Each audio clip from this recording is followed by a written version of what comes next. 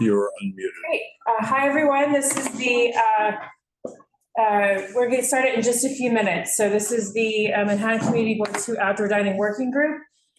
This is the March 26th meeting. We will not get started yet. We don't have a quorum yet. So please be patient. Thanks.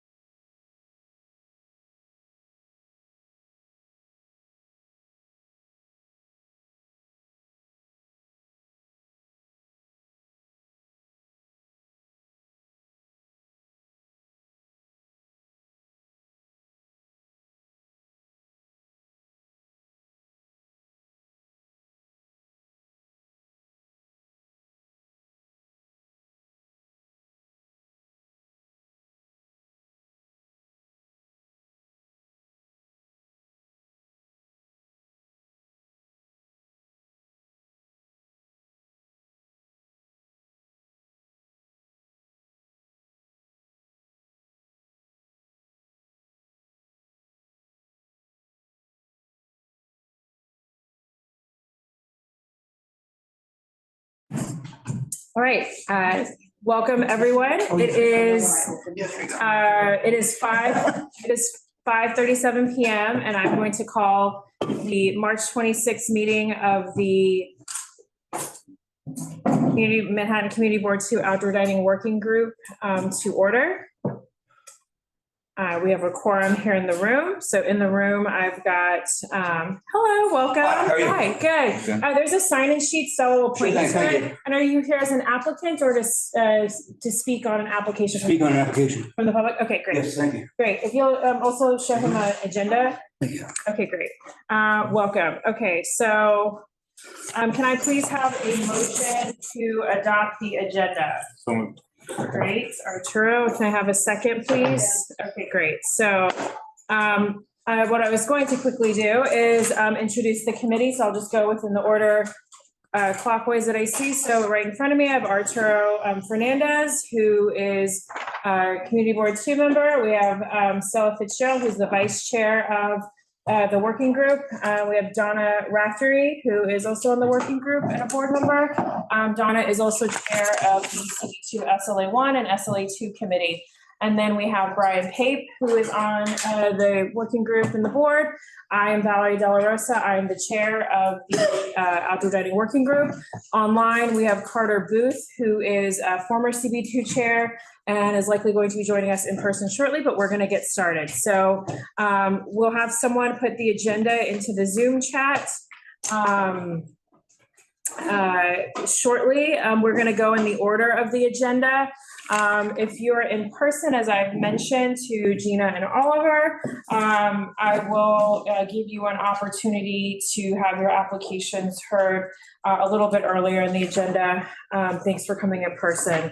As a reminder, we're going to go through we have 24 applications. You'll see 26 listed, but 2 of those were re-referrals, and we heard the applications at our last meeting. So that should be stated on there if you have any questions about that. So the way that this is going to go is we're going to go in the order of the agenda as presented. Like I said, we'll put it in the chat.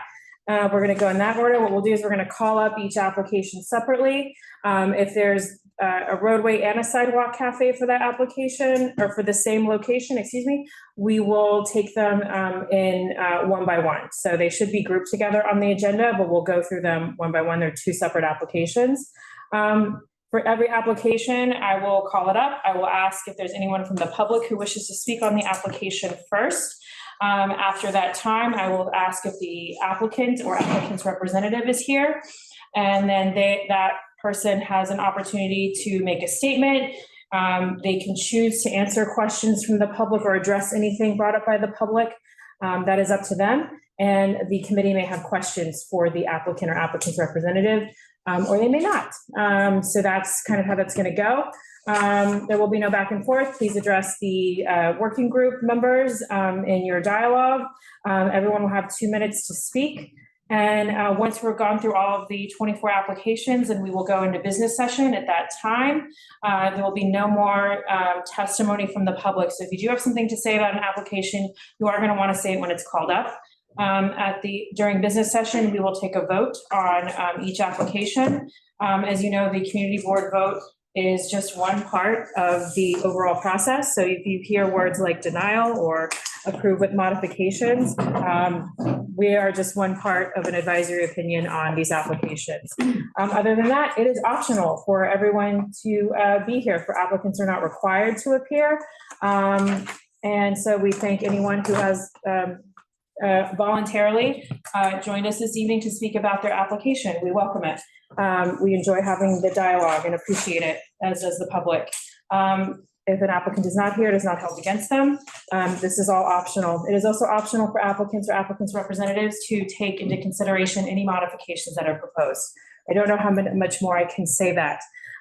With that, I'm going to start with number 1, the Gray Dog Carmine, DBA The Gray Dog at 49 Carmine Street for a sidewalk cafe. Hopefully the sound has been on there. Nobody said they couldn't hear me, right? But Valerie, who's the host? So it can be made co-host. Okay, yes, I will do that. So 1 second while I make a couple of different people co-hosts. They can help elevate people on the chat or answer any questions, and then raise co-host.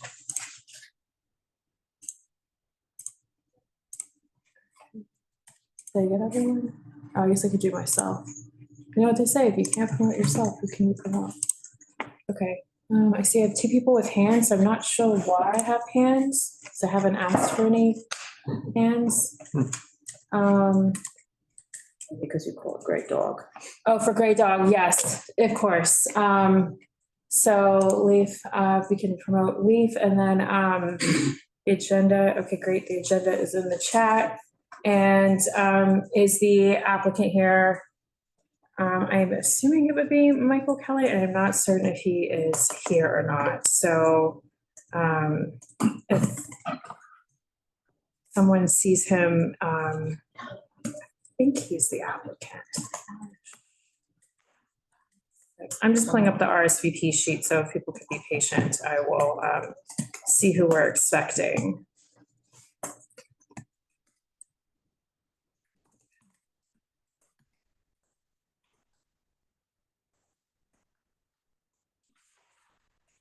Robert Hull says he's with Michael Kelly. Oh, okay, great. All right, so I just promoted him and Leaf. Hi, how you doing, everybody? Hi, Robert, welcome. So we're gonna hear from Leaf first and anyone else from the public, and then Robert will go to you, and people in the room as well, yes. So, oh, okay, is there people in the room that want, okay, sorry. So let's go with Leaf and then we'll go in the room. Hi there, you can hear me okay? Yep. Thank you. Thanks. I was looking over the application and I thought it was included roadway, but it doesn't, right? It's just sidewalk that we're talking about here. That is correct. We already heard the roadway application for this applicant. Okay. I noticed on the application that the drawing didn't match the pictures that were there. The pictures showed, I think, 4 tables with 8 chairs, and the drawing shows 2 tables with 4 chairs. That was my the one thing I noticed about the application itself.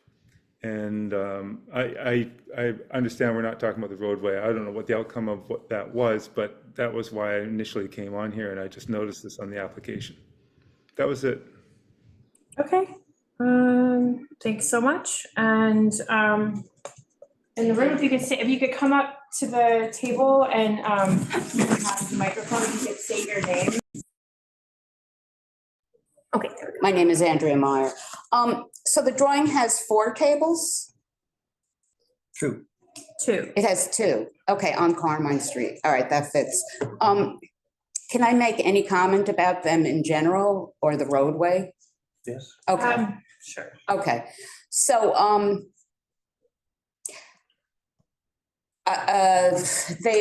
they're, as a neighbor, they're just asking for everything to make as much money as they can. They want, I know they're applying for a bar inside, a working bar. I know they're applying for a variance on the roadway on Bedford Street because it's very narrow. And I want to say that my neighbor, and this is true, was walking home from work on Bedford Street, and a fire truck was trying to get by when there was a roadway at when there was a road a shed, whatever you want to call it, on the side of Gray Dog. And so you had that there. The fire truck couldn't get by because there was a medium-sized truck, and it wasn't, you know, an outlandishly big truck, my neighbor said. Her name is Melissa. And she waited a little bit to see what would happen. And she was there for about 5 minutes. She did not see any movement. And she said the traffic was backed up. So it looked like it had been going on for quite a while. And she doesn't know how it resolved. So they haven't been a good neighbor. They're asking for absolutely everything. They have 4 restaurants. Is it time to not do this anymore on our street? I don't know. But the roadway, the roadbed, just there's no room. And I think our safety is more important than some tables and chairs for a restaurant. I think if I need an emergency vehicle, I don't think I'm going to get, you know, it's very possible that people on our street won't get it on time if that variance is given. And that's up to, I believe, the fire department. Gray Dog could say, you know what, this is really dangerous and it is not worth it for our neighbors, but they haven't done that. So that's what I wanted to say. Okay. And you live on the block? I most certainly do. Okay. At 65 Carmine. Thank you so much for your testimony. Is there anyone else online that has testimony regarding Gray Dog? Okay. Robert, welcome. Nice to have you. I don't know if we've had you before. I've been here with Michael, but never on. Okay, never on. Well, welcome. Welcome to the hot seat. Hopefully we'll, do you have a couple with us this evening? Yes, I do. Okay, and I realize when I look at you on the screen, I need to look at you through here. Not a problem. Okay, great, great. Would you like to make a statement about this application? Do you want to address any of the comments? It's up to you. The only thing I did want to address is we did at first have 4 tables. We took those 2 tables out, as you can see from the new drawing. I believe Michael sent that in to you guys. So now it's only the 2 tables and 4 seats. What we have. Yeah, that's what we have. We have a drawing from March 10th. I believe that's the one, yes. Yeah, which has 2 tables. Everyone's Yes. not. Yeah, because we weren't in that distance for the 10 feet for the pedestrian ramp, so we had to move those tables. Okay. While we're only talking about really the sidewalk, because the roadway has since moved past. Yeah. Can you give us an update on where that application stands with DOT? Has it been approved, conditional approved, and has the waiver been granted? I think it's been conditionally approved, but I can find out for you. Okay, I mean, was just curious while you're on here, because I have not looked at the issued license map in a week, so I'm not sure. Okay, I have a few questions. If the committee has questions, please hop in, but what's up with the perimeter demarcation? Because it's not really clear as to this being demarcated, the perimeter of the Sidewalk Cafe. I'm sorry, what do you mean? Okay, so you're required to have some sort of barrier that's a certain height that demarcates the perimeter of the Sidewalk Cafe, and I'm just not clear as to what lines here are that demarcation. Like, I don't know, like, I see a measurement line, another measurement line. I'm just not clear, are those barriers or what are the barriers? That's really the question. The barriers they were gonna have is they wanted to do like the poles that the pull out. The name just escaped me. I'm just going to share my screen. I'm not going to do this on every application because we are not here to present these, but in order to get our clarifying question. So can you see my mouse on here? Yes. Okay. So what they wanted to have stanchions. I see here nothing that's showing where the perimeter is demarcated, and we would ask for this to be updated to show where exactly that is. Correct, and that there's a clear path from that, and that's where the clear path has to be from. Yeah. Yep. Okay. And the people can get to the seats on the far side. Any other comments from the committee? That's kind of, Yeah, that was my main one. I have another question. So it sounds like the length there that says 8'6", was that held over from when there were 2 additional tables here? Yes. Okay, so we will ask for that to be adjusted as well, to be just with 2 tables there. And then that would also follow with the perimeter demarcation. Instead of the perimeter being 8 feet 6 inches wide, it would be, whatever those tables are. Approximately. Of course, we can do that. Because this isn't a perimeter, right? I mean, they're not having a perimeter that closes off the egress. No, Okay. not at all. Okay, that's what the confusion is it's just not clear what the perimeter is for the seating. Yeah, no, it wouldn't be none of the tables or chairs would be blocking the entry door. Okay. I mean, I get that it's 2 tables and logic or common sense would say like it's 2 tables, but this program has these rules that require the demarcation. So that's why yes, of course. we're asking. Okay, other. Yes, can you tell me what the dimension is from the crosswalk pole to that radius? Crosswalk pole says 10 feet clearance. That's 10 feet. What is in front of the one of the 10 feet? There's something else in that number. From what I see, it kind of looks like an R. It is not 100% clear with my picture as well. Let me see if I can zoom. Sorry. I lost Okay, it. but you're stating it's 10 feet dimension as a clearance. Yes. Okay.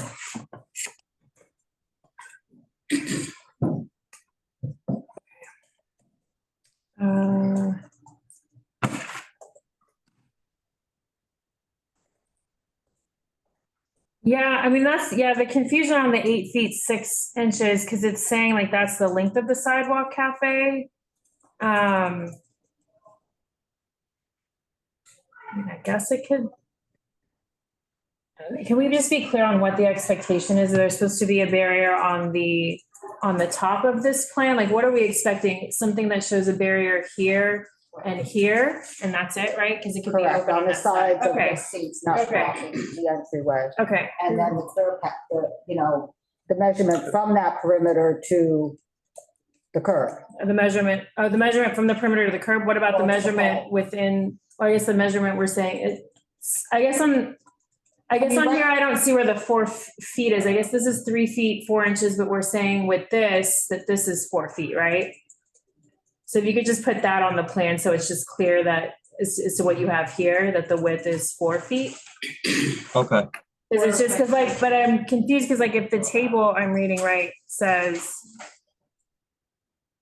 30, and is it 30? I just can't see it. I can't really see it. Tables are 26 It inches. says 20 by 24 for the tables. Okay, so then that's 20 and 20 is what, 40, which is what, how many feet? 3 foot 4 inches.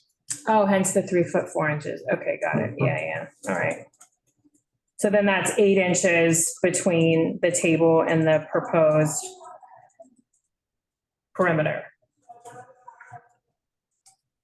On like this, whatever this ends up being, I guess, if this is what the figure is. Okay. Yeah, okay. All right, I don't have anything else. Huh? Yeah, the only other thing that I would add is it would be good to have the 5 foot clearance from the primary building entrance on Carmine. Not what, Well, it's not clear to me, that's what I'm is saying. this 5 feet here? What is that? Robert?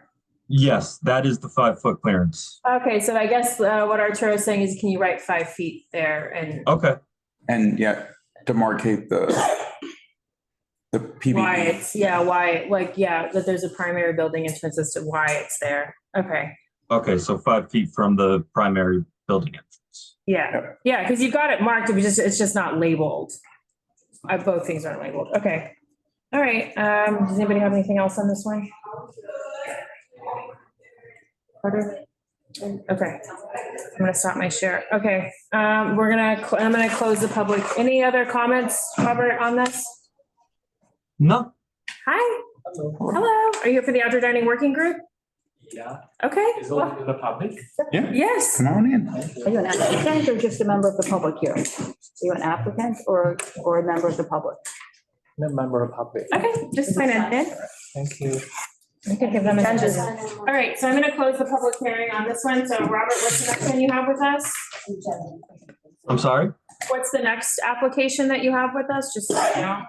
Number 7, Bleecker Hospitality. Okay. So I have number 7, 10, 15, 16, 19, 20, and 24. I'll be here for a while with you guys. Okay. You have 7, 10, 15, 16, and what's the other one? 19 and 24. Okay. All right, we'll see if we can do something about that. But all right, we'll see you in a little bit then. All right, see you in a little bit. Thank you. Okay, bye. I'm gonna close the public hearing on the Gray Dog Carmine and go next to Spunto. Agenda item number 2, Spunto at 65 Carmine Street for a sidewalk cafe. If anyone from the public wishes to testify on this application in the room or on Zoom, please raise your hand. Yes? I have a question. Where are they applying for the I didn't see the application. On the 7th Avenue side. Yeah, okay. That's, can I? Sure, you'll need to come up, and state your name for the record. I'm Andrea Meyer, just, I didn't really have to, they're just a good neighbor and they've always had seats on 7th Avenue and, that's it. They're good restaurant, good neighbor. They do it the way it should be. Okay. Thanks so much. So if the applicant's here, if they could raise their hand, I've still got to pull up this RSVP list, so I don't know if I'm expecting anyone here, so maybe give me a second to pull that up. Anyone else from the public wish to testify on the Spunto application for a sidewalk cafe on? I don't see any hands. Okay. And my RSVP sheet. I don't see any hands up. Okay. That's helpful.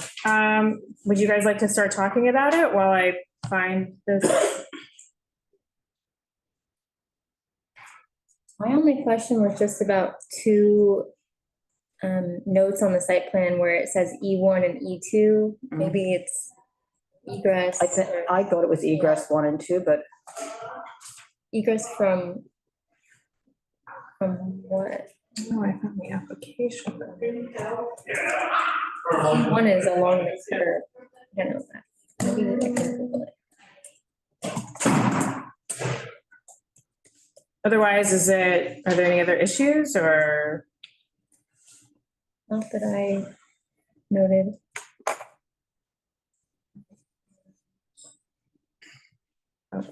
Okay, I did the fire ladder. Okay. I'm not expecting anyone, no one RSVP'd for this one. Okay. Anything else you want to discuss on this one during the public session? The tables seem really close together. Yes, and not too much room for the service aisle, but at least there's something there. Okay. All right. Then I'm going to close the public hearing on Spunto, and we will discuss it in business session. Just for people that are new that have walked in, I will quickly just say that we are going through the agenda items in order. All of the applications are linked on the CB2 website on the calendar for today's date. We will call up testimony and ask for testimony from the public first, and then we'll hear from the applicant on every application. That is your chance to speak. Once we go into business session, there will be no more testimony from the public. Okay, so what? And I was gonna say, the only thing is just the service within this really is very tight, yeah. And this, they've obviously had a cafe before. Is this pretty close to what they had previously? It looks like they have maybe more tables, or there's more of a center service aisle. Well, the measurement requirements were a little different. Yeah. Oh, they have more room. And it's a what corridor? It's neighborhood. You got it. All right. Keep the 8 foot was from the tree trunk. Right. The new rules or requirement are from the tree bed Okay. perimeter, and as a result, they pushed it back in. And So tables are more squished. yeah, and so previously they had 9, almost 10 feet within their sidewalk cafe. And now it's about 6 feet 8 inches, just. So you think that's what, it shows, like, it looks like the setup of what the photographs are with that middle aisle? At least in that bottom photo, right? Yeah, previous. Okay. So it just seems that we should make note of that they will maintain an area from within which they can serve their customers within the sidewalk cafe. Okay. It's unfortunate, but those are the new rules, and realistically, it would require a reduction in the number of tables and chairs in order to properly operate it. Right, and Judy Z's is next door, which is what's shown in that photograph, so, which has the illegal enclosed sidewalk cafe that's still up. So they do have a barrier there in this plan, whereas from when these photographs were taken, the barrier is clearly the Judy Z's that is abutted against it. So hopefully that gets remedied. I'm sorry? They have a little black bar at the edge of their property, it looks like in the photo. Yeah. But yeah, Okay, I'm gonna close the public hearing on Spunto and move on to number 3, Joe and the Juice New York LLC at 357 Lafayette. I'm not expecting the applicant on this one. Is there anyone from the public who wishes to testify on this application? I'm not seeing any hands in the room or on Zoom, so I'm going to open up the application and just look at what we have. Juice. My only observation was that the photos show that there's an awning there. 2 awnings, but only one proposed over the proposed cafe area, and they do not check the awnings boxes. Maybe they're not using it anymore, I'm not sure. I think they're still there, no? Yeah, I don't imagine they're gonna take them down, so I would say we need to have them mark that, right? Yeah. And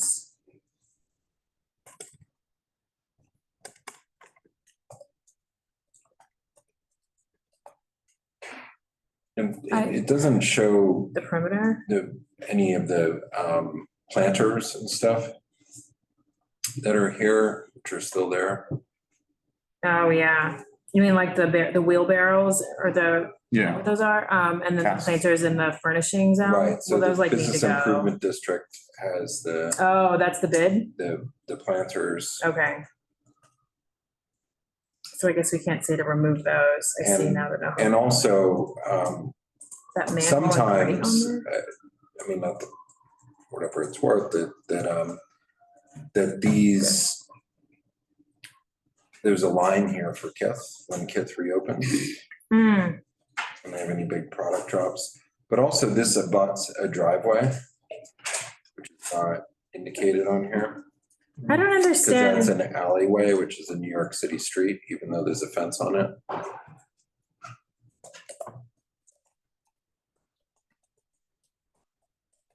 I guess like I don't understand why there's this punch out here. From the sign, I think. No, this? I think that's just the measure. Oh, yeah, I think that's just the measurement. That's just the dimension lines rather than a barrier. Okay. But it does not include a service aisle. So that does not meet the rules at all. Yeah, it's not clear how people get in there. They would have to turn a couple of tables against the wall, parallel with the wall. I mean, I don't know why they don't just have 3 tables against the wall. Okay, So there's a curb cut that's not shown. where is it? And is there a north arrow? The curb cut is, and I don't know what the measurement is from it, but there's a, Starts, right? Yeah, That? Little, Yeah. little the little dip, yeah. hook. No, north arrow. Maybe make it and north also, arrow. yeah, so one of the things that's a little interesting to note on this is that it's actually a loading dock, which their last row of tables is in front of. To the right, on the right side of the, This? yeah, that space, which isn't exclusively theirs, that's actually, Okay, I'm gonna look up. they may use the entryway there, but that's like has mechanicals on it. Oh, You see, I mean, it's shared with the building, and the alleyway is open to many other users as well. You're So- saying this is duct? No, here on the other side of that. This, which is in, if you look at the plans, it's a much smaller area than what's shown. Mm-hmm. So, This? yeah, that whole area in the back is actually the building service area. Hmm. So when we talk about the building frontage, where people are allowed to use the business's frontage, the reason that becomes an issue is because trucks and cars and other stuff and construction all come in and out of that alleyway. They're actually redoing the building that's accessed through here. It's actually the subject of another meeting this month that the board's having. I don't see how 4 tables fits between, if you look on Google Earth, between the manhole and the edge of the building. It's really out of scale. So there's a lot of small issues, but this is not dissimilar to the NoHo Neighbors Elvis application, which also has the driveway next to it, which required, I think it's 5 feet, but I could be wrong, right? So they need to be 5 feet back from that curb cut. This right here? Yeah, It does need to be, when you say 5 feet back, you mean like this? yeah, Not this. no, they have to be set. It's not you have to be, Yeah. because To whatever, the left, to the left. correct, Yeah. yeah. Okay. So the application, while it looks very straightforward, is missing a number of elements, and it's also not quite reflective because Of they're the taking scale? into account the setback to the building service area that's not theirs. Are you saying this little notch? I know it's this, but are you saying that notch or no? Yes, This that's, notch. yes. Okay. We bring that up pretty consistently. Got it. Okay. And their photographs conveniently don't show. Right, they're kind So of far there's away, conditions. right. Yeah. Right, it looks a lot bigger than it is. So the line that they have going straight back on their plans, Mhm. it actually should be 5 feet to the left of that. Mhm. Because they maintain it's the edge of their storefront. It's actually not, but it is the line of the curb. The So curb really cut. their sidewalk cafe, in order to be compliant with the required clearance of a curb cut, needs to be 13 feet, 9¼ inch minus 5. Mhm. Okay. Which would And- knock out some of the problems we've identified. Okay. Yeah, that. And it's really important to clarify in the notes, which I'm not taking, but in the notes, that this is a New York City street. Even though it's an alleyway, it's marked as a New York Behind the City fence, street. okay. Yeah. It's not a private alleyway, even though it looks like it. And that's like on a map, like that's indicated somewhere like official, right?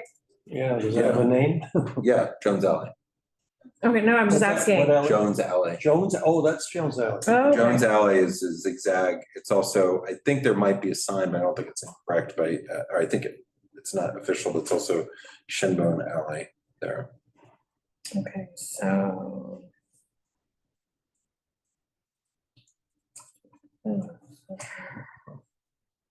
But it's the planters against the building that need to be Planters against the on, building. need to be Yeah, included. Planters in the amenity zone. Well. They're both. Oh, okay, even though it's the bid, okay. No. The barrels are the business. It doesn't matter Correct. whose they belong to. They just can't. So the bid can't have planters in the furnishing zone if there's a sidewalk cafe. Well, they can. They just have to meet their clearances. Oh, they create an obstruction Yeah. for the, okay, so so the bid planters need to be on the plan and the, And their own, which are the barrels. Those are Right. Joe and the Juices obstruction. okay, great. Oh, yeah, the modifications, okay.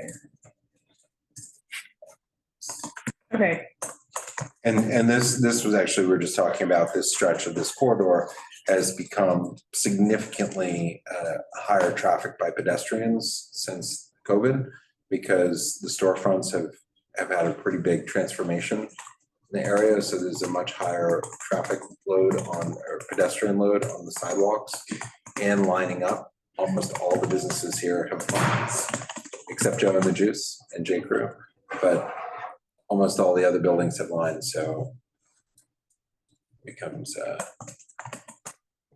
Sure. That's all right, go ahead. Okay, is there some sort of comments we need to address? Or are those old? Okay. All right, great. I'm gonna close the public hearing on this application for Joe and the Juice. Next, we're gonna go to Boni Restaurant LLC, DBA Boni and Mott at 238 Mott Street. We're a sidewalk cafe.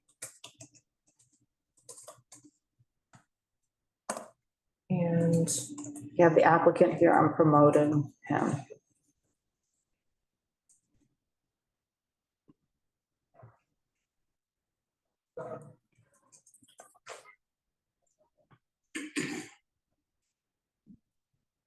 okay, great. Is there anyone here from the public besides the applicant who wishes to speak on this application?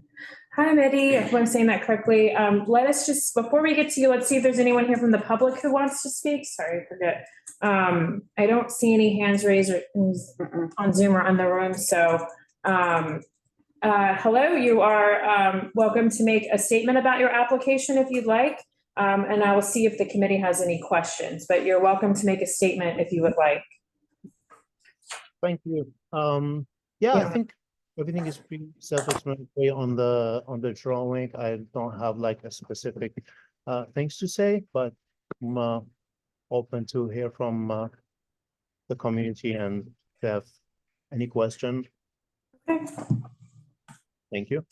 Great, thank you. So just give us a second. I'm just pulling it up for myself. So I see we have 3 tables. There's a tree bed and seems like lots of obstructions are already on the plan. And you didn't previously have a sidewalk cafe, is that correct?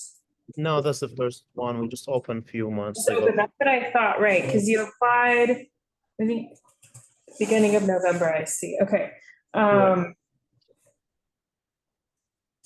Okay, so does the committee have any questions for the applicant? Not so much a question, just a comment about the French doors. Yeah. I see that you're proposing the sidewalk cafe width to be 2 feet wide, which would not allow for a wheelchair to enter or to be seated at one of the tables. I'm sorry, I hear you. I'm sorry. Sorry, let me pull this closer.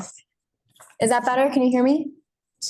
Thank Okay, you. I was just saying that the sidewalk cafe width is proposed to be 2 feet wide, which would not be ADA accessible. You wouldn't be able to fit a wheelchair within 2 feet. I see the note that service will be made from the interior of the restaurant to the open French doors. Looking at photos of the outside, it seems like there's a step up from the French doors, like they don't open level to the sidewalk, which would be another ADA issue. We do have a ramp for that. We do have a ramp for ADA. We're ADA compliant. Right. So, yeah, we have a buzzer outside. So whenever wheelchair show up, they just press that and we get them all the equipment they need to access inside and outside. Right. I think that the issue is that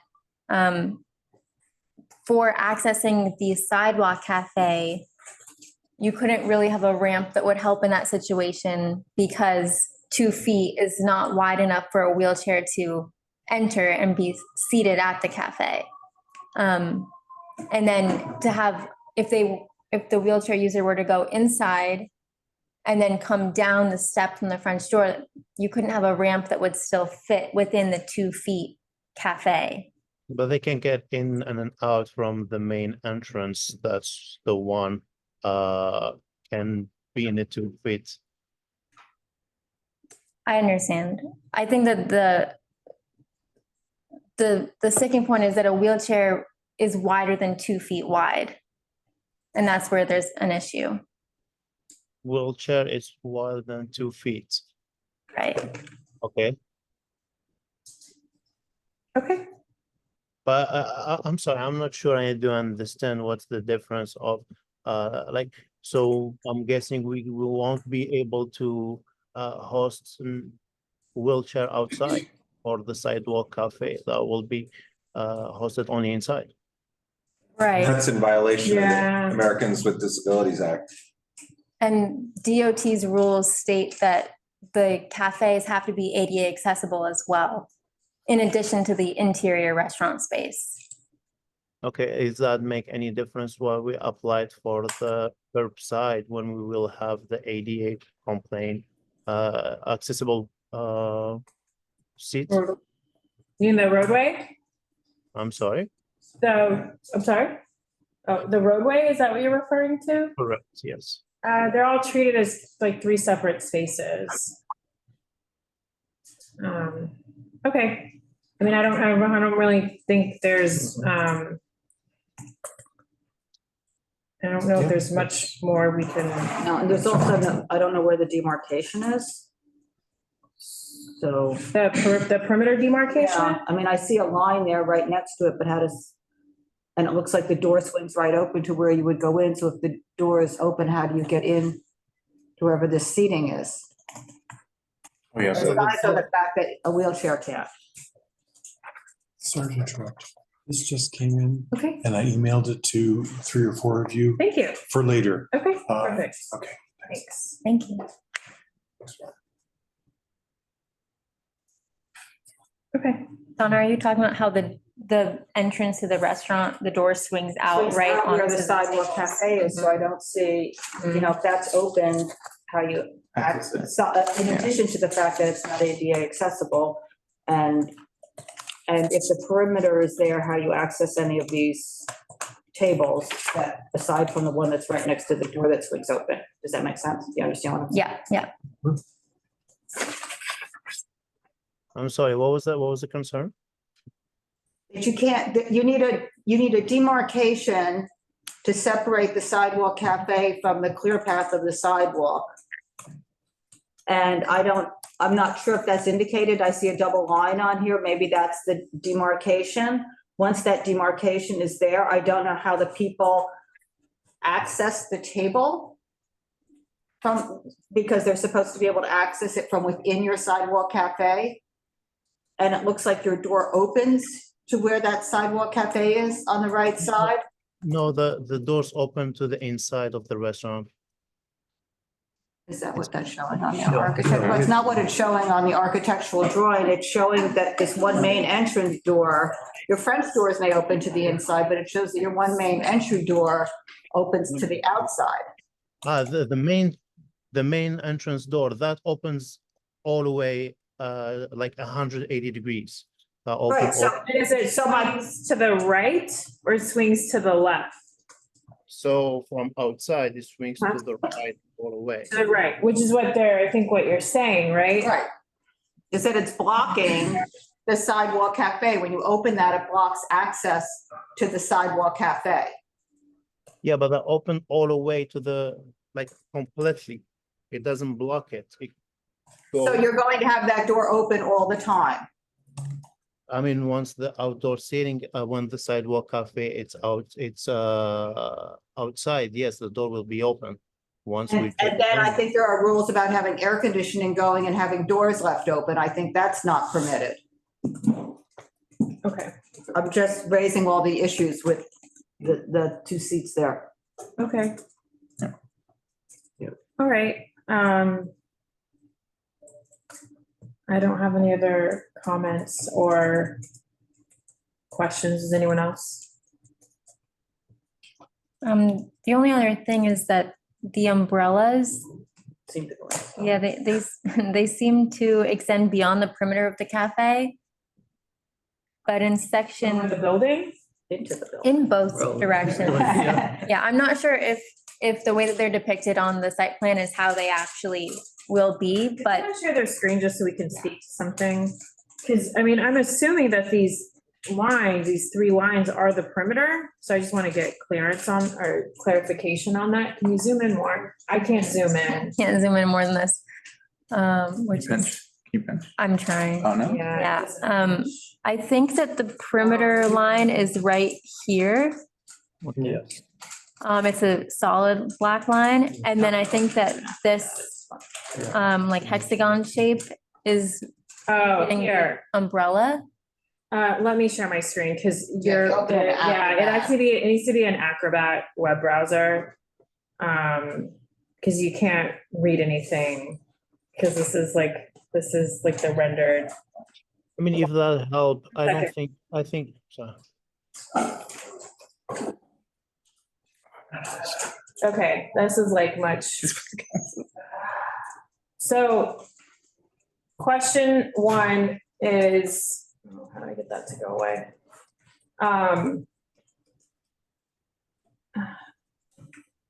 I can't point at the same time or what? There's 3 lines here. Maybe when this line goes away, you can see. Are those the perimeter? I'm not quite sure. I haven't made the drawing. Those are, This and this. So like are those where your barriers are going to go for the cafe?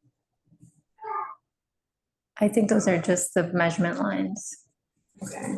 yeah, I think that's what it is. And then here on the door, it's showing, and Brian is an architect. So Brian, when you see this, this is indicating the door swings out Yes. right here. Right. So the door remaining open is abutting right next to the cafe. And if this is a perimeter and a perimeter, it's not clear if that door goes the entire width of the cafe, how people access the cafe. They cannot access it from over here, because that would be accessing it outside of your property line. And if it's blocked here, you can't access. And if this is the barrier, you cannot access. So it's just not clear how people get in and around there. Yeah, so that's what I was saying, like the door opens all the way, like 180 degrees. So how do people get in the cafe and move around?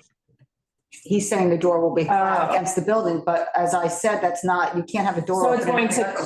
close and open to let people in to the cafe? He's just leaving it open all the time. Okay. All right. I don't think we're gonna really Yeah, move this exactly. forward, so And I then the other think, thing is the umbrellas. I don't know that they're allowed to overhang onto the clear path of the sidewalk, which it looks like they are doing. They need to fit within those 2 feet. No, that's, I think, I'm not quite sure what was that on the drawing, but we don't have umbrellas. We do have awning on a building. So it's just like an open and close awning.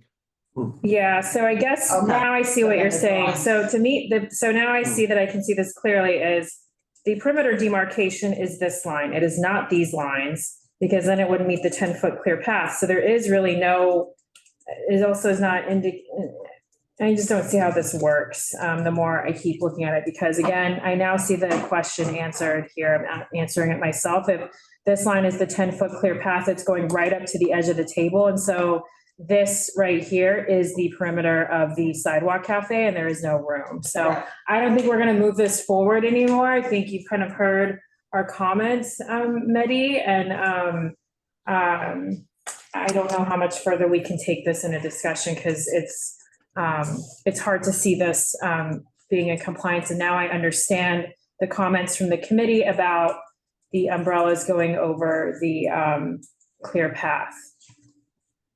Okay. But there is no umbrella. And what is this? But this is an umbrella symbol? Valerie, if you scroll up a little bit, That's not an umbrella. I says mean, I don't know umbrellas what it shall is. not be What lower. is it? We literally have an awnings. We're not gonna put any umbrellas. We have an awning all on the front of the building. It Huh? can literally You take- say that? Yeah, I mean, look, these are your diagrams that you're giving Yeah. us, so we're just going off the information Yeah, we you provided can't to us. ascertain. Valerie, if you scroll down farther to the next page, if it is awnings, then the awnings boxes would need to be checked Yeah. here. You've checked the box for umbrella. It looks like an umbrella, so you can see why we are assuming that it is an umbrella. Sorry, keep not. Yeah, So- I don't understand that, so I will have to talk to the Yeah. architect. I'm sorry for everyone. That's okay. Waste of Like I time. said, we're just trying to understand. I just don't think we're gonna come to a consensus on the change, so, okay. I think that's all that we have. Do you have any other questions for us? No, I guess like if with that's the concern, we will just fix it, and I'm guessing, I'll get back to you guys whenever all those Okay, how you fix 2 feet. taken care of. I'm sorry? We'll see if we have any Feedback, modifications to propose or not. As you heard from our comments, and we will make our vote, which is an advisory opinion. It's just one piece of the process for a sidewalk cafe with DOT. It's just our advisory opinion is one part. It sounds like from the conversation that it's hard to see a path to a compliant sidewalk setup with a 2-foot width, because the ADA requirements are a minimum 36-inch accessible route. That's not our rules or interpretation of it, it's what it is. So I'm not sure why the agency isn't being forthcoming with applicants on ADA compliance. Okay, thank you so much. I'm going to close the public hearing on this application. Next, I'm going to go to Thank you. Thanks. Caticho Inc., DBA El Corallo at 176 Prince Street for a Roadway Cafe. And if anyone would like to speak on this application from the public, I guess I should share my screen. From the public in the room or on Zoom, please raise your hand. I'm going to look and see if we have, if we're expecting the applicants or not. As I've mentioned before, it is completely optional to appear. So it looks like we are expecting Stephanie. Oh no, Stephanie Markowitz is not attending. But I think she will be available for questions if we have any over email. I think she had a prior comment or something. So is there anyone here to testify on this application? Seeing one in the room or on Zoom. And then for the committee, is there anything you want to discuss about this application in the public session? Yeah, I want to talk about the manhole that is to the west/left of the establishment. I'll just share my screen. Sorry, one second.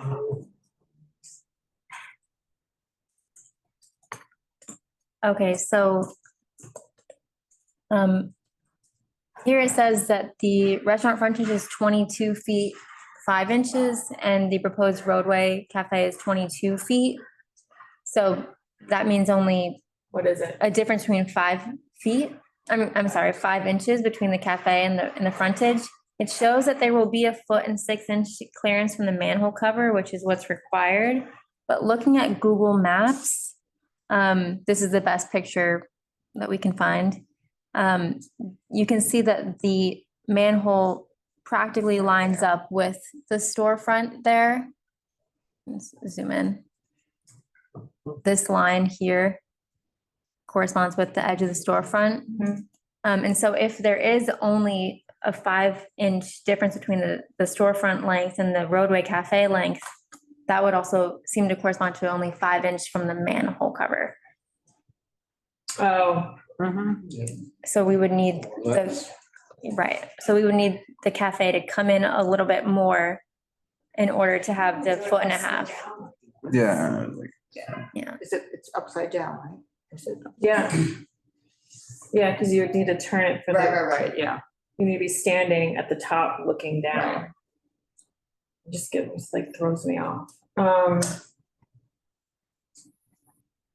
So that would be an adjustment to the length. Yeah.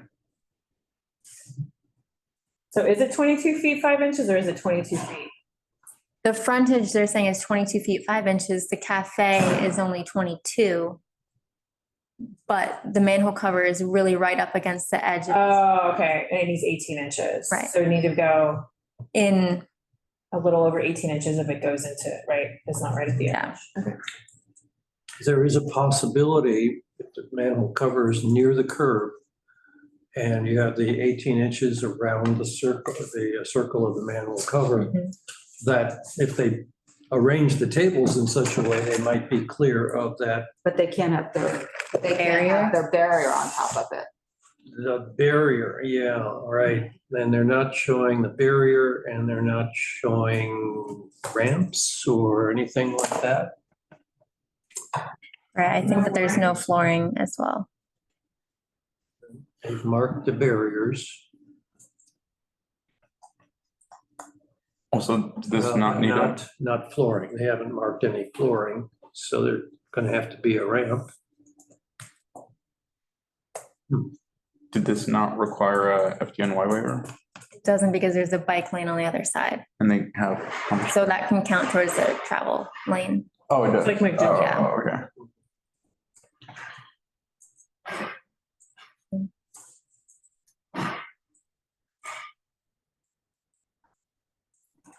But they need to shorten it. Did you have something you wanted to add? Yeah, I was just gonna say, I was just trying to sort out the measurements here, because I was just looking at the tax map, and it shows that that the frontage for this is, it's called 178 Prince. 176. Yeah, but I think it's 176 to 178. Oh, right, yeah. It's called 178 Prince, owned by 178 Prince Street Owners Corp. It's 25 feet wide. So it doesn't look, when I'm looking at the photographs, like doesn't make sense because the other store frontage looks wider than 5 feet. No, I mean, just, so I don't. Wider than 5 feet? Yeah, this looks like it's wider than 5 feet. The adjacent storefront, yeah. I don't know, these older, the older pictures, did the restaurant take over that space? No, that's still a separate space. It's like a makeup, if it still is. Yeah, so that's what I thought. So that is just a little, it's just, Something's wrong. something's not right. And that 25 feet also includes, there's a shaft way above the store. I mean, above the restaurant as well. So anyway, there's a couple of different issues, so. And then when you guys, looking at the manhole, it just looks like the measurements are not accurate at all. Well, I think it's actually on the lot of 115 Thompson. I don't think it's on the lot of 178. Okay, so then the building width's different. I mean, Yeah. it's when I put in 176 into Zola, that's. I don't what it understand comes what back this as. line is. No, but because I did the same thing, but I'm saying 178 is the building next door. Because you see how, if you look at the Google map, it's built into that light gap.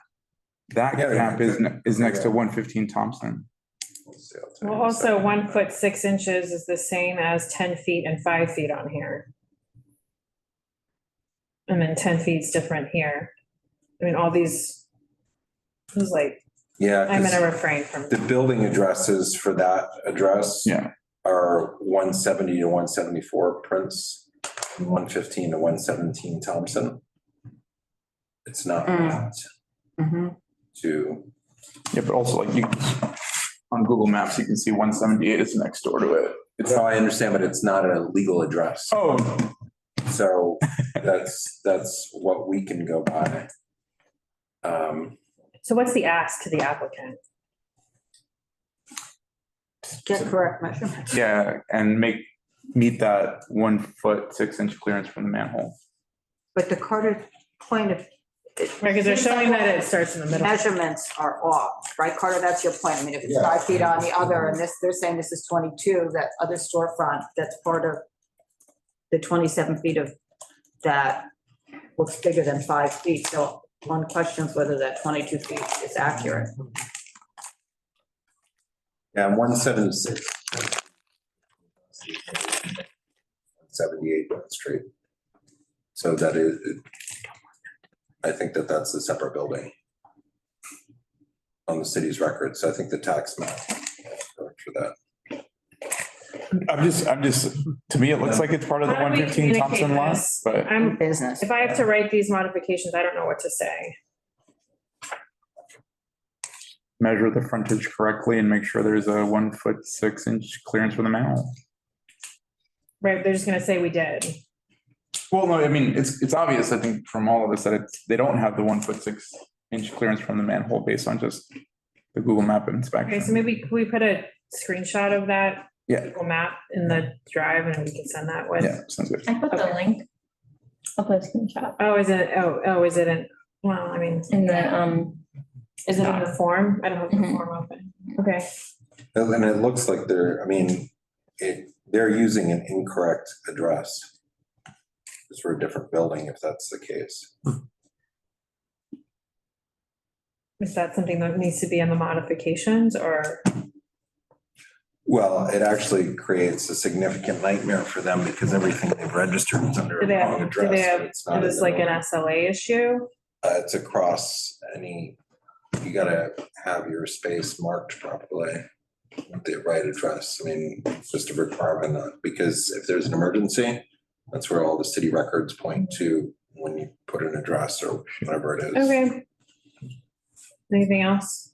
Should put the screenshot. That's around the folder. Sometimes that happens when there's common On the ownership between the buildings. Mhm. I'll leave it in there. put it in the note. Yeah, I'll put it in the notes. Okay, anything else? Can I close this hearing? Yes. Okay, we're gonna close the hearing on Caticho Inc. Next, we're gonna go to, You want to call them, consider them there. yeah, Gina or Oliver, would either of you like to go next? Thank you. So we are going to jump, we just closed the hearing for number 5. We are gonna jump to agenda item 13. For Boucherie LLC, DBA Boucherie at 99 7th Avenue South for a sidewalk cafe. Hello, Gina, please state your name for the record. Gina Escalante, representing Boucherie. Before we get to your comments or statement, is there anyone from the public who wishes to testify on this application? Okay, I see we have one hand on Zoom. Anybody in the room want to testify on this application? So we could promote Leslie. Yeah. Hi, Leslie. Hi, how are you? I'll just a brief comment. Boucherie has been one of the worst operators in this area in terms of simply taking the entire sidewalk. At one point, they even had to interfere. The mayor's office for disability had to intervene to get them to take down the considerable number of chairs, tables, and planters they had out on that particular piece of sidewalk. It was just one of the worst things I've ever seen. This is a very difficult, congested area, and this operator has had a very hard time complying with the rules. Thank you. Thanks so much, Leslie. Anybody else from the public before we go to the applicant's representative? Okay, not seeing any. Gina, if you'd like to address that, you can, you don't have to. I know the committee will have comments for you. So. Yeah, I mean, I will let the owner know all the comments that you have and complaints, but I'm here to represent just a technical question. Yes, I was forwarded some of this about the planters and having state assembly member and the council member's office escalate until DOT had to intervene just to give the working group the history on that particular incident, which I think was from over the summer. Yeah, you had some, on the other application for Olio, some outrageous testimony from people supporting this business. Just know that. And why does that matter? Is it the same owner? Could you Yeah, give it's the same context? owner Okay. for this, but I mean, he's been illegally serving alcohol. He just took down the structure. I mean, that's kind of outrageous. And did you guys organize that testimony? No, we have nothing to do. Because you testified at that hearing as well. No, I just talk about technical questions, but. Yeah, because it was pretty over the top. I mean, as far as I was shocked. Mhm. I mean, he served alcohol illegally in front of other businesses on both sides. He didn't take down his structure until the last minute. Mhm. I know because his lawyer, as I mentioned the last time, his attorney said that Emil personally supervises every decision of his businesses. So he's already said that he's personally and intimately involved in the management. So is he responsible for just thumbing his nose at No idea. basic decency? Like, Honest, I have no idea. Like on the public hearing, I need to attend because when they hire us, we need to attend community boards and also the public hearing. But I only respond like for technical questions, not nothing. because he left a sidewalk impassable Mhm. despite being asked by the Department of Transportation, who oversees this program, to specifically move so that it was just safe To move the planters. to move the plant, so people didn't have to walk in the street. And there was construction going on the subway grades, and it was pouring rain, and everybody had to walk on 7th Avenue Mhm. in order to pass that by. Okay. So it was extremely, aside from being inconvenient when it was normally congested, it was extremely dangerous to have the pedestrians going out onto 7th Avenue Yeah. between the construction of the subway grade and him not moving the planters when he was asked to do Well, so. we have talked to them and we have told them that they need to comply, otherwise DOT will, after 3 violations, they can remove their license. So it's up to them. We cannot do anything. Well, they could also not issue the license because he keeps violating the rules in the current program. True. I mean, these applications, the city elected officials involved can get called up Mhm. and not issued. So, I mean, that's, I think, what we may end up advocating for, because if you can't do basic common decency as an operator, when, hey, can you push your stuff back during the construction Mhm. for a week or two so people can walk by and you just thumb your nose? I mean, that's, How is- The applicant, not the applicant's yeah, no, but representative. did not thumb her how can nose. we even review in good conscience, or somebody who's gonna be a member of a community Yeah, I or even a understand. participant in the city? I mean, that's like, Right, it's a 4-year license now as well, and, yeah, and either it's going to get issued, either it's going to get called up, or either it's going to, be issued those 3 violations very quickly.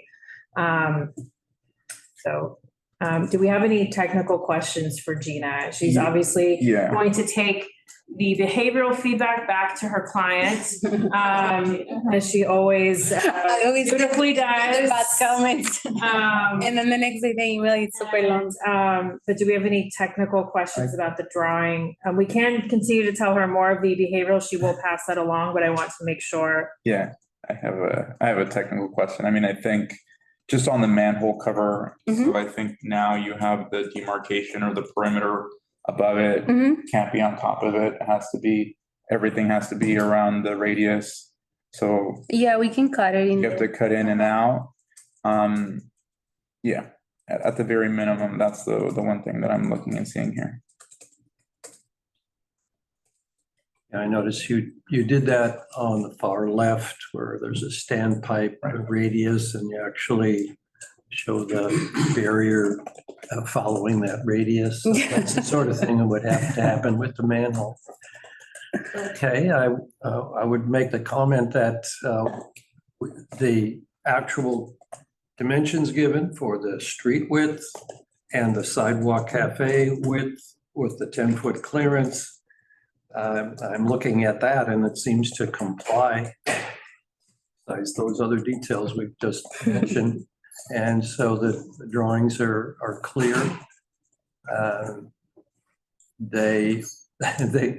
The umbrellas that are indicated only in 1, 2, 3 places actually invade beyond the barriers. Okay.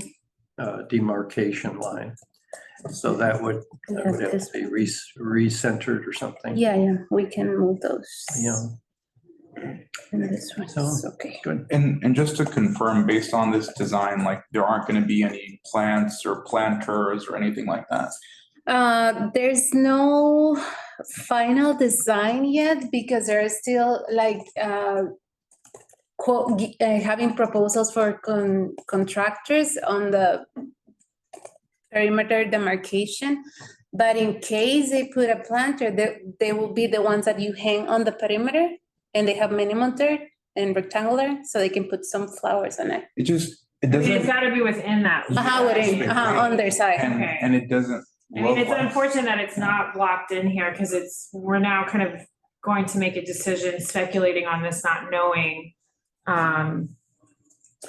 Yeah, the thing is that when we made these plans, there wasn't like a lot of knowledge of what can be done in regards to planters. And now after a year, DOT has given like comments at what can be done and what cannot be done. So they are basing the design of the actual planters in case they decide to put like in DOT. But then, so just to confirm then, if you were to incorporate planters, they will be inside. Inside, they cannot be outside, yeah, And totally. because there's not a lot of space, Yeah, but definitely not outside. Yeah, definitely no. I mean, Which I don't think they're gonna be able to put planters, to be honest, but do they have a perimeter demarcation now? I mean, when I last looked over the weekend, I didn't see one. Is that correct? I don't know, to be honest. It just looks like there's a line. Oh, on the plan it shows, but I'm saying what's. Valerie's asking if it's But on actually in side- place on the sidewalk if we went over there today. I mean, from the weekend, it wasn't. And again, I only harp on that Does it because, look like this? I mean, No, the tables are a that's all. little bit different, Okay. but yeah, it's pretty open. I mean, I it mean, doesn't seem like anybody's using a perimeter demarcation except for a select few, which is unfortunate, which is required. So I don't know. if they're open to feedback, there's this October 2014 demarcation. I think this is a fairly nice buffer, and it's also on the other side of the manhole. So if they would consider something like that, Okay. that might be, Adjusting the width, yeah. in that'd that be- case, adjusting the width along the whole Okay, Yeah. length. okay, got it. Some applicants do a little cutout. Mhm. I think there's another one like that tonight, but Okay. it's less Yeah. convenient.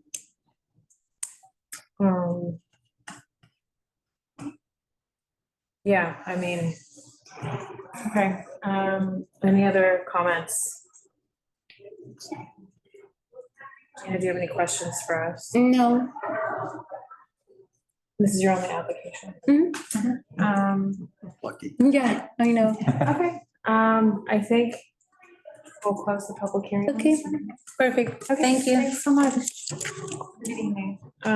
Oliver, are you ready or? I'm gonna close the public hearing on agenda item 13 for Boucherie. For the Sidewalk Cafe, we're gonna go one more to number 14. For Spring Street Cafe LLC DBA Rin Tin Tin for a Sidewalk Cafe. Is there anyone from the public in the room or on Zoom that wishes to testify on this application? If so, raise your hand and I will call on you. What number is this again? Number 14.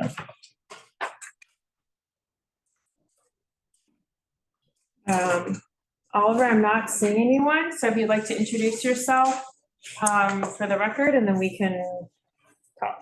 Hello, my name is Oliver Stum. I'm the owner and operator of 14 Spring Street Cafe LLC, also known as Ring Tin Tin on the corner of Spring Street and Elizabeth Street. Thank you so much. And this is for a Sidewalk Cafe. I'm gonna pull up the application right now. Does Sure. anyone on the committee have questions or comments you'd like to address to the applicant?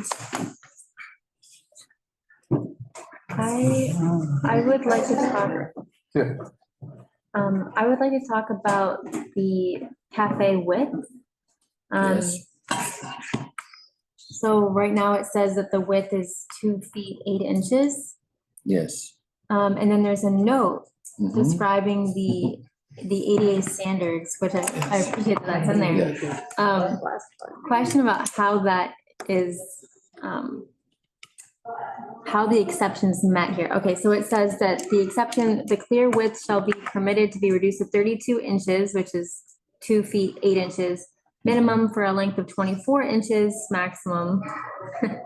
The language is hard to decipher. Provided that reduced width segments are separated by segments that are 48 inches long minimum and 36 inches wide minimum. Let me see. Maybe I can share my screen just so. The reality of ADA compliance to me as a hands-on person is every ADA door that's 36-inch wide is in reality only 32-inch opening. And if you keep the door open, you're going down to about 30 to 31 inches.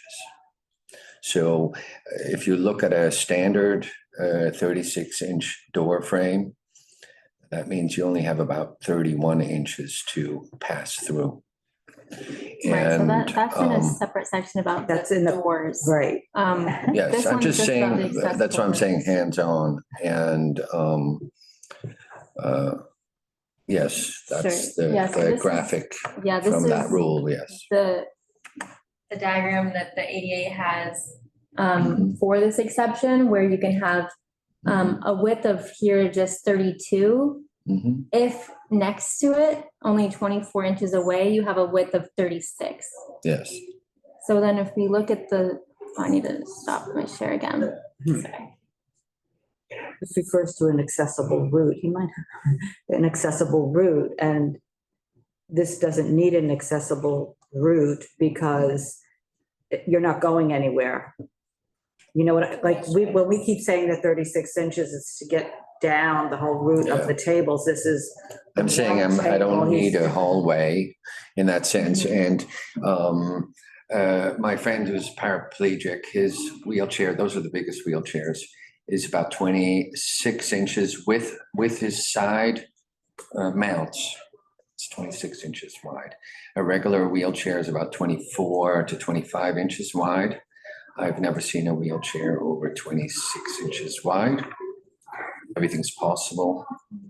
All I wanted to do to show on the plan that there is space for a wheelchair person, and especially considering our neighbor Louis, who lives across the street, who's now about 81 years old and is currently on a walker, but we have to help him in and out, and pretty soon he'll be in a wheelchair. He's there every day, every afternoon. So I'm just trying to figure out so Donna, you're saying that that this space here is not a route? I'm saying I have 48 inches behind, and I only need space to fit the wheelchair in there, which I do. That's my argument. At least I'm bringing up an argument. Yeah. On most Very drawings creative. of 2 feet, or I've seen even less, I'm going like absolutely impossible to even have a service aisle in those drawings. I'm just trying to comply. I already reduced my seating because the plan reviewer of the DOT that I had, I assume there are many, was actually pretty strict on me. And Do you have Sarah or Nina? I had Sarah, Okay. and she was very helpful, I have to say. And I then complied. So I had, I think, 3 tables before she reviewed it, and now I'm down to 2.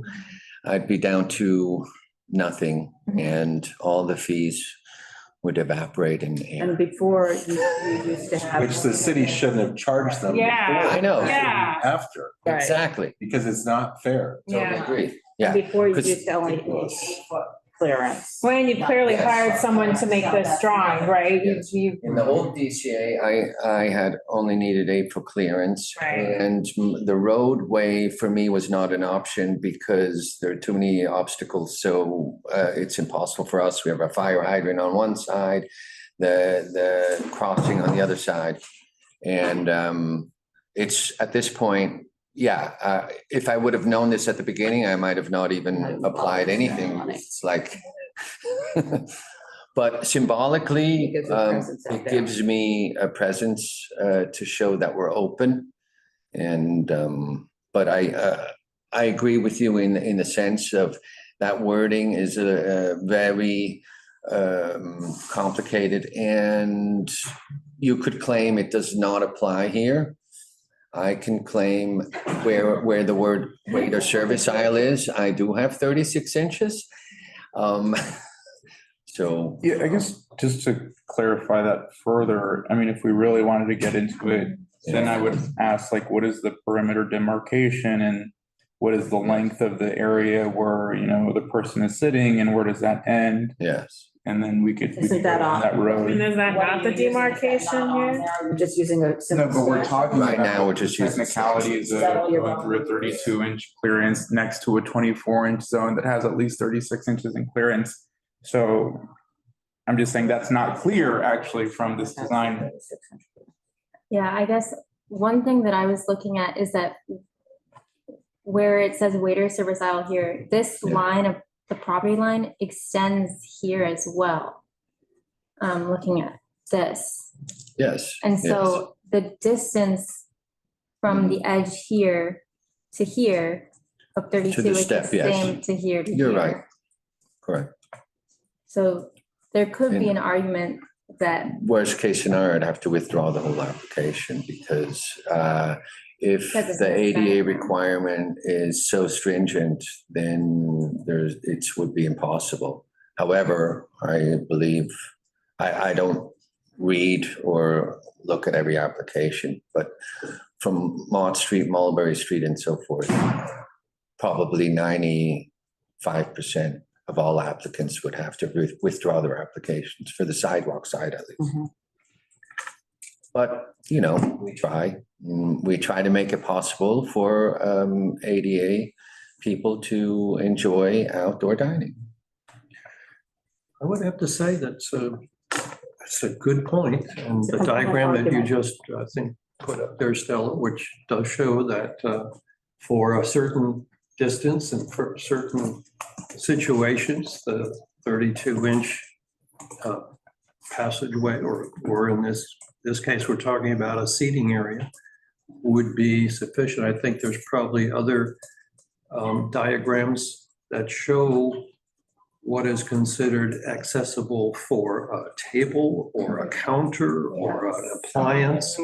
I believe that's a 32-inch dimension as well. You're an engineer, what did you say? You're very good at this. I mean, you're better than my architect, actually. Their shift offers to be higher. by Yes, different yes. Firms before us. This is true.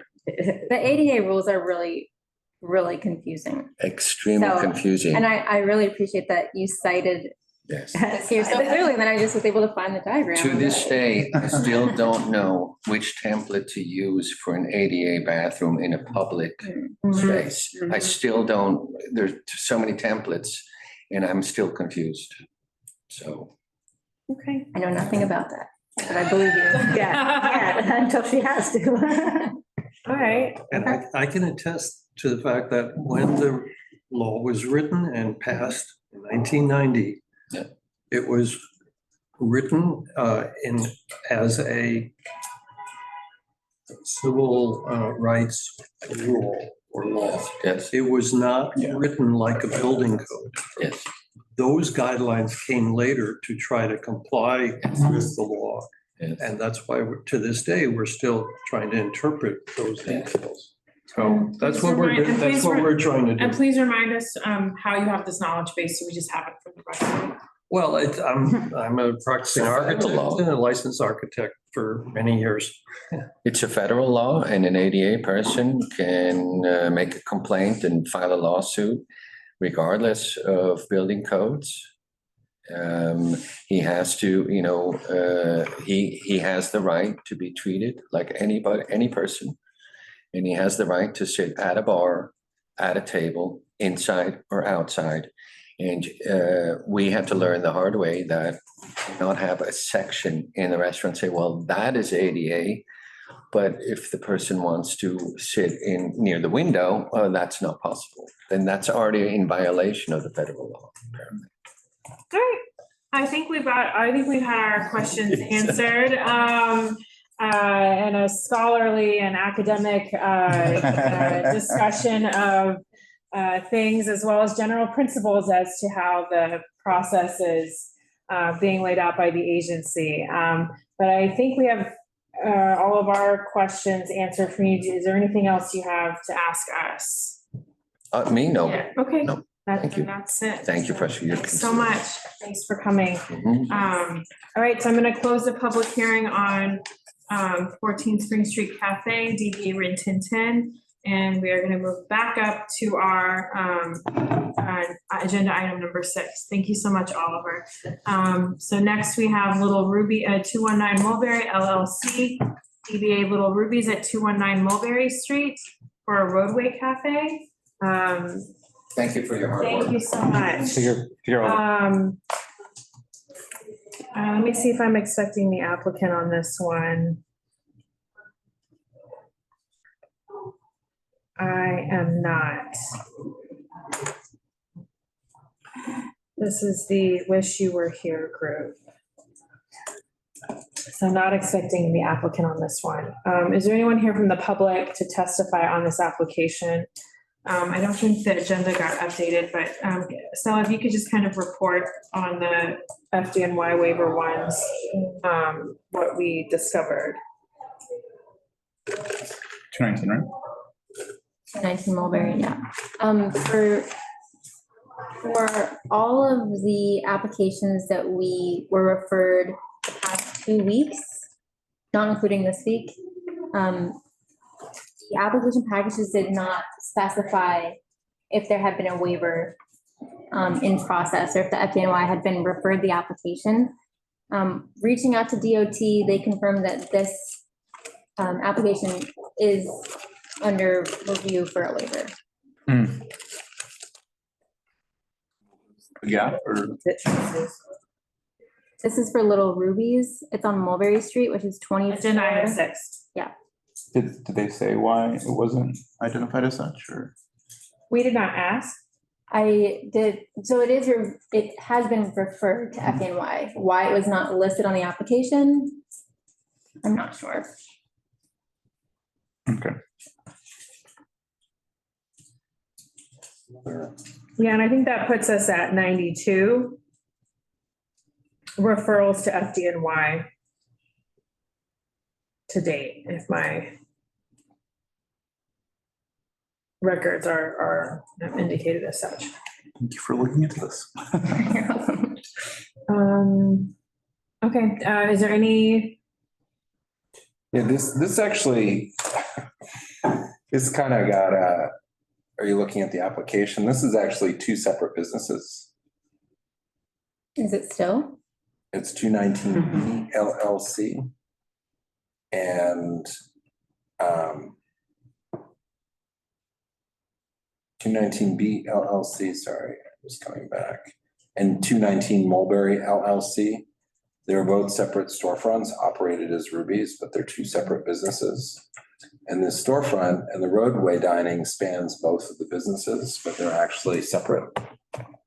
Yeah, I'm confused why it says 2. And we know they're separate because they've come to us for their liquor licensing as 2 separate businesses. So having both of these in this way, they actually would need to divide them.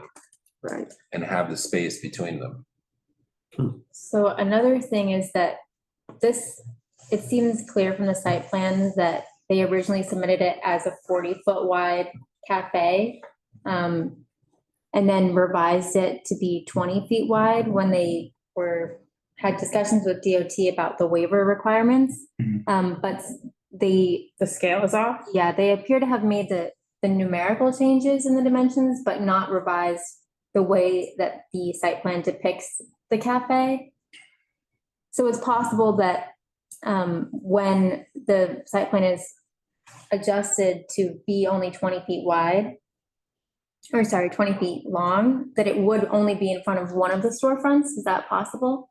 But they, It's certainly possible. But we can't, but it has to be. You can't. It's not reflected, yeah.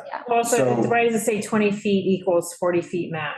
So where this is, They- You know, this- Parts, but not all. this, Doesn't make sense. the presentation Not accurate. as it's given here seems to be a deliberate misrepresentation It's illogical. that, well, no, it's a deliberate misrepresentation that they're taking two businesses that are separate, that have similar ownership structures, but they're separate businesses, and they're presenting them here on this diagram that their frontage is 43 feet wide. When it's not, they're required to have two separate applications, just like they have two separate food handling licenses, just For each like of they have these. two separate, all the other. They're not connected. They're not, Oh, okay. they're in common ownership. That's all I need to Separate know. businesses. Business. They're not connected. So and- what you have, is that they've shown something to commingle these, and they operated this, we raised this with them during COVID. We came to change where they store their alcohol, I believe, in one of the premises, but so they'd actually would need the break Yeah, in the residential entrance because the businesses aren't behind it. It'd need to be 20 feet plus the 6 feet in the middle. So this whole application Is moved wrong. is, no, is problematic. Oh.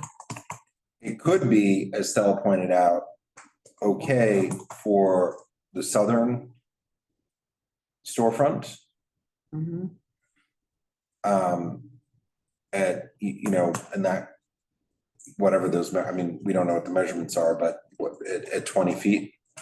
But this plan is completely inaccurate. I mean, I'm really surprised that we don't have the applicant here. They were so responsive on their other application, which to date is still the only approved Dining Out NYC application in CB2, which is their location on 7th Avenue South. So I'm really surprised, again, maybe it's a quick turnaround.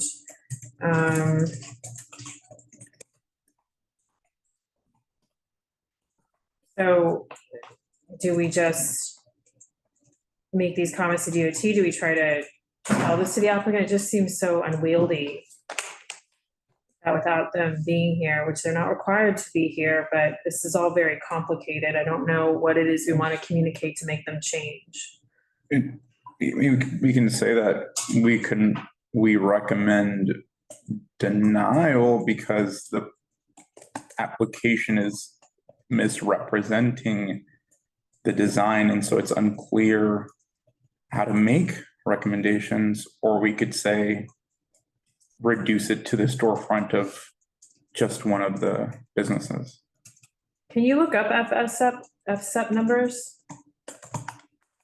I'm sure you can on Department of Health. I don't know off the top of my head. Okay,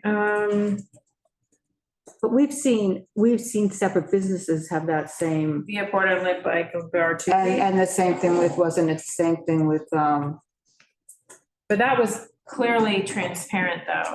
right, and the same thing though with the other one, carry out and, The Richmond, the place on Greenwich Avenue. yeah, they put the caps. They had the two things, but they were two separate, Tea and sympathy, tea right, and take out to go, carry out or, and the salt and battery, yeah. yeah, Those are all three applications, so. exactly. But that's a good. But my point was that they shared the FSBP number, I think, between the two of them, even though they were, I might be wrong about that. Okay.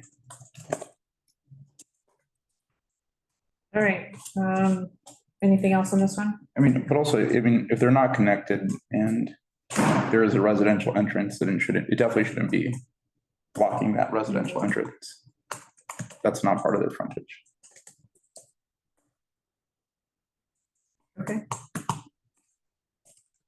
All right, I'm gonna close the public hearing on this one, on Little Ruby's at 219 Mulberry Street. Next, we're gonna go to Bleecker Hospitality LLC, DBA Bosco at 169 Bleecker.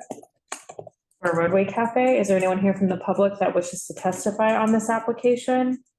I'm not I didn't come here for that. Okay. It's down the block from. Yeah, if you'd like to say something, And if you want to come up to the, just so we have the microphone and you can state your name for the record. Sure, Bill Duty.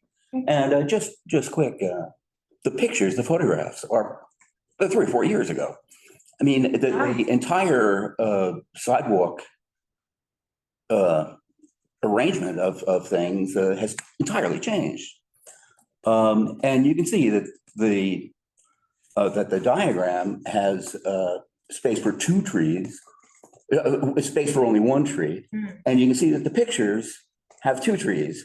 And the 1 tree was just torn out to make more space for the restaurant. It was a young tree. It was a shame. You think they took it out? They asked, I'm sure they asked for the hits for the city and some, with some sort of explanation for it being a good idea. It also has a ramp, a cement ramp to a takeout window. And in the diagram, it looks like where the ramp would be is identified as a ladder and maybe supposed to be assumed to be in line with the fire escape. But there is a genuine inclining ramp that travels quite a way up. That's where people would go if they wanted to do takeout orders, and they go into a window. It's been expanded. It's a doorway to get the takeout. I don't think it says that, but you can certainly see it. Yeah. I didn't realize that they're doing takeout now. Yeah, I've seen it. Yeah. I've seen it. I've seen it. No, I've seen it. I've seen it. Sure. And which window is that out of?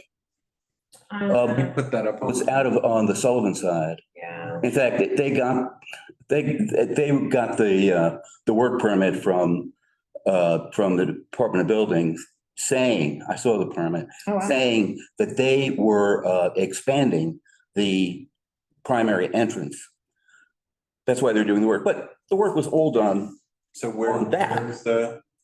Oh, this is an older photo, sorry. Well, that's older, but it has that's the ramp. Ramp is still there, but let me. Where's the takeout? The takeout is through the doors on the left side of the ramp. Gotcha. Move around a little bit to get a newer street view.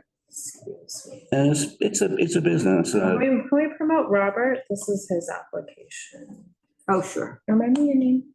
Oh, Bill Duty. Let me. I'm just bringing it up because. No, that's good. No, that's fine. That's what this is all about. And I see 10-foot clearance. There may not be after they put in their sidewalk tables, which they will. Okay, this is 2020. How do I? Yeah, we saw their application last time, I think. Yeah.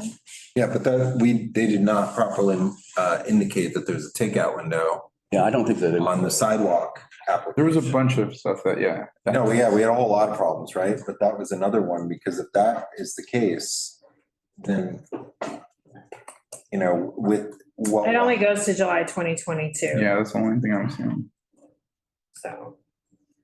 And there are man-sized electrified menus and signs on the side of the wall. I've seen it. It's on the Now, side. and there's a new neon sign, it's very, very little on the side as well. I don't think any of it applied for.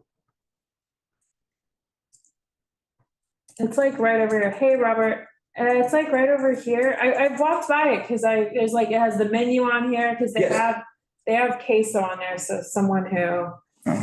Little Tex-Mex. Yeah, I'm always interested in what's happening in queso. But there was like a menu on the wall here somewhere, and there's a takeout window here. Big menu, big sign. Yeah, big menu. Again, not being. Okay, that's helpful. Okay, thank you. Yeah, thanks so much. So I'm looking at. And here you can see December 2024 picture, so that's here. Yeah.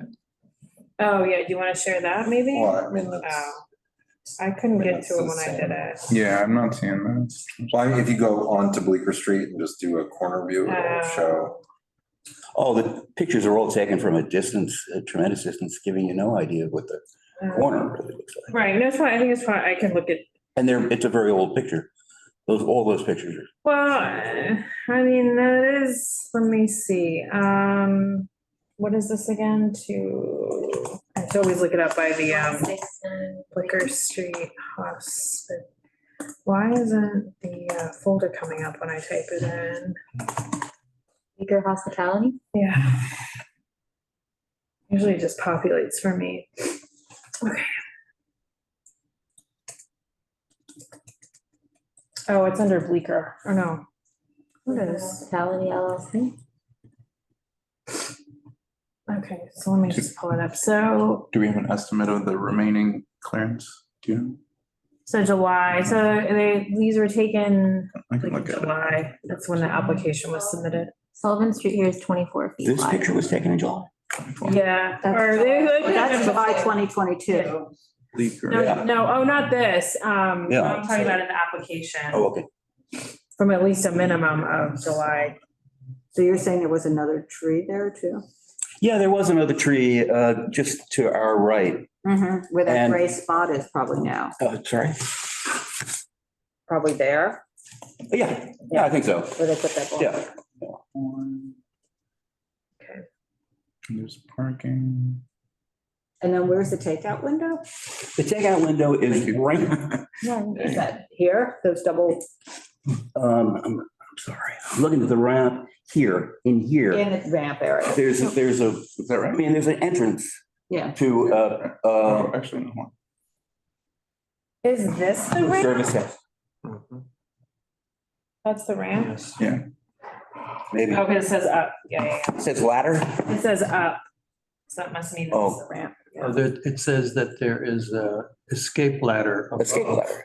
Above it. Above, but it says that there's a ramp there. Tracks. It says up. Yeah, right at the ramp. Oh, okay, good. Right at the Yeah. ramp. Yeah, okay. I Same didn't see ramp, but it. it's. It's hard to see in that photograph unless it's side. The ladder is not actually above the ramp. It's kind of more in line with the tree. This? Yeah, that's true. This? Well, I don't. Oh, this? it's probably somewhere behind the leaves there, then, right? Oh, it's right here. It's down at there it the is. end of it, at the the end. far And end. Yeah. there's one closer too. Oh, wait. No, I'm just seeing things. You're right. Yeah, okay. Okay, thank you. Yeah, you're welcome. So much. You're welcome. Hey, Robert, welcome back. Thank you. Hope you got a bite to eat or something, maybe a beverage. If you'd like to address anything that you've heard, please feel free to do so if you want to make a statement. But we have questions. The pictures that were sent in were definitely from when it was still technically a free-for-all from the community. So all those pictures don't represent what it's going to be or how it is at the moment. We did warn our clients that all of it needs to come down. We explained to them what needs to be fixed, how it needs to be fixed. Okay.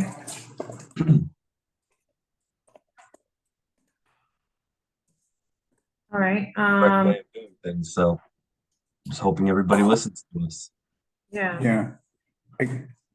I guess I would just also emphasize, looking at the photos, that seating is outside of the shed or the cafe, and that the service aisle has to be within the cafe. Yes. He's sitting outside of the cafe. In the photos, they have like the Oh. chairs, and so it kind of looks like they're using the sidewalk as a service aisle. If they were then. Okay. And there's flooring proposed? Yeah, indicated. Yes. Okay. And then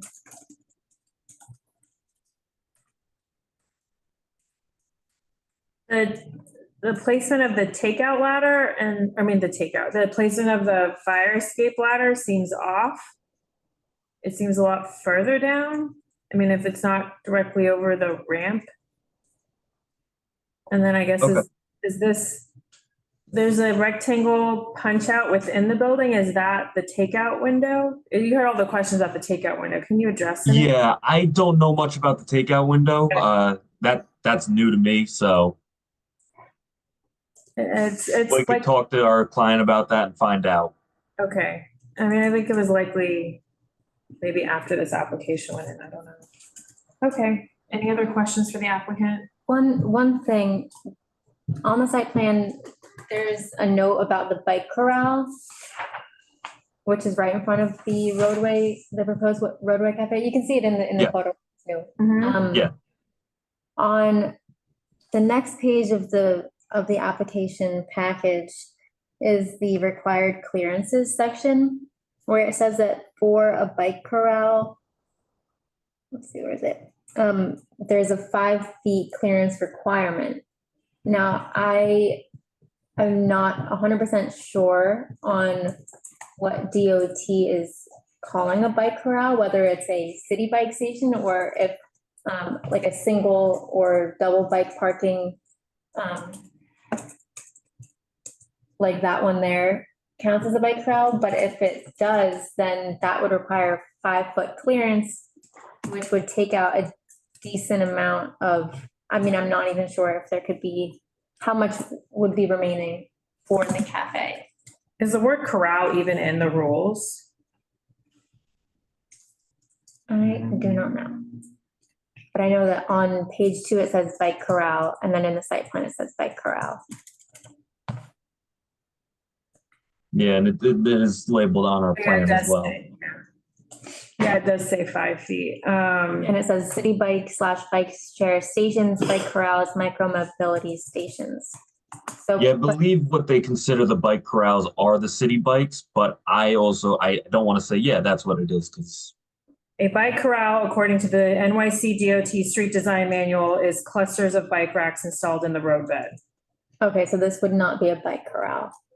This would be just a bike parking. Well, the thing is that on the, there is a bike corral also listed on Sidewalk cafes. Oh, maybe there's not, hold on. Oh, actually, on required clearances, they have a separate box to check if it's a city bike or bike share station, and then one for bike corral as well. But again, I don't, because we have seen applications where there's a set of 5 bike racks in the roadway. Maybe that's only what a bike corral is in this one. I'll just put it in the chat. It's in the street design manual. Okay, so this does not count as bike corral. Well, it looks I'm like, gonna put the link so everyone can click on it.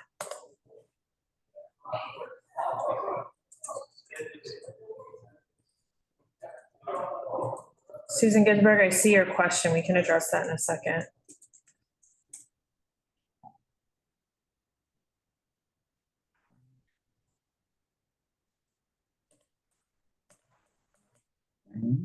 It's also hard to search for bike corral because there's a weird space. I look up city bike. yeah, what's also weird is that, I don't know how technical on the website, they use the word bike parking and they show pictures of the like circular hemispherical semi-spheres, sorry, semicircles. And they call that explicitly bike parking. Yeah, I just put a link in the chat, the same street design website for city rack, and it looks more. If you go on Google and type in bike corral, it shows usually it's a grouping of.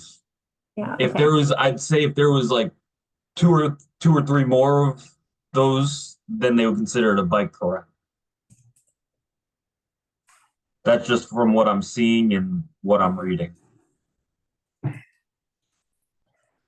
So on the street design website, the description is 23 feet minimum length for a bike corral and 8 feet of width. That's a pretty big area for a bike corral, and that's minimum. That's minimum length. Okay. So, right, so single bike rack does not seem to be covered here. Yeah, I think the one thing I just found in there, it says, city rack, large hoop, city racks provide bike parking on sidewalks, installations are driven by blah, blah, blah. In 2011, to provide more bike parking cost effectively and to repurpose parking meters is what they did. Okay, so then, So that's a Even city on the- rack. That's more like it's not the new city rack, but it's more like a rack and not a corral. Yeah, but I do bike, and you do need a certain amount of space, free space, clearance around a rack to make it useful. And the rack there is supposed to be useful to bicycles, which are I mean, large. regardless of what or not, it's the 5 feet, once a bike is parked there, I guess at a certain angle, it does block egress Right. at some point, Sure. so. All right, okay.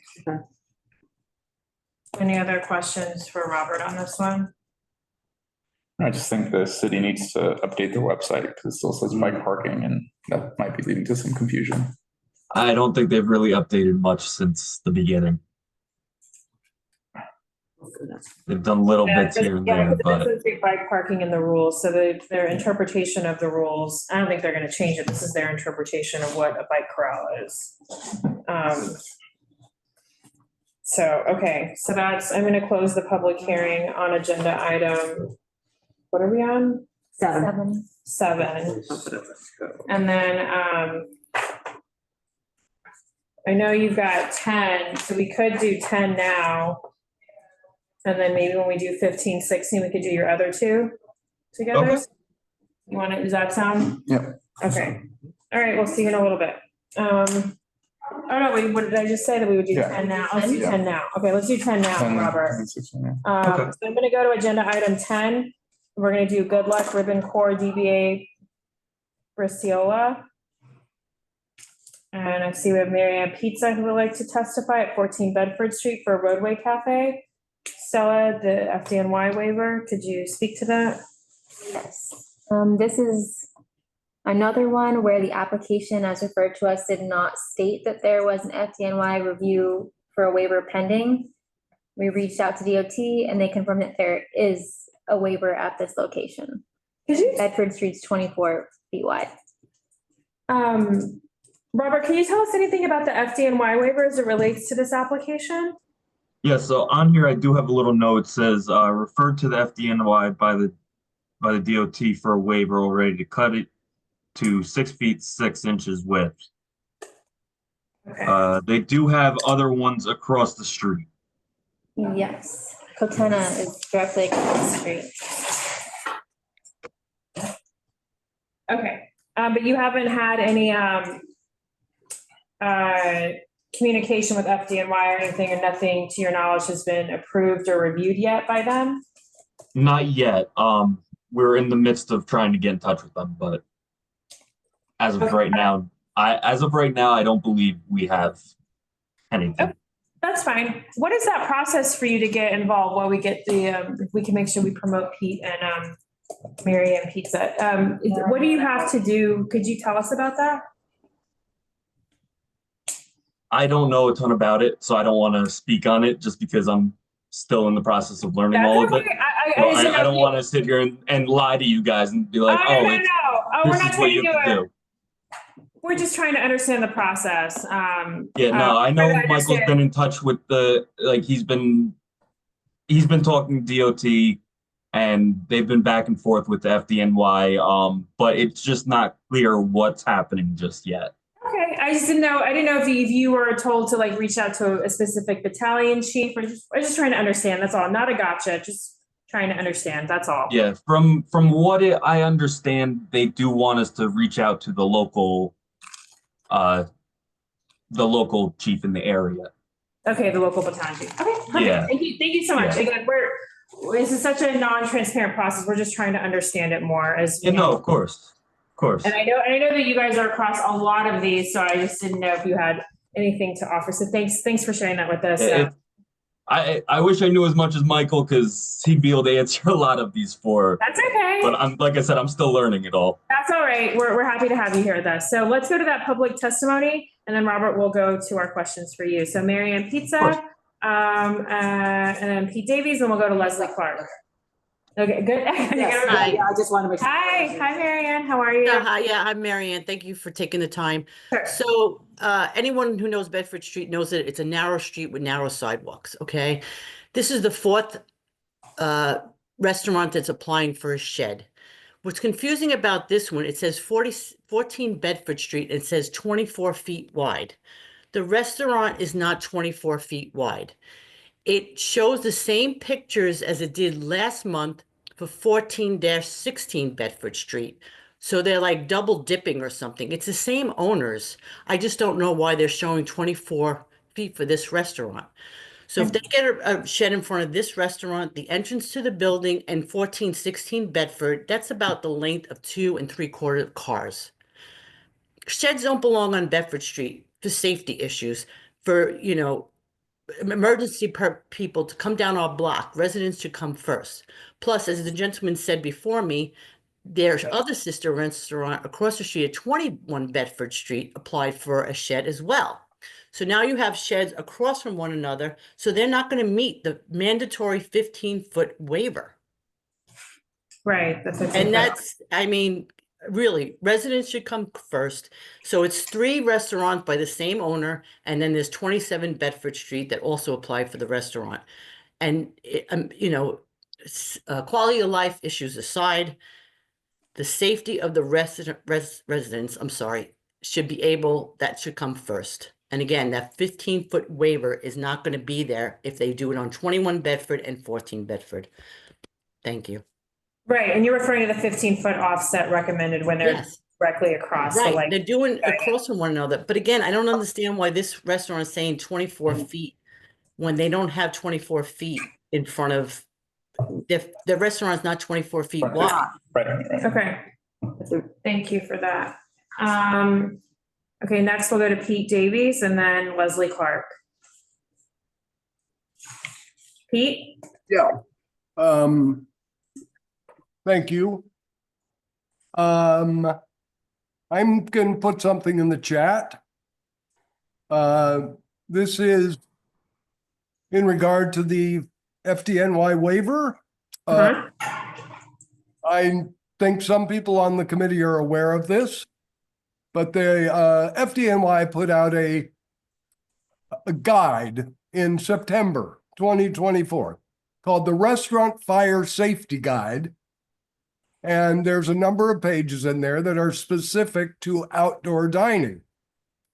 Starting on page 55. Page 56 has specific info about emergency access and clear path, where it's stated, this is in a publication from the Fire Department of New York City, it is mandatory that a 15-foot emergency travel lane be maintained on every roadway for responder access. Again, this was published September 2024, 2 months after the guidance that DOT has been talking about, waivers and this, that, and the other. After that, whatever you want to call it, memo, guide, the fire department put this out. Mandatory 15 foot. So how they've now twisted this around to say, well, in certain cases, we are not going to do with anything mandatory. We're not going to do anything that allows for first responder access in a safe way. We're maybe going to give you a waiver. Today, at the DOT hearing, where there were nearly 36 items heard, this was mentioned for a few of them. And we were told DOT never says anything in these hearings. They start these hearings by saying, we can't answer any questions. And what did they say today, Pete? They jumped in and said, we just want you all to know that all of these, I don't have the precise language in front of me, but all of these decisions are made by the FDNY. So I think we need clarity from the city. Who is making these waiver decisions? Whose name is tied to it? A name of a person who's going to accept the responsibility, the liability. This is really serious stuff. So anyway, I'm also going to put in the chat the link to this FDNY guide. Great. That's the link. I just came across this one day because I was trying to figure out something. This popped up. That's not a memo. I've never seen this before. So just to be clear, Pete, you put into a link in the chat that is a official guidance from the FDNY about fire safety. It was issued September 2024. Inside that guidance, there is specific language about the Dining Out NYC program. Exactly. Starting on page 55. Thanks. And going for a few pages there. 55 starts on the discussion of the outdoor dining program. And on page 56 is the clear directive about the emergency access and clear path, where it says it's mandatory to have a 15-foot on every roadway. Right. And we do know that the legislation as well as the rules do allow for this waiver to be granted. And it's interesting that you point this out because, as you mentioned, this is 2 months after this memo that was dated July 30th, 2024 was issued. And we've been told by FDNY leadership that that was not a policy document and that it is a pre-decisional document between agencies, and that FDNY did state that they have so few of these waivers that they are discussing them on a case-by-case site basis, which, as we all know, that is patently false since we have at least 92 of these in our community district. So thank you for sharing that information with us today. I'm also going to put in the chat the FDNY community risk assessment that the FDNY just issued a few weeks ago for all 59 community districts. And in there it says about what the risk is for residential building fire. There also is a heat map, and I use that term lightly, but that's what the type of graph it is, as to where the highest risk for residential building fire is. So I will include that in the chat. It's on pages, I can't see the pages on here. It's pages 3 and 4 of the link I'm going to put in the Zoom. And just one other thing, it's interesting that Community Board 2, where so many of these waivers are being sought, has some of the oldest housing stock in the city. So you have these really old structures. Of course, they've been upgraded to being fireproofed and this, that, and the other. But still, it's the narrow streets. It's the old building stock. It's just a combination. And it seems that both Mayor Adams, whose name is on this restaurant fire safety guide, and the fire commissioner, Robert Tucker, whose name they put this out in September, they both say mandatory 15 feet every street. Yes. Thank you guys for paying attention. Thanks so much. And just to close the loop on FDNY did reach out to attend a CB2 outdoor dining working group at the behest of Councilmember Botcher. And we were working towards having them scheduled. And when we sent our questions outlining exactly the questions that we have right here, right now, they then declined to appear and said they would get back to us with written responses. So we have continued to follow up on that. And once we have those, we will publish those on our website, but we still have not received an answer on those. And so again, thank you for your comments. Leslie, did we I've not called on you yet. Thank you. I'll make my comments very short. You've covered it. So is Pete, so is Mary Ann Pizza Dennis. If this waiver goes through, that would be 6 on Bedford. There are 4 on this block alone. 4 this block alone. 2 more are going up, which would be Bandits, and Bandits is one. This one, no, Bandits is coming up later, I think. Bandits and Grey Dog. It's ridiculous to put the people of narrow Bedford Street, one of the oldest streets in New York City. And in the document that you just referred to, and I'm glad you did, Valerie, it says that in our area, there are an average of 210 residential structure fires per 100,000 people. We are an old part of the city, and Pete is right. We're in danger. And to put us in more danger in order to serve food and drink in the roadway is simply ridiculous. It's dangerous. It should not be allowed.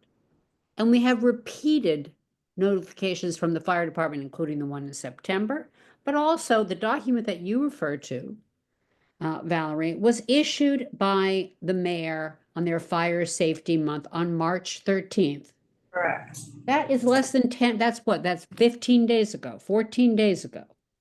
So while they're saying that, they're also just giving these out, and 92 is not a small number. And as for this notion that that the restaurant is being told to check in with the local battalion, that is not exactly true. On the 3 waivers that we've actually been able to. Sorry, Robert, we weren't trying to catch you. Yeah, but I'm just saying. Continue, Leslie. I want to be just clear. I just want to be clear that he did qualify it. I was asking this one to learn And more. I would like for the record to state that somebody from Metro Tech comes out to our neighborhood, somebody who doesn't live here and doesn't put out fires in our neighborhood, and gives out that waiver.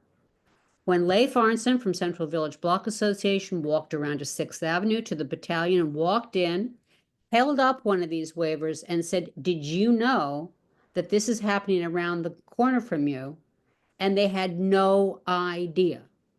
So the person who's making this decision doesn't live here, doesn't put out fires here. They're in Brooklyn at Metro Tech. So I really wish that we could just ask that these be denied and that these restaurants go back to serving indoors and not endanger the life of residents. Thank you. Thanks, Leslie. I have a question. Yeah, you Sorry. have a question for Leslie? Yeah, Leslie. Sorry. She's still there. Okay. Yeah, I'm here. You were saying that it's been confirmed or it's clear who's making these FDNY waiver decisions? Yeah, the fact is that somebody who comes out from headquarters, but not from the local battalion. And in this case, the 2 that affect our area, mostly CB2, are from our 6th Avenue, just below Houston, and there's another one over on Great Jones Street. There's also a smaller one up here on West 10th, near where I live, Squad 18, I think it's called. They are not called in to make these decisions. Decisions are made from somebody who arrives from Brooklyn, from headquarters. I just want to follow up on that part, though. I think, and I'm just pulling up the letter, I think that If you look at the that there's November a final. If you look at the November 26th outdoor dining working group meeting, there's 3 applications there that have waiver letters granting. They're not granting the waivers. FDNY does not grant the waivers. It is very clear in the rules that, which is, again, to the false statement that Pete reported on from DOT this morning during the public hearing. The waivers are not granted. It is a letter of no objection that FDNY issues. It is DOT. If you read what is in the rules about waivers, it is DOT that uses the letter of no objection to grant the waiver. So there's a lot of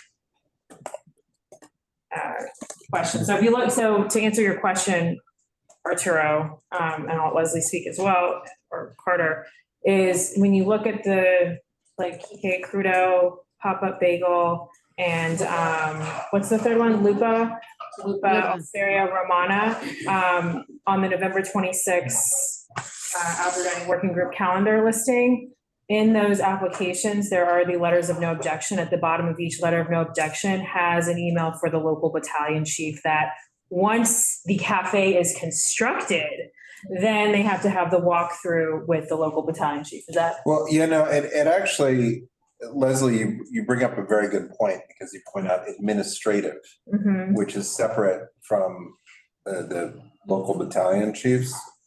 And it says the New York City DOT and the subject applicant must coordinate familiarization drill with administrative battalion and administrative unit.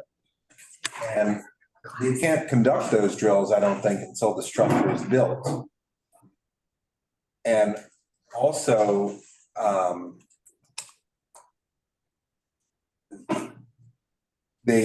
we pointed out they could request changes after it's built. So it's a little bit confusing because I don't think any of them have been quite approved yet, and I don't know if anybody started building them yet. I think they can, right, this week? They can as of the 24th. I've yet to see. We don't know that next part of the review from if there's a local, if it's the administrative battalion chief or the administrative unit goes, or if it is, if it's the Bureau of Operations. If it's the local battalion chief. So that's a good point. I had jumped just to think that it was our local battalion chief, but I'm not sure that's the case. Okay. Thank you, Leslie. Thanks, Yes, Pete. we asked, and the answer is no, they're not told. Okay. They're not told. Okay. Robert, thank you for, we're taking some time on the, of course. So, and again, as I mentioned, we were not trying to get you to say anything I'm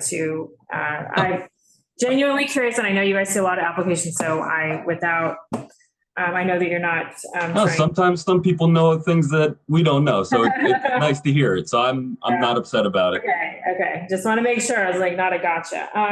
No, okay. don't worry. I want to respond to any of that. Again, we did go into a little bit of a longer discussion on the waivers in general, but it was important to discuss. And I know you have other applications with this evening. Yeah. So you now have a preview of the general thoughts on waivers and our questions and whatnot, and how we've been working with FDNY to try to have them come answer these questions from the public and operators and anyone else. There was something before, someone said that there was the restaurant was 24 feet.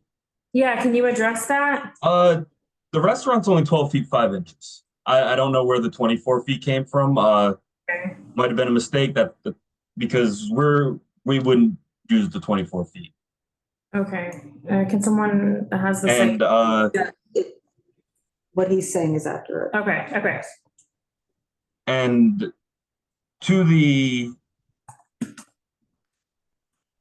I can't say for the rest of the street, for our clients, we're trying to get them to use a structure that was okayed by DOT. It's a company they make them with metal, and the way it works is it's kind of like puzzle pieces. I know you probably heard Michael talk about them before, where the walls of them are 6 inches thinner, and the way so it works, so it would give more space to the street for trucks to go by. So we're trying to get clients to work with those, but at the same time, it's their decision, so we can't tell them what to do. We can only help them and guide them. But yeah, no, we're only 12 feet 5 inches. We only want 6 tables. And that, Robert, does that include the primary building entrance? That's not marked here, so it's kind of unclear. Yeah, I am looking at that. I don't know why they didn't put the entrance on there. You're talking about for the restaurant, correct? No, for the residential building entrance. So the frontage can't include that residential building entrance. And so it's unclear based on this whether that 12'5" includes that entrance or not. No, the 12'5" is just our restaurant. They're not required, it's a nice to have for roadway, but it's not required the way it is for sidewalk. No, Arturo was just asking if the 12'5" included the store. It's a legitimate. I'm sorry. Okay, sorry, I'm confused. Store. No, it's the 12'5" is the whole restaurant of our Wanna whole share screen? premise. The discrepancy in what he's saying, or I can share. do you have a screenshot? Is there like a discrepancy that's, I don't think there's any discrepancy. okay, that we're not, Basically, from here to here is what's on the Yes. plan. okay, so it's not including that black door. Okay, I'm sorry. I see what you mean now. So yes, that is the adjacent property. That's what that door is. Yeah. So we are just the little part where the people are standing in front of, from where the door, where the gray part of the wall is, over. Okay. And Marion Pizza has her hand raised, so you can see if she has a question, but I really do not want Bart back and forth. Okay, Marianne? can I just make a comment then? Sure.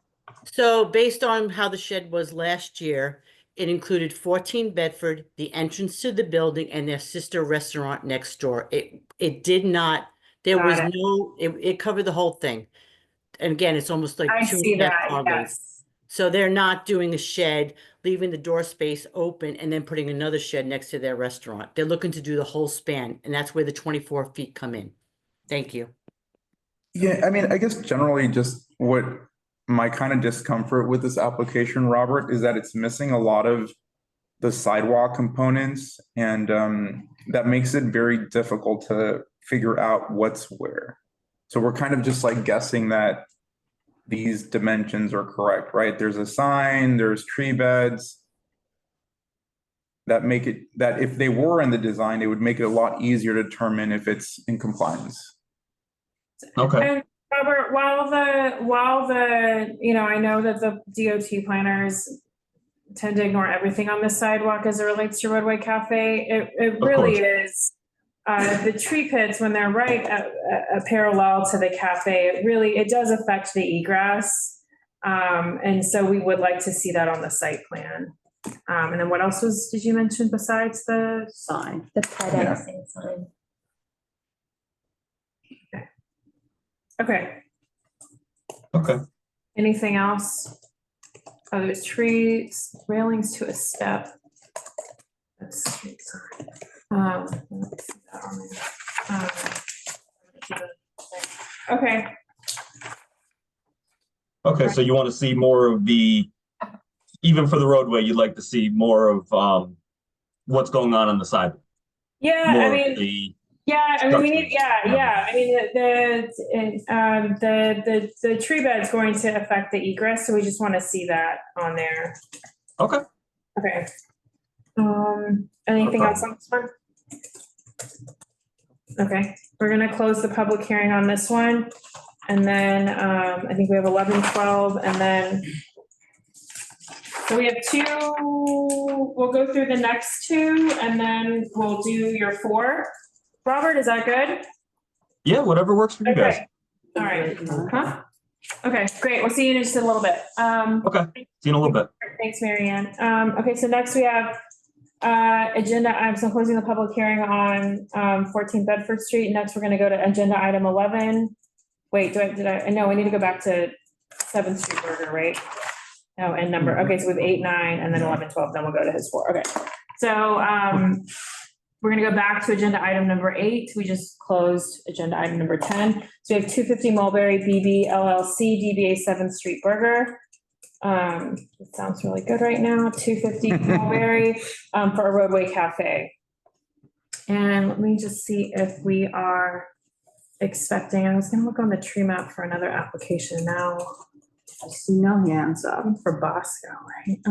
This is another one where the application did not state that an FDNY review was underway for a waiver, but DOT confirmed via email that it has been referred, and Mulberry Street is 24 feet wide. Thank you. Okay, so not expecting the applicant on this one or the next one.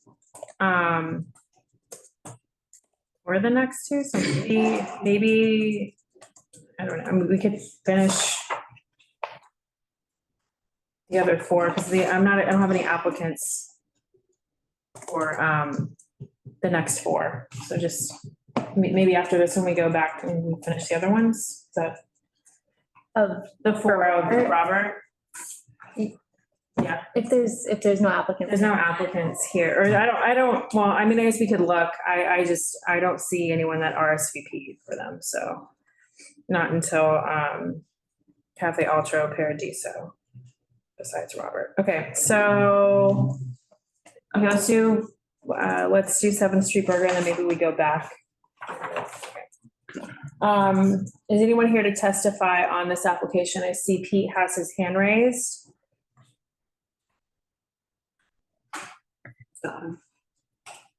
Pete? Oh, let me just let him speak. He just declined. Oh, sure.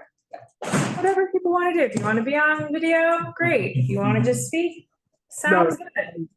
The problem when you go become a panelist is it throws you out of the whole system and then you have to come back in, so. Oh, the chat. My only comment on 7th Street Burger is the waiver. This is the same block as Ruby's. They're asking to put sheds up on both sides of the street with waiver. So it's a mess. I think you guys understand it for this block. Thank you. Thanks so much. Yeah, this is a really tight one.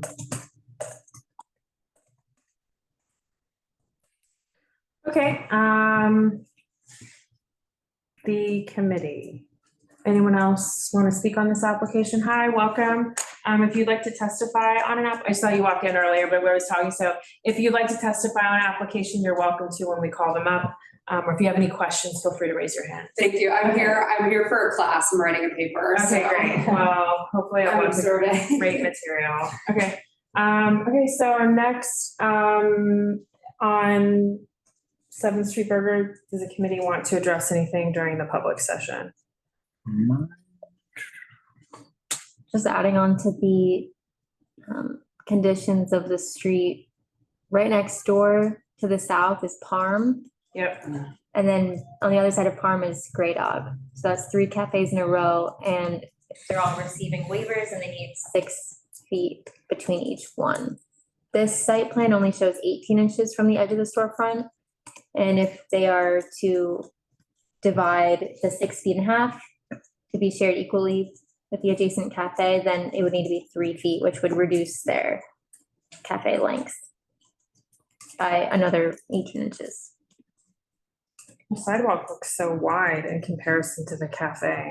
Am I Yeah, wrong? this isn't to scale. I think this is one of those. Right. Yeah, because even looking at my concern was the fire hydrant and the 15-foot clearance and whether the alignment of the frontage and the apartment and the minimum clearance also made sense. On the fire hydrant, it's actually the clearance is from the middle of the fire hydrant, not the edge. Which is just standard and a little more generous. Yeah, it's very odd. Okay, so I guess we just need to make the note about, it's got those other 2 applications on the other side. And this is really, this is like very, very narrow. I mean, for it to even be at the maximum allowed at 6 feet, 6 inches seems, It would be a travel lane of 9 feet, 6 inches. right. It seems, you know, the fact that this is not something like 5 feet, 6 inches, instead of the fact that it is at the maximum when it is so narrow. And I even wonder what the width of their original cafe was in comparison. It's 24. 24 minus 6.5 minus 8 of parking on the 8. street. Yeah. Okay. Doing another 6.5.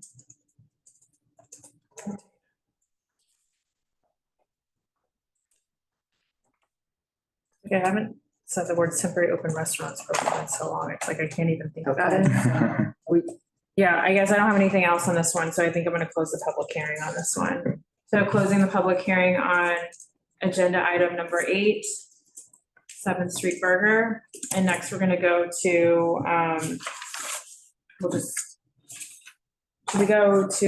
should we do the 4 for, Is it his Robert? one? huh? Was it his last 4 or he also had? He has 15, 16, 19, and 24. He just had the last one. So should we just, I don't see. What's the applicants? I don't have RSVPs from the applicants for the next 4, so I'm just asking. Go ahead. Okay, Robert, are you on? I just don't see what going through another. Okay, I just don't see what going through like another 3 that don't have applicants here. Why don't we just get through this? Okay. Okay, so we're gonna jump ahead and we're gonna do agenda items 15, 16, 19, and 24. Hopefully Robert didn't go too far. No, he's coming up right. Okay, I was like, maybe he went to get a bite to eat. I'm glad someone's eating. Nope, I'm here. I'm with you guys.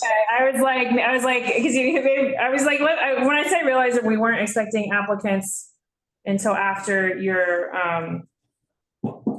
said 123, I thought we would just get all these done and then get you out of here. So I appreciate that. Okay, so we're gonna do Fiddlesticks LLC, DBA Fiddlesticks at 5456 Greenwich Avenue for a sidewalk cafe. Is anyone here from the public to testify on this application? I don't see any hands raised, but as we continue talking, if you do feel the need or would like to testify, please let us know because this is the time to do it. So let me pull up the application.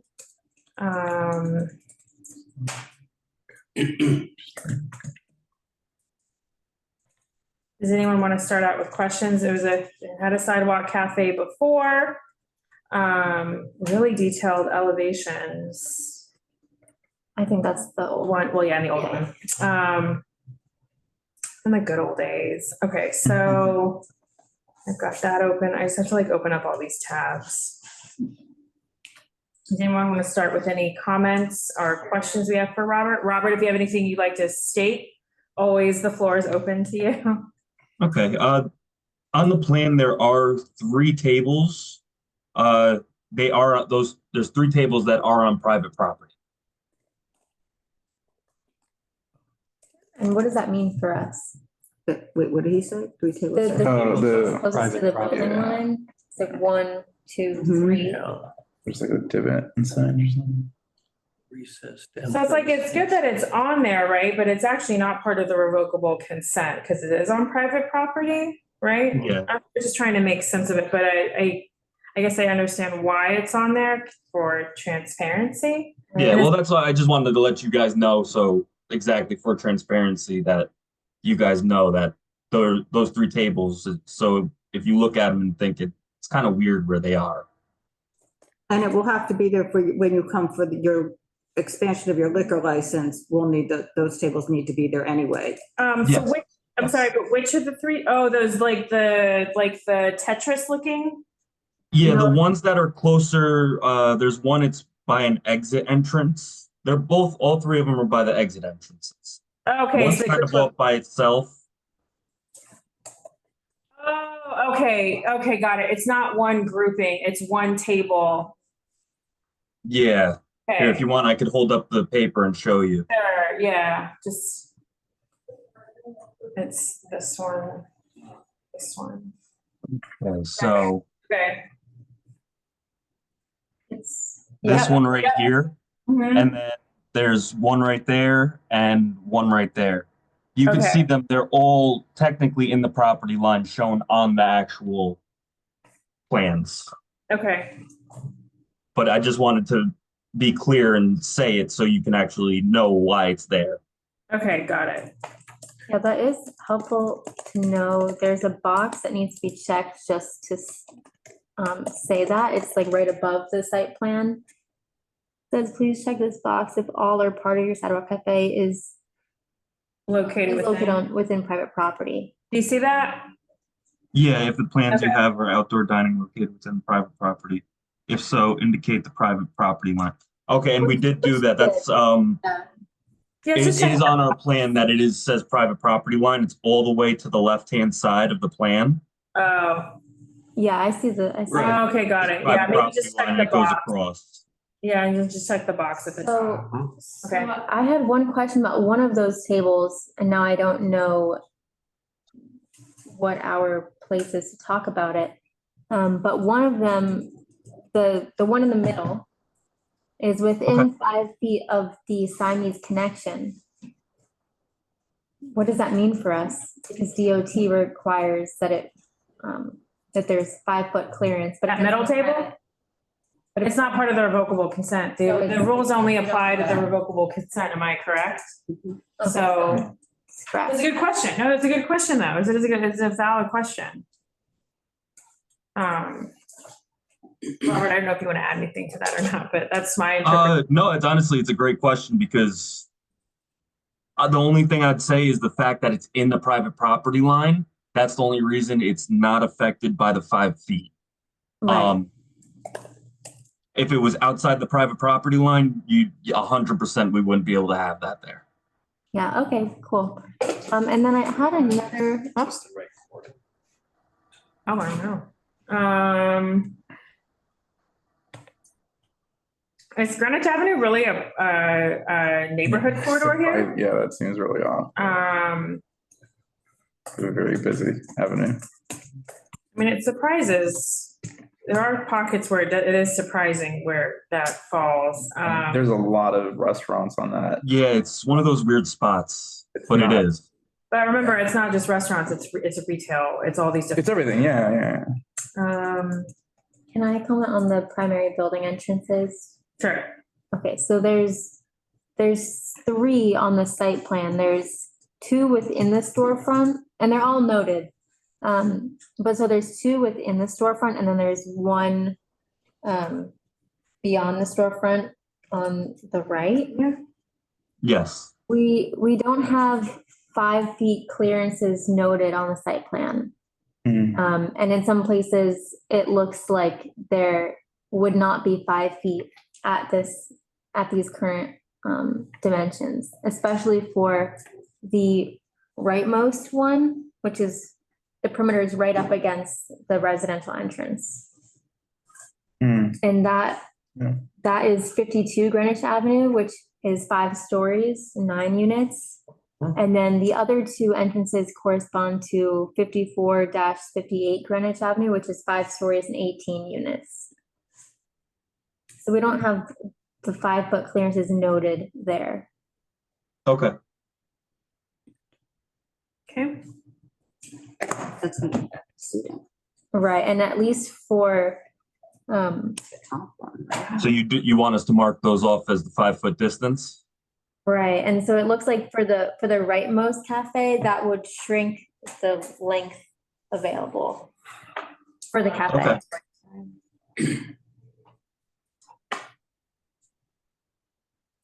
Okay. All right. All right. Anything else on this one? I'm good on this one if you guys are. Okay. Just one more question. There was a bunch of planters and all sorts of just planters and vegetation on the, what's that area called? The furnishing zone? Is that still there, or does that belong to the owner? I can find out about that. I believe it does belong to the owner, and we told them that they would have to take it out. Any plants that are theirs, they'd have to be in the actual Cafe area. And are we expecting a roadway cafe application from this applicant? Did they file a roadway? Let me see. I have this here. While you looked at No, just a sidewalk. Okay, because they had one in during the temporary program, if I recall, right? But they Yes, decided. but I think they just didn't think it was. I don't think it was making them enough money to, like, plausibly bring it back and do it again. Augustine Hope. Yeah, His hand up, Augustine? he's up there. Yeah, hi, can you hear me? Yeah, Robert, hold that thought for 1 minute. We've got one more public testimony to hear. Yes, Augustine, please go ahead. Yeah, just two quick questions. One, I was going to ask the same thing about the planters that are clearly would be obstructing the clear path. I just would like that there be an undertaking that those be removed and kept inside the railings. My go ahead. second question is the listed hours, 4 p.m. to 4 a.m. I'm sure this doesn't apply to the outdoor dining. But I would like to know what the closing time is and very specifically request that it adhere to the community standard of 10 p.m. closing outdoors. Thank you. Thanks so much. As the rules state, it is a midnight closing. Anything with a liquor license for hours will be adjudicated through our SLA committees, which are chaired by Donna Raftery, and also Carter and Brian here sit on those committees. So Robert, when they come back or get appearance waived or whatnot for their liquor license, the hours will be adjudicated through that committee. Of course. Yeah, we plan on following the rules of the times and everything. Okay. All right, so next we will go to I have a question in the chat about the order again. About the what? The order. Yeah, Max, Cafe Aaron, if the Alto. community board would consider reviewing Cafe Altro Paradiso next, given we are the only remaining restaurant that Robert does not represent, it would be greatly appreciated. Which number? That's fair if you guys want to do that. Sure, we'll do, okay, we will. Oh, it's 18. Yeah, we'll go. We can do that. So let's go to, I hadn't quite gotten to that part of my list, Max, so thanks for saying something. So Robert. Raise Max? Yeah, we'll raise Max. Robert, we will come right back to you after this one. Of course, not a problem. Okay, Which one? we're gonna go to number 18. So closing Fiddlesticks, public hearing, and let's go to 18. Cafe, Torbellon 45 LLC, DBA Cafe Altro Paradiso at 234 Spring Street for a sidewalk cafe. Hello, Matt or Kai. Could you introduce both of yourselves? Let's see if we have anybody from the public, but maybe introduce yourselves. Sure, I'm Jason Pfeiffer. I'm the executive director for Mott Hospitality. And I'm Max Aronson. I'm the project manager. Okay, great. Thanks, Max. And thanks for saying something in the chat. I hadn't quite gotten to the RSVP list. Thank you for appearing. Let me just see if is there anyone from the public who Thank wishes. you for considering it, and thank you, Robert. Thank you. Is there anyone from the public? Okay, so we have Darlene. And is there anyone else from the public who wishes to testify on Cafe Altro Paradiso or the Sidewalk Cafe?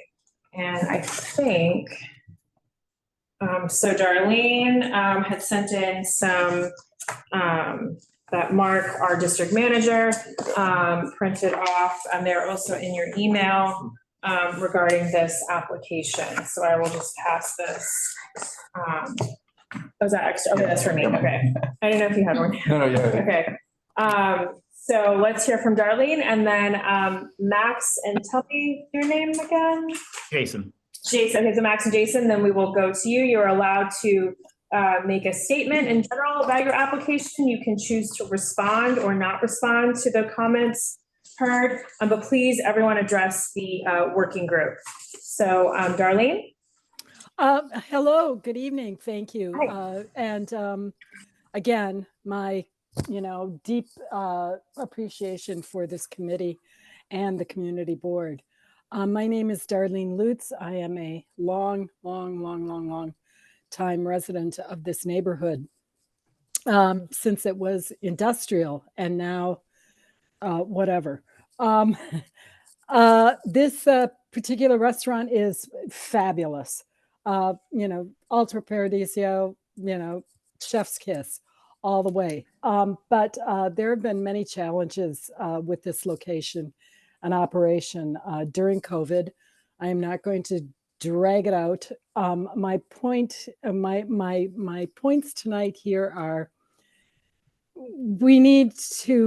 everybody needs to get into compliance in sync, because there are a lot of restaurants around here. And so one can't have special things that the other can't have, because it just leads to chaos. And yes, we did have chaos during the last 4 years of COVID with the outdoor program.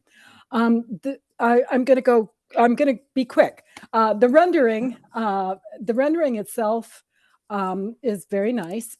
However, it's a little bit confusing because it marks the street on the right of 6th Avenue. People might interpret that as Avenue of the Americas. It is not. It is commonly known as Little 6th Avenue, which runs along the west side of Spring Street Park from Spring Street to Broome Street. You have my photos today. All of them were taken today. Just wanted to give a view of what is going on today and what is going to go on in the future. Darlene, did we lose you? Sorry. That's Sorry. okay. I'm prattling on. My photos were taken today. It gives you a view of what exists around there today. There are a number of issues just with the traffic. And now we're talking pedestrian, bike, and car traffic, which is just severely bottlenecked on that portion of Spring Street and does affect also the sidewalk because in case we haven't gotten a report, Disney staffing is up to 60%. That's down the block. That means that we have about 1,800 new people coming and walking around in the neighborhood. So more business for everybody. Good on that. The issues that I have with Paradiso is that what is existing now is I don't know, the canvas dividers, which look very nice. It all looks very nice, but everybody doesn't get those. And if you get them, then the guy down the street is going to say, I want those too, or I'm going to put them up. So that's something for y'all to figure out. The numerous, you're not alone here in having a lot of pots and plants. You know, it looks nice. It's obstructing the sidewalk. I understand that the 3 largest ones are leftovers from the open street, which is not going to come back this year because of the construction of the subway elevator on the north side of Spring Park, which is, of course, across from your restaurant. You know, that also takes up, you know, a lane of Little 6th Avenue and a lane of Spring Street, causing the bottleneck. I think that's about it. I see, you know, you have room for tables on the Little 6th Avenue side in front of the restaurant. I don't know how many. I wasn't out there, but there are tree pits. What we are looking for is some, you know, smooth, because we don't have the park and we're not going to have the park to walk through. And for I don't know how, you know, anybody can figure it out. Construction, I would say probably another year before that's all back to normal. So that really needs to be kept a clear pathway. So, you know, Spring Street is another, and the CDN Spring Street is also another problem. Because, you know, you might have, you know, a couple of 2-tops there, but, you know, pretty tight into the wall. Again, I love you. I have had the best ride Manhattan at your bar with the guy from Texas. He knows what he's doing. He knows how to make a perfect Manhattan. I look forward to seeing you. So those are that's my review. Thank you. Thanks, Darlene, for your constructive comments. It's appreciated, and for taking the time to send the photographs through. Is there anyone else from the public who wishes to testify on this application? It's still open. We're going to now have a dialogue with the applicants. So Max and Jason, if you want to make a statement about your application, if you want to address any of the points from the public testimony, I know that we will have some questions for you as well. And we also welcome questions back from you. Why don't we start with your questions? Okay, sure. So I guess, you know, my immediate question, because I'm trying to cite myself here. Okay, got it.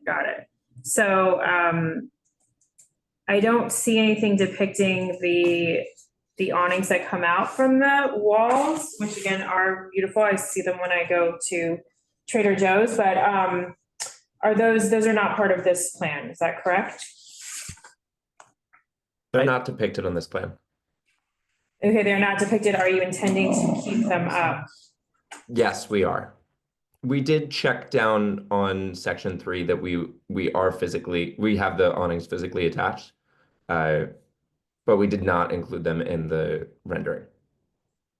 Okay, so the awnings coming down or whatever from protruding horizontal or an angle down, but what about the divider? Huh? The siding?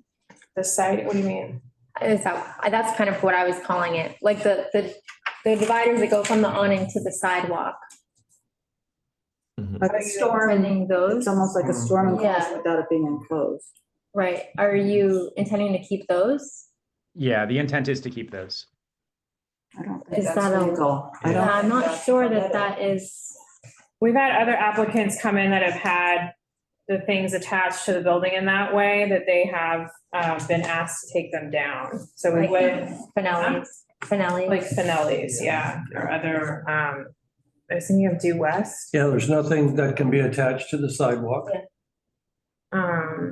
or the building Via Corota. like Or the that, building. Via Corota. besides for awnings. Yeah, because it's a barrier that's higher than the allowed height of the perimeter demarcation. So we would ask, again, it's a sidewalk cafe application. Our intention is to hopefully find a consensus with you on this. So that way we can find a path to an approval with modification so that you don't have an extra 30 days on your application to get called up for a hearing. Again, everything is optional. It's optional for you to be here to discuss. It's optional for you to consider these modifications, but in this being a sidewalk cafe, it would add 30 days to the process if we can't find that consensus. So I just offer that in warm spirit to you based on these comments. Also, gentlemen, you have checked the box that part of the sidewalk cafe is in a sidewalk widening area. And I was wondering what that might mean. I was under the impression I unchecked that box after feedback from the member of the DOT team that reached out to us. Or Okay. are you saying that it is checked or is not checked? Yeah. Yeah, it's still checked on what we have on our menu. It looks like there's white circles kind of showing that it was unchecked, but you can still see the black mark. Oh, like it might depend if you're looking in web preview or not. If you're looking in Acrobat and web or looking at Acrobat. Acrobat, it's not there. Okay. Or you can tell where it was whited out. Oh, okay. All right, well, that takes care of that. That's good to, are you guys working with Nina or with Sarah? Do you know off the top of your head? I believe it was Sarah, but I would have to go back and check. That's fine. Yeah, I think it's Sarah. Sarah, okay. Sarah. Do you have it? Go ahead. Okay, you marked that it's a regional corridor, right? So that means a 10-foot clear path from basically key obstructions. That includes things like the fire hydrant, like the corner of the tree pit. And here I see 2 tree pits, but I only see, sorry, on the Google Maps, I see 2 tree pits, but in the design, I only see 1.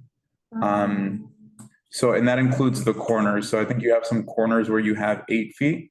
Those need to be 10 feet. And again, from the fire hydrant, that also needs to be 10 feet. So let's be really clear about what these clearances are so we can all get on the same page. Oops, I went to Brooklyn instead of New York, Spring Street. The regional's correct. So, and for both Little Sixth Avenue and for, okay, great. Okay, just wanted to make sure we were aligned. Sometimes when we have, where it's on 2 different frontages, it may differ. Can you just put the plan up? Yeah, I'll put it up. Okay. I think it'd be helpful to just talk about what Arturo was indicating. While you pull that up, I'd also like to just Yes. add on the tree beds. Only one of them falls in front of our frontage. Yeah, the other one's like right here. Yeah, it's just a bit south of our frontage, so I did not include it. Yeah, but if you look at your plan and you consider what the 10-foot clear path is supposed to be, you can see that it's not maintained going around your premises, that you have the neck down of the 8 feet when that's actually supposed to be the 10 feet going through, because the clear path requirement started with being straight, and then it was adopted for this program that it could move a little bit, but it didn't mean that it was diminished to 8 feet. So that's the minimum requirement. And because this is so heavily trafficked here, particularly with Trader Joe's, those create, exactly the opposite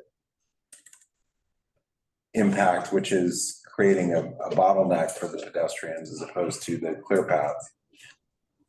Understood. Yeah, we are happy to make an adjustment to get those 2 extra feet there. And my understanding is that at first glance, I was thinking that this also needed to be 10 feet. It is a little bit confusing because here where the hydrant is technically diagonal, I think it could be 8 feet. The hydrant? Yeah, here's the hydrant. And because it's technically diagonal, is that okay to be 8 feet, or does that need to be 10 feet also? I mean, I think it's an obstruction, right? It's the cafe's not parallel to it. So it only needs to be 8 feet there. I thought it was 10. I thought if it wasn't directly parallel, it did not have to be the 10 feet. I thought then it went down. So even that 8 feet that's at the corner.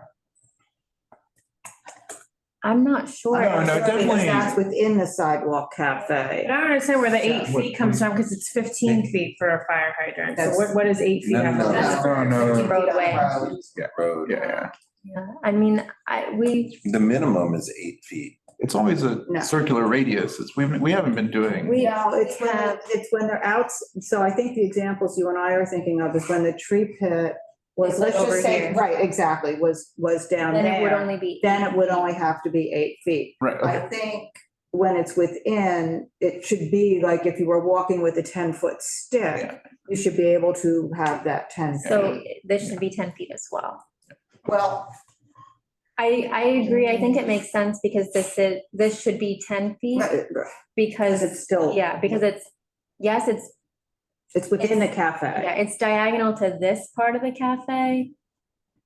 I guess. I don't know. It's weird because this is all one cafe. But then for the hydrant, is 8 feet okay there? But it has a line where it is, no, but it has a line where, no, but where that line for the 8 feet comes from, it could be, I don't know. I think it's fine, but. Wait, which one are you saying? You'll probably still need the 10 feet because if you went on the diagonal from the corner, right? You still need that. If we're saying you need to walk through with a pole and have 10 feet, you'd still need that 10 feet. Because this is considered part of the cafe as well, because there won't be a barrier here. This is part of the service aisle. Is that fair to say? Brian's nodding. I'm not sure how that's also their entryway in between the two things. So if you're trying to say that the pedestrian clear path can move, right? You have that stick, you can move through. You can't move through into that entryway. You're right in between. Yeah. So this should be 10. Yeah. Okay, and this should be 10. Yeah. Okay. But to what end? There is no perimeter. There's no perimeter that, I just don't understand. They're showing a line completely across to 8 feet. What do you want 10 to accomplish there?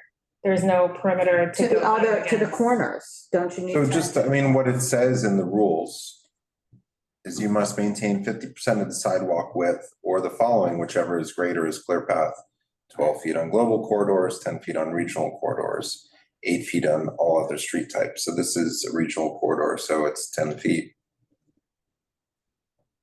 And a clear path is an unobstructed path on the sidewalk for pedestrian circulation. Okay, so the cafe width will need to come in here. It seemed like it. Yeah. Okay.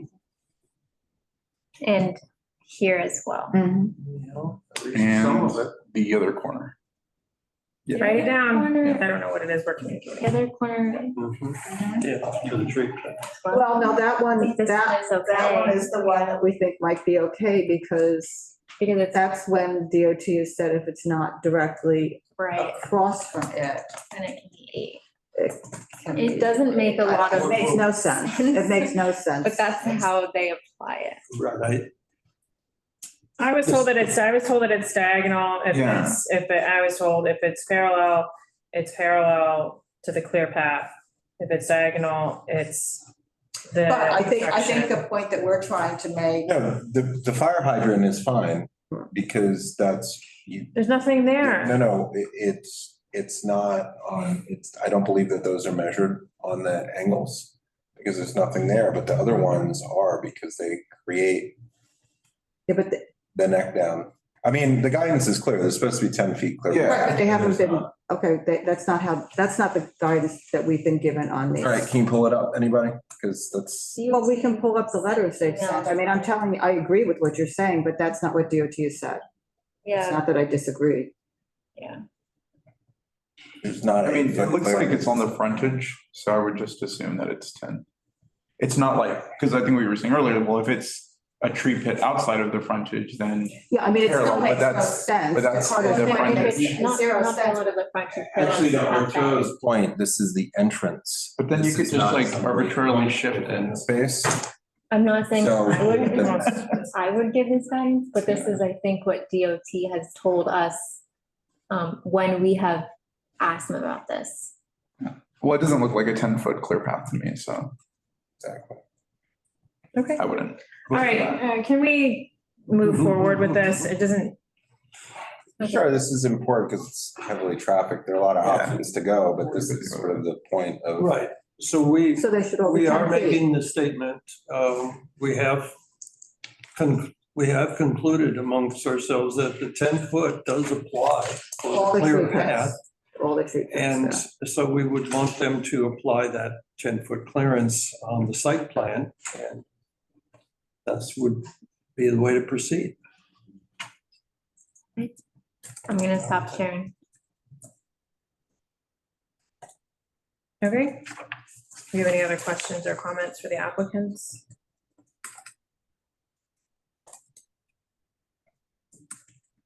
I think we've also- Jason or Yeah. Max, do you have any questions for us, or do you want to respond to anything? No, I think we understand the directive. We can make some adjustments. Okay, thanks. We appreciate your consideration for that. I just want to make sure that we did make the statement on this application as well as the previous one that even though they're shown in the photographs, there are no planters outside of the allowable cafe area. Okay. Understood. I couldn't tell this question. All right, I'm going to close the public hearing on this and bye. Thank you, gentlemen. Thank you, Jason and Max. All right. Thank you all. Thank you, guys. All right, so next we're gonna move on. We're gonna go back. Let me check this RSVP list. Just ask before we- somebody just raised it.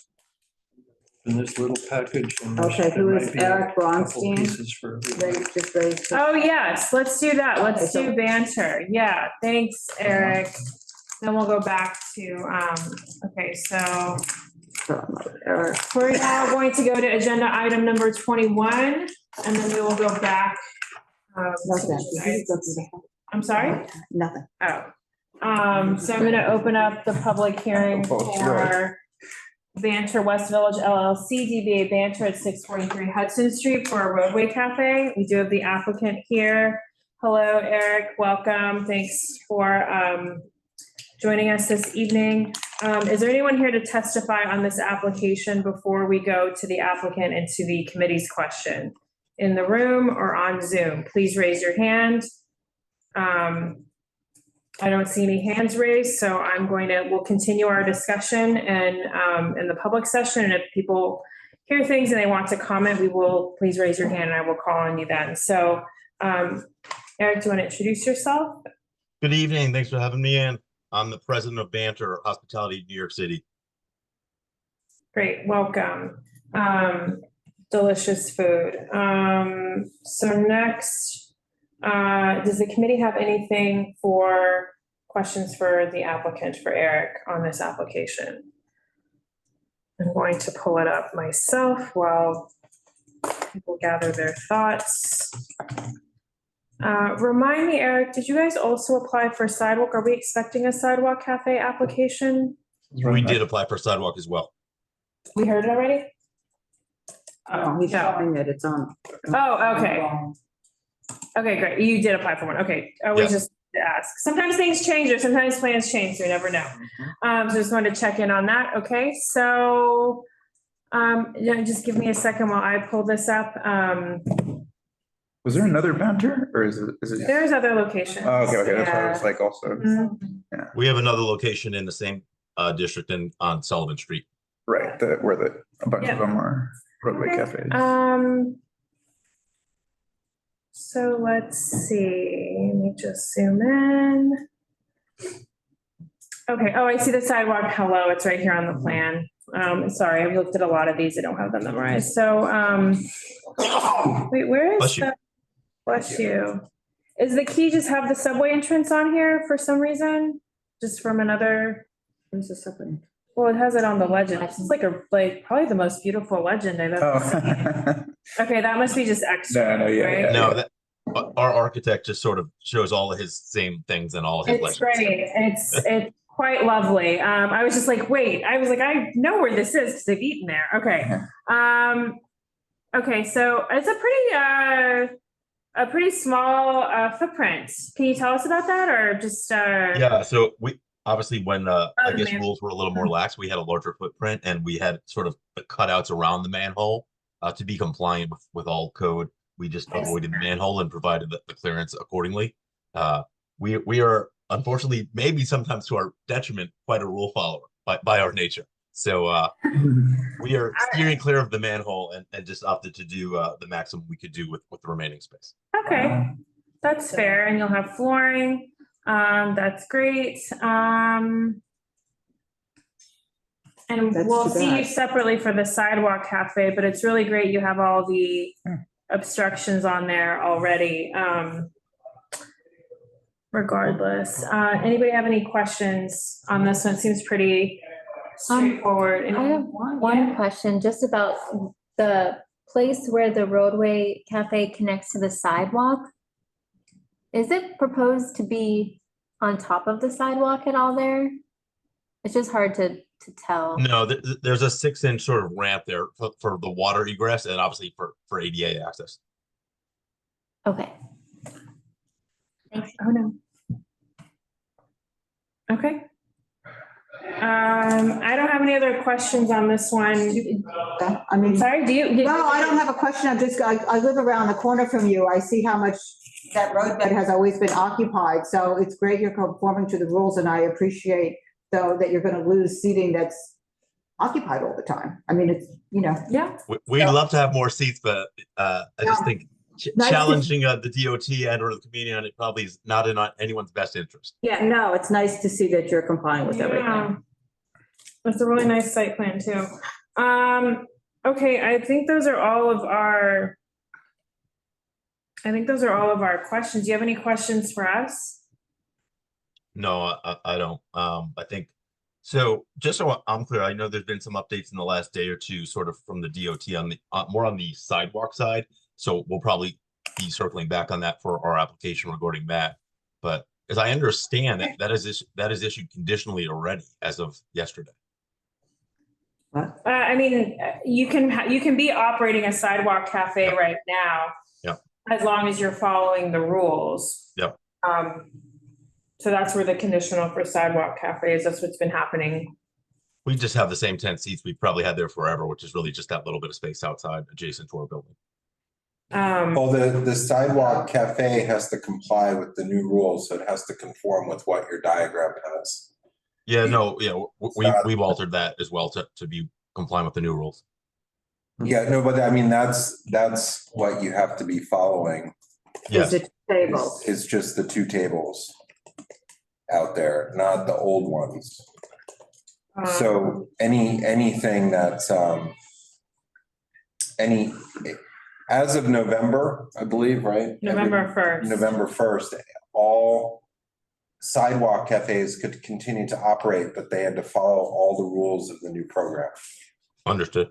And so that's the new program rules are what you've submitted with the 2 tables and the 4 seats on the sidewalk. And then they've also indicated that you can start constructing the roadway cafes. As of Monday. As of Monday.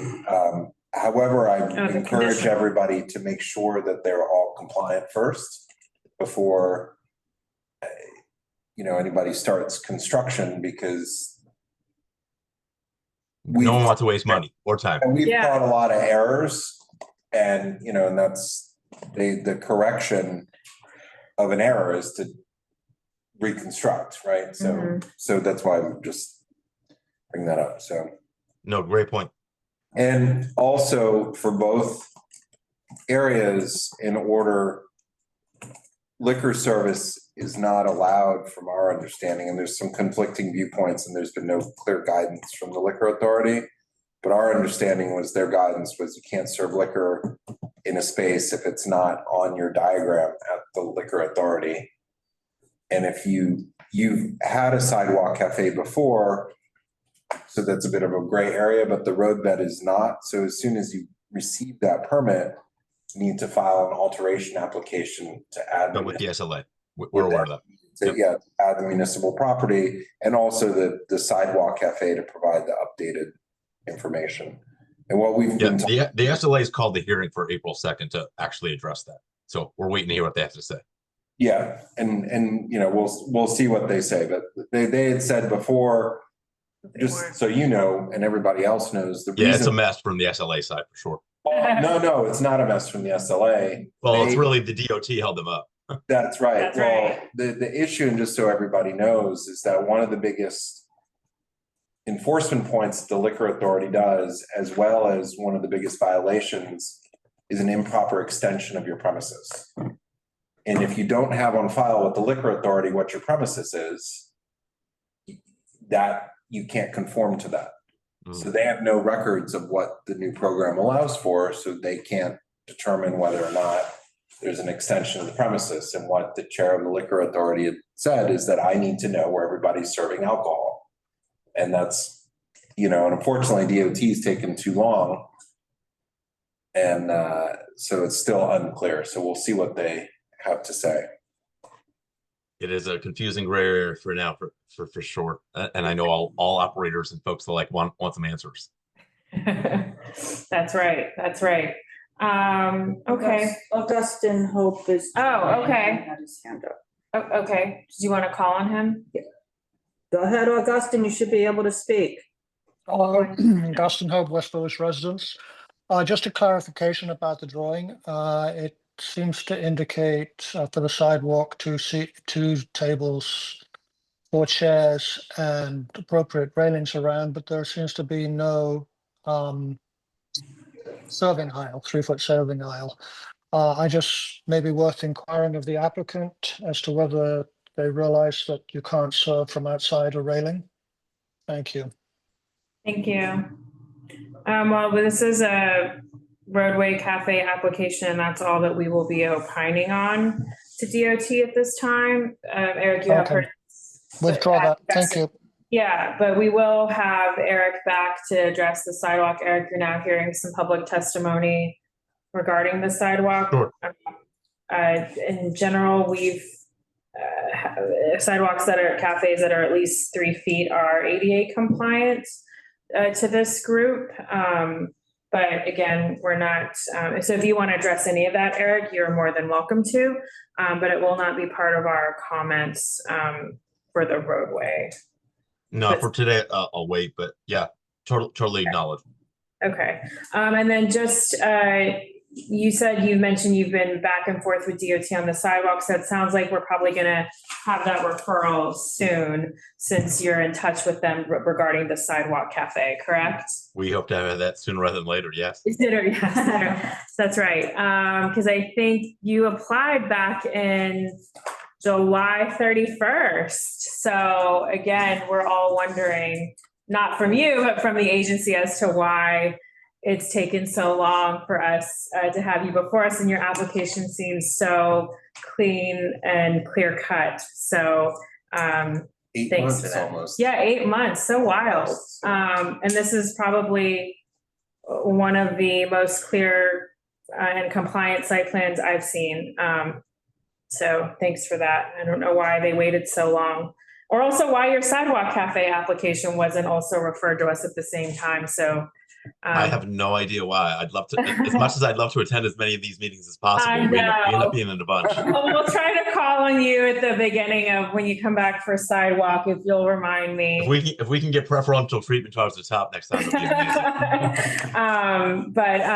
Thank you again for taking the time. Is there any other questions we can answer for you? And does the committee have anything No, else? I'm good. I'm great. I appreciate the opportunity to speak tonight. Okay. Thanks for taking the time. Thank you. Have a good night. See you soon. See you soon. All right, closing Banter West Village. Next, I'm gonna move to, we're gonna go back to, we still have 2 on the other page, but I wanna go through Robert. Right, and then we'll go back to, because I don't have any other applicants. 3 on the other side. Huh? We have 3 on the. What 3? 9, 11, 12. Yep. Oh, yeah, 3. Oh, no, yeah, 9/11. Yeah, okay, so let's go to number 16. And then we'll go to 18 and, we'll go to 16, and then we'll go to 19 and 20. 24. Oh, wait, 19 and, 24. but why wouldn't we go, if he has 19, he also has 20.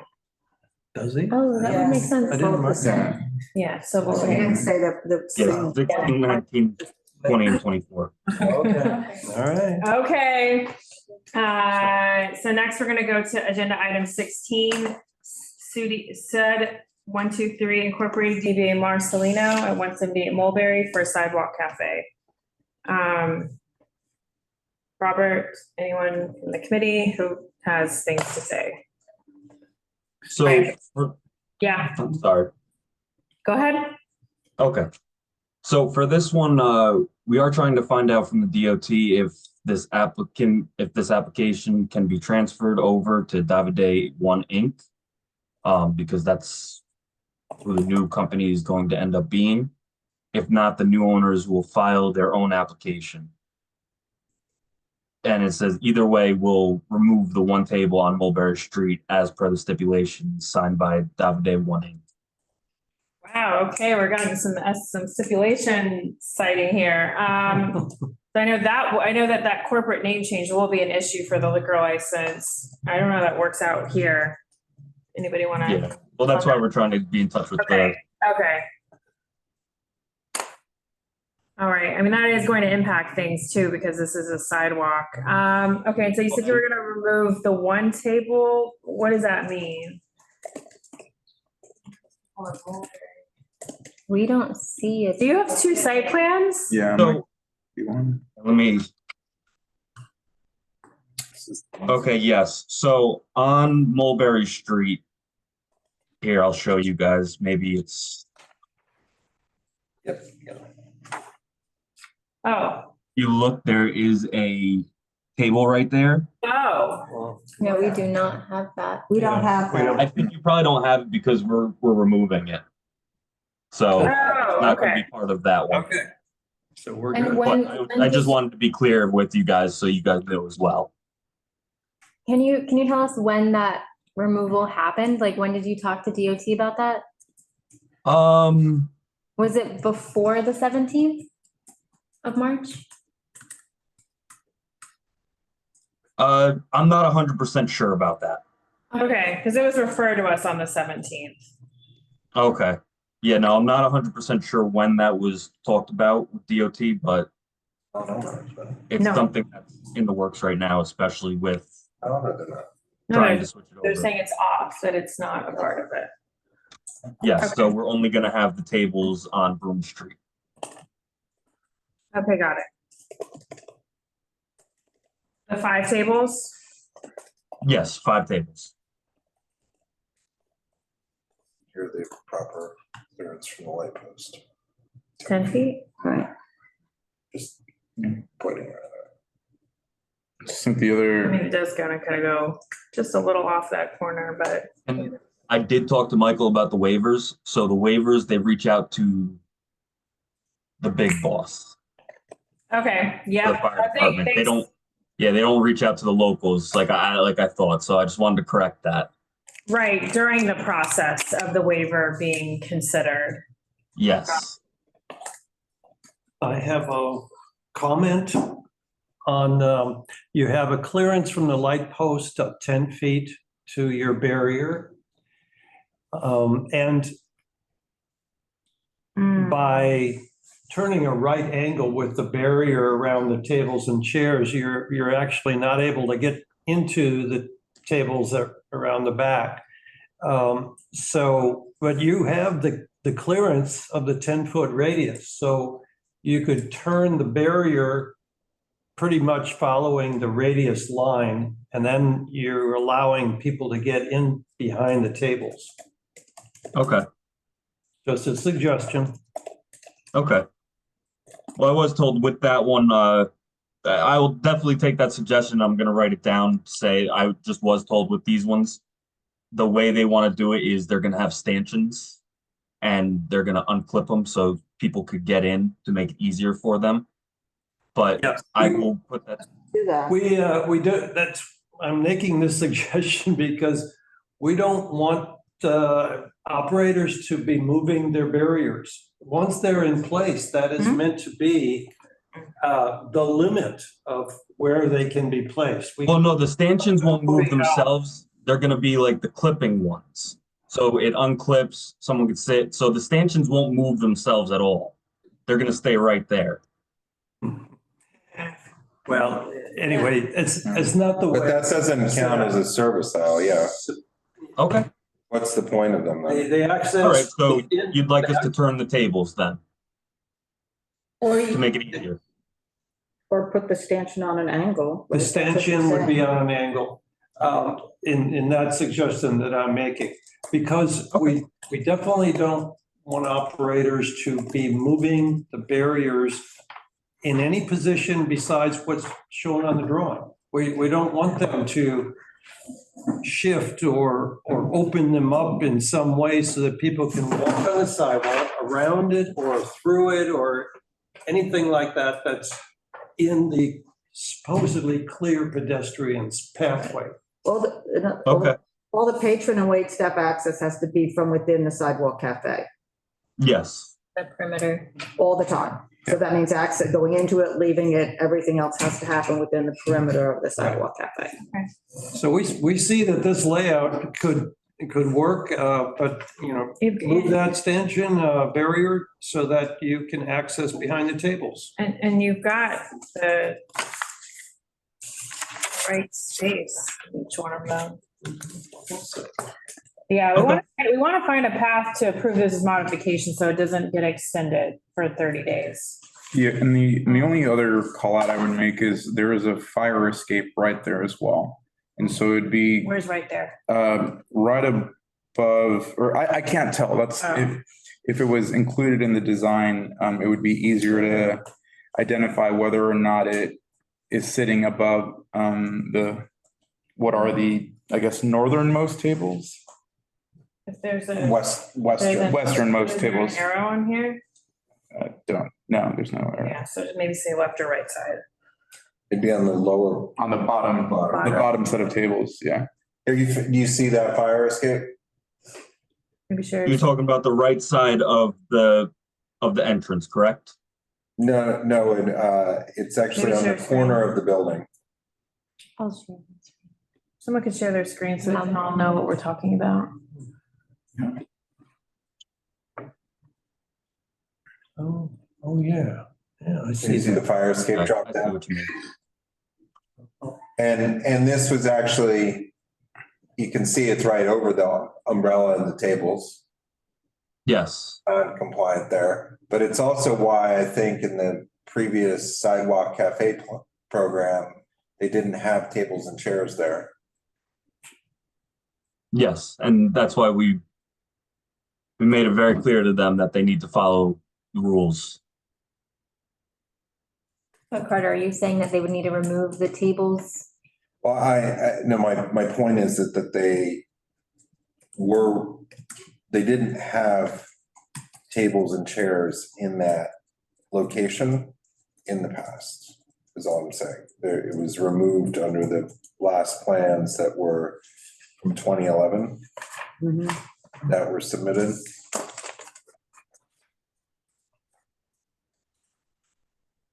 So originally, this was one storefront, and the restaurant was expanded into 2 storefronts. And when it was expanded into 2 storefronts, they had the fire escape drop ladder is shown in that diagram, and it lands right in the middle of any table that would be placed.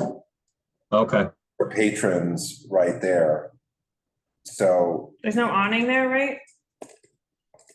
No, I believe they're taking the awnings down. Okay.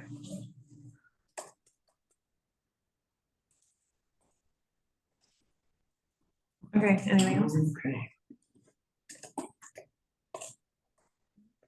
Yeah, no, on this one? Okay. Anything else on this one, Robert? No. Okay, I'm gonna close the public hearing for, what are we on? 16. Number 16, Go to 19. 178 Mulberry Street, so let's go, we'll do 19, 20, 24. Sound good? So let's do, I'm gonna open up a public hearing for McRencore. Sorry. Triona's at 237 Sullivan for a roadway. An update on the waiver. Thank you, Archie. Okay, so this is another case where the application did not state that there was an FDNY review pending, but upon emailing DOT, they confirmed that there is a waiver under review here. And Sullivan Street is 24 feet wide. Okay. Is there anyone from the public who wishes to testify on this application at 237 Sullivan Street for the roadway? We're also going to hear the sidewalk. Is this Brennan? This is, yes, McRencore. This is the one yes, the one you're interested in. Yeah, I'm sorry. Yeah. Never named heard the restaurant. Yeah. Oh, Yeah, I do. It's what I came here for. okay, great. Oh, perfect. I suspect you have testimony on both the roadway and the sidewalk. They're related. Right. Okay, so let's how hear do we both. wanna- I guess we can take the testimony for both. Okay, yeah, I think so. And please state your name again for the record. Bill Duty, Bill Duty. And in the beginning, I guess, of the summer, until the eatery had to close,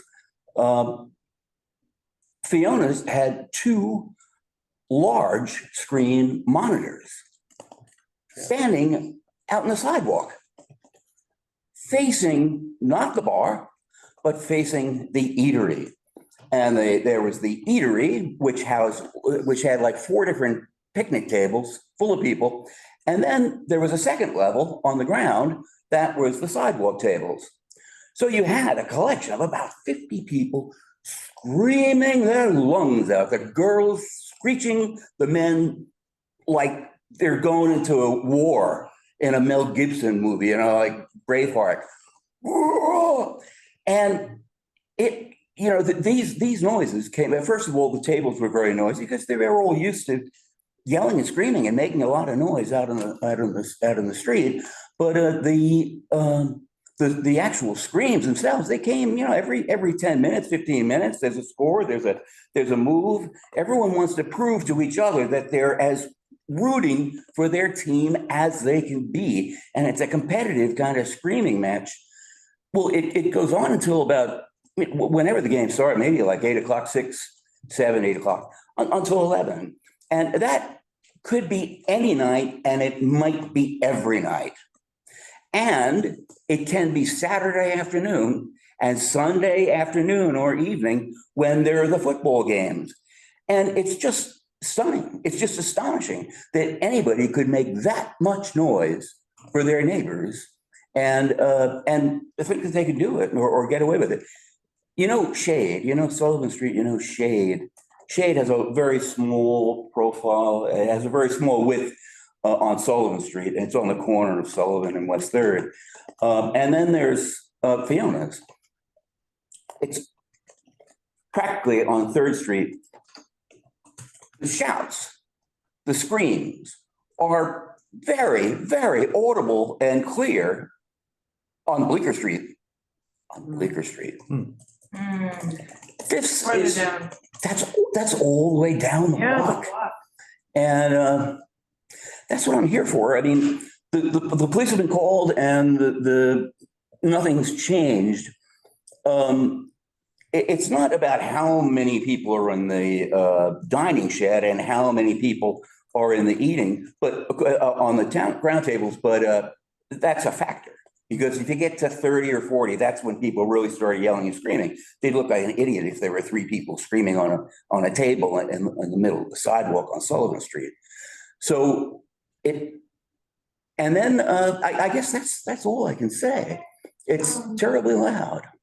And the thing is, it's not the fact of the eatery so much and the tables, but it's the fact of these monitors put out on the sidewalk for the benefit of these people to yell and scream and participate psychologically. They're facing into the site with the monitors, the TV, like with live. Large flat screens, yeah. Large flat screens that have like a sports game on, and right. People are stopping in the sidewalk to watch. No, well, some people do stop in the sidewalk to watch, but a lot of people are just, it's done for the benefit of people who are in the eatery in the higher level, and then on the lower level, there are the tables that are set on the sidewalk. And the sidewalk, and then in the roadway, can you see it? Well, the roadway I'm talking about is the second level. Yeah, sure. Second level. Absolutely. So that's the majority of people who are watching. And it's put out on the sidewalk? I'm sorry? They were put out on the sidewalk? They're put out every day. Okay. Every day. We've done it. We've seen them. I feel like, yeah. Okay. If they wheel them out, or how do they get them? I've never seen them actually put them out, but they must carry them. You see, 20 years ago, they were all cathode tubes, and nobody would think of bringing a cathode tube, bring a TV onto the sidewalk. But now it's a monitor, it's wafer thin, and it's easy enough to just put out on the sidewalk. It's easy enough to store. They don't take up a lot of space. Is there sound?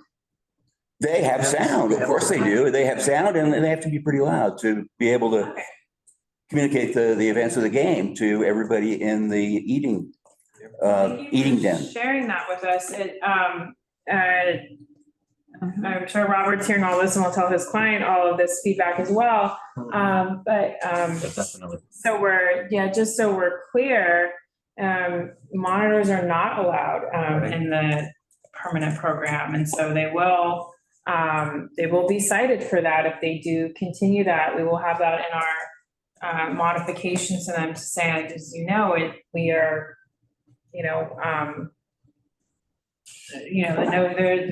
here's the section from the rules that say like no monitors, just to call that to their attention because you called that out. And that's not us making up any sort of rule. It's what's in the Dining Out NYC rules to make sure that because it's considered advertisement. Yeah, it's advertising. It's oh, sure it is. And if it's adhered to, if it's being attached to the building, that's a whole other issue. And that this probably is in the Sullivan Thompson district. I'd have to look it up specifically. So Probably there's historic district. So that's a problem. But it's a problem to have it in the cafe, let alone it being something attached to a facade in a historic district is also problematic. And we're recently landmarked, I guess, And the other thing is that no, I forget. It doesn't matter. That's okay. No, it's aggravating. How do residents set in motion this act of citing them and giving them a ticket? And does it cost any money? Because they're doing it to make money, and they're not going to stop doing it to make money unless it costs them money. So I will be very clear about that is well, there's an outdoor dining section. They have updated the categories as we're transitioning to this program, to the permanent program. So they'll want to make that, complaint on 311 under outdoor dining complaints. 311 and outdoor dining. It's very important because we do look at that data in the aggregate, both as of November 1, they're supposed to be compliant with the dining out NYC rules, any cafe operating. So that's one thing.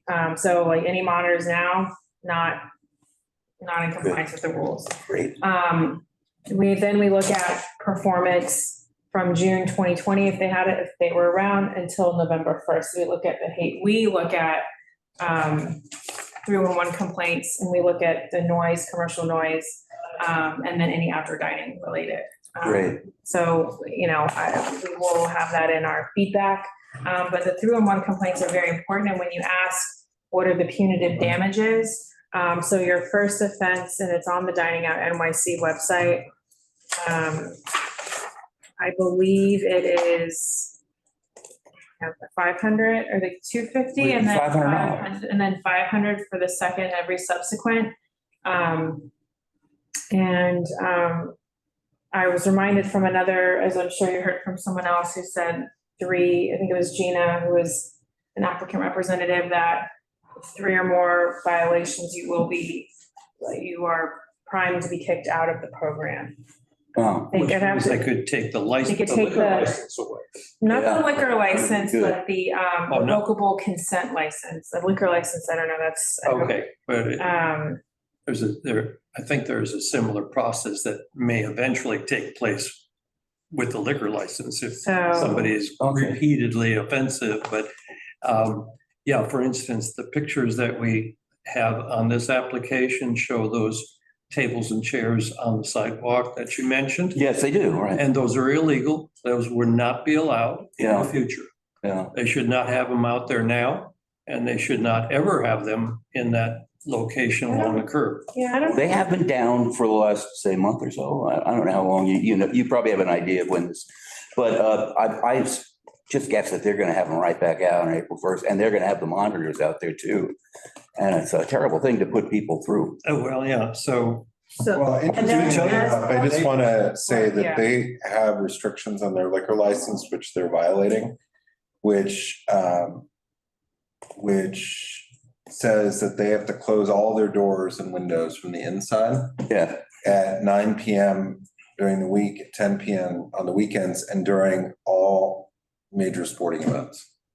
Oh, really? So they're not allowed to. That's intense. And this was from 2011. I'm not sure if you were active there, but there were a number of other residents who were active at that time with problems from here, and that was obviously predates TVs, et cetera.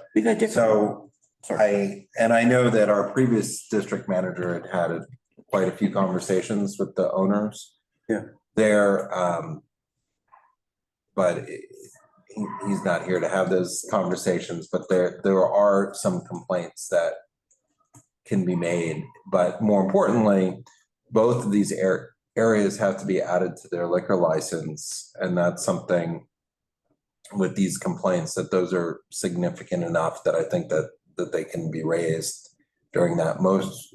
Donna has been waiving most of them, but so theirs is one that they are up on this month, and they have been sent stipulations, and those stipulations, if they sign them.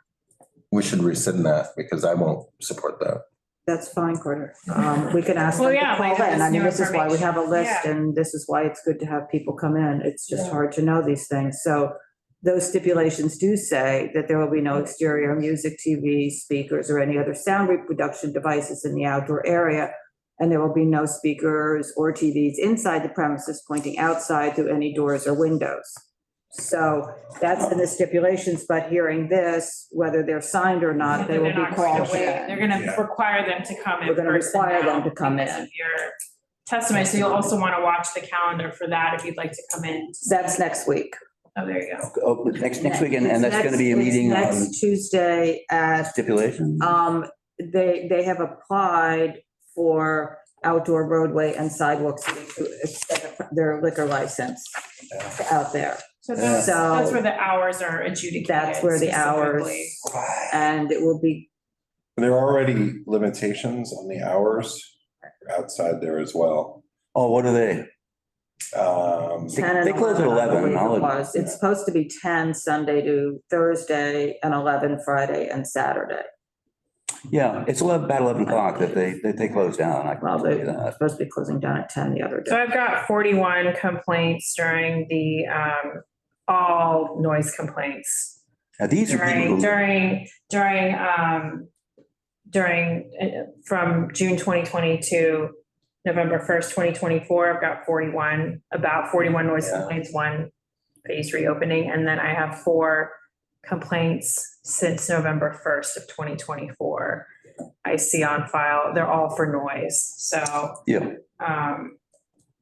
I would also file it, so the noise is not adjudicated through DOT. So if it is something specific to the outdoor dining setup, you would want to make sure you file it under the outdoor dining complaint. Outdoor dining, I'll remember that. And if the police come to the location on this outdoor dining complaint, and it'll be in the system, the complaint system, or not, So the operators police know would what they only can come see. for a noise complaint. They would not come for something filed under an outdoor dining. Does that make sense? Like there It is makes noise sense. I mean, I know that, I know that's kind of frustrating because it's Yeah. probably predicated on the noise in the outdoor dining. Absolutely. But anything related to the monitors, you'll want to file that as an outdoor dining complaint. So that's when I talked about the $200 for the first offense and then the $500. They will, for outdoor dining complaints, they will issue a corrective action notice. Who does that? Or a corrective action request, DOT. So DOT inspector only comes out for outdoor dining complaints, nothing noise related. Noise related is the police department. So what I would encourage for this one, Go because ahead. this is a chronic problem. It's chronic and it's something that other bar owners could see and say, hey, we can do this too. The sector. Turn the village into another village. Oh. There's 6 precincts divided into 4 sectors. I don't know which sector this is, but within those 4 sectors, they have what's called the NCOs. And those, it's para-police officers that are specifically designated to deal with chronic problems. Right. And noise is a chronic problem. And obviously in this particular area, it's an ongoing issue. But that's something with the noise that you can address with the sector meetings, which I think happen every 2 or 3 months. There's also the monthly 6 precinct community council meetings that happen. Right, I've been to that. And those are the last Thursday, but the sector meetings are smaller. Yeah. And a little bit better focused on this. And you can also call the community affairs officers. And they'll tell you at the what precinct. block, like what sector, like what block meeting to attend based on Okay. that. Well, you can also just say, hey, guys, Oh, this is yeah. an ongoing problem.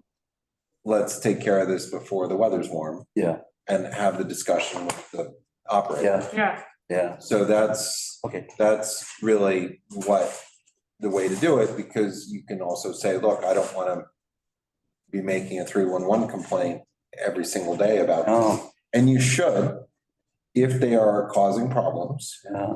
Because once the number rises above a certain threshold, it will be flagged for the community affairs cops.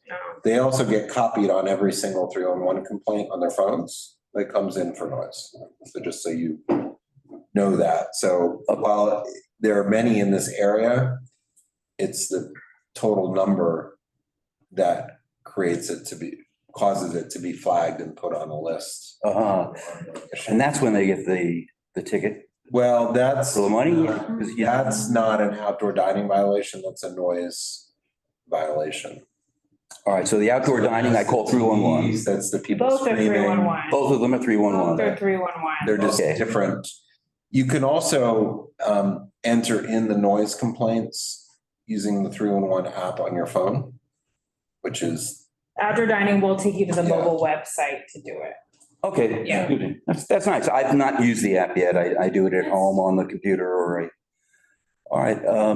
So that it shouldn't last for more than a couple of weeks or 3 weeks if they decide I mean, the noise is different. Yeah, Anything filed as an outdoor dining complaint related to like monitors or whatnot, they will stay with, depending on the violation, they have to give you an update in like 5 or 10 days, depending on what it is. Yeah. And then they'll send an inspector, and either they will issue a corrective action request, a CAR, which gives them 30 days to correct it. DOT. And then if they go back after 30 days and it's not corrected, they will issue a summons. Okay. And then you can see where that is in the process. You can read, you can go on open. so the question for you is, when they were operating the Sidewalk Cafe recently, do they have the tables and chairs against the building line? Or were they? No. They're against, No. predominantly against the roadbed dining? Yeah. It's against the curb. So you got the dining area. And I'm just asking. And then the lower level. The reason I'm asking is because the plans, that's illegal. The plans that we have in front of us show this tables and seats against the building line. So it's a. Oh, your plan says that. Right. The pictures don't. The pictures. Correct, right. And that's the confusion. The confusing part is because they're taking the pictures of the temporary program set up. This application came to us they applied on July 30th. So they were taking pictures of their setup before they had to be compliant with the rules. So that's the tricky part on all of these is we see what's in the photo and that's what we want to judge, but it is, we hear the bad behavior, we'll make note of that on both setups, but they are proposing what appear to be somewhat compliant with no tables in the furnishing zone. They will get tickets for that. That's a nice idea. So, okay. Okay, sector meetings, and I call 311. and I call outdoor dining. Outdoor dining. Okay, great. Thank you. Thanks very much. Thank you. Okay, yeah, no problem. Thanks so much. Thank you. Yeah. Thanks for staying. Yeah, Oh, no thanks for trouble. Thank staying. you. Okay, so now, again, if there's anyone else who wishes to testify on the roadway or the sidewalk for McBrien Court at 237 Sullivan, please raise your hand. Robert, thank you so much. Of course. For taking all that feedback back to your clients. So let's start with the roadway.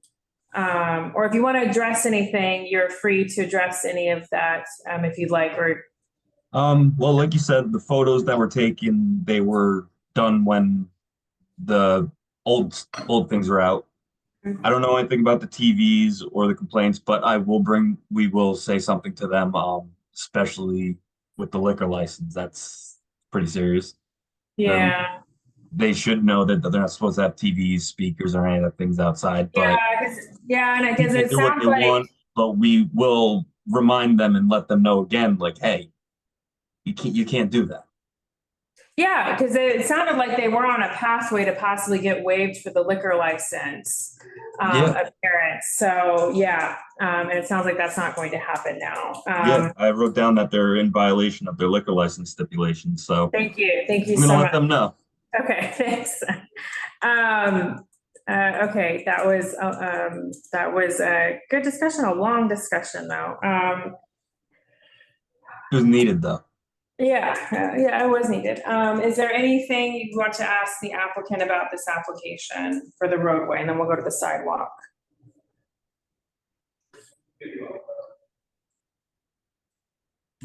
Anyone? All the boxes are checked. Is there anything Clearances. missing? Because we have both the sidewalk, so if there's anything missing is there anything that? One thing I do have as a note on our papers, I don't know what you guys have. It says the width of the cafe is now 6 foot 6 inches. I don't know what it was prior.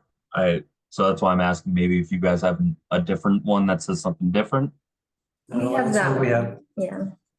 Okay. Same. Yeah, this was referred to us last week. Okay.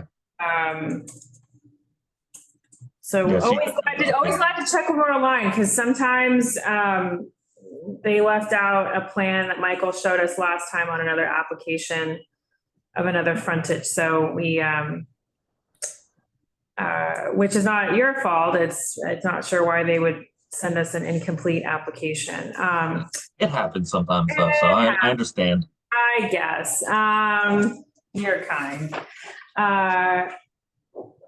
Anything else on the roadway? Okay. And this was a waiver? Right, it wasn't. Yes. Right, okay. All right, we've had that discussion. So, okay, I'm gonna close the public hearing on the roadway and let's open up the public hearing for the sidewalk.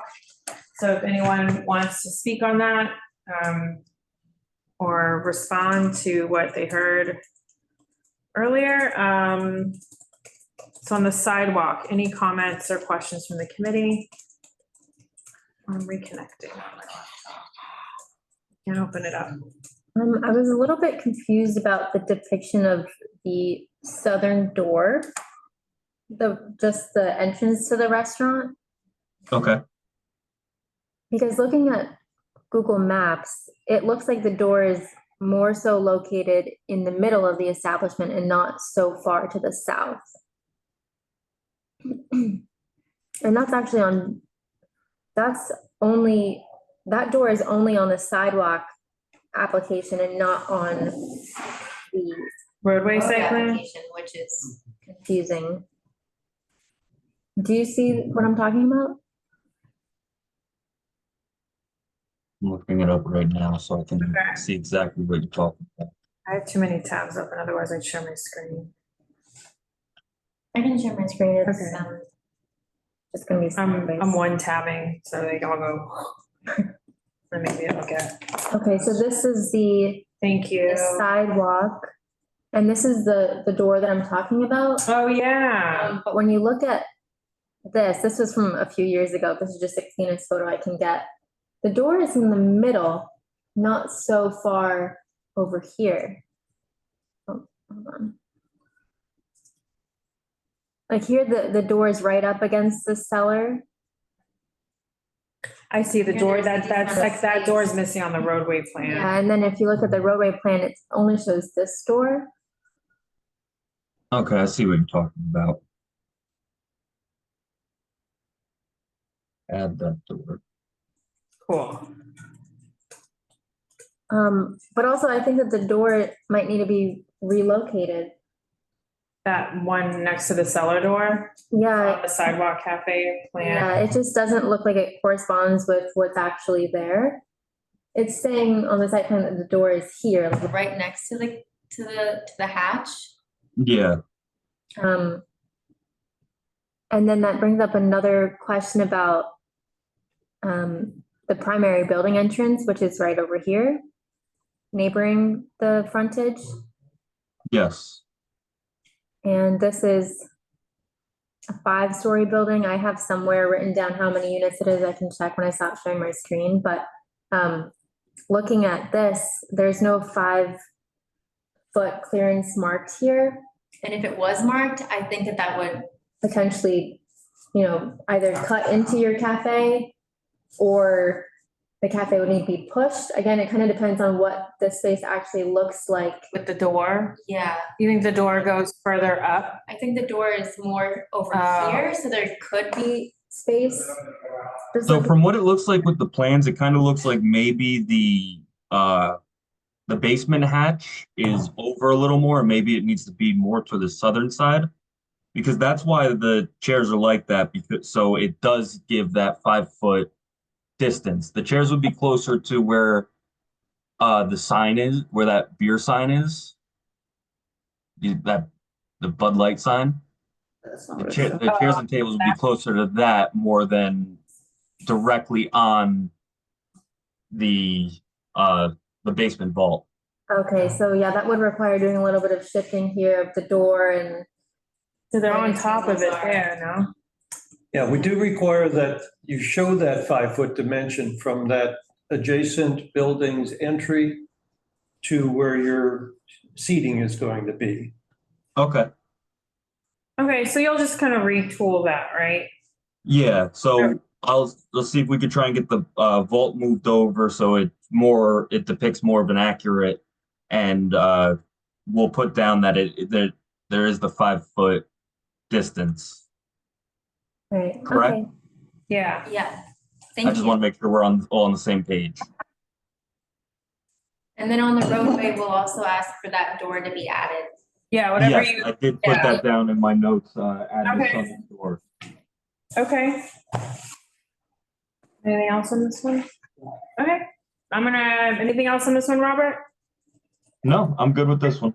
All right, so I'm gonna close the public hearing for agenda item 20, Sidewalk Cafe for Trionas, and next we're gonna move to Gelso and Grand. I don't know if you know the story with this application, Robert, and do we have anyone from the public that wants to testify?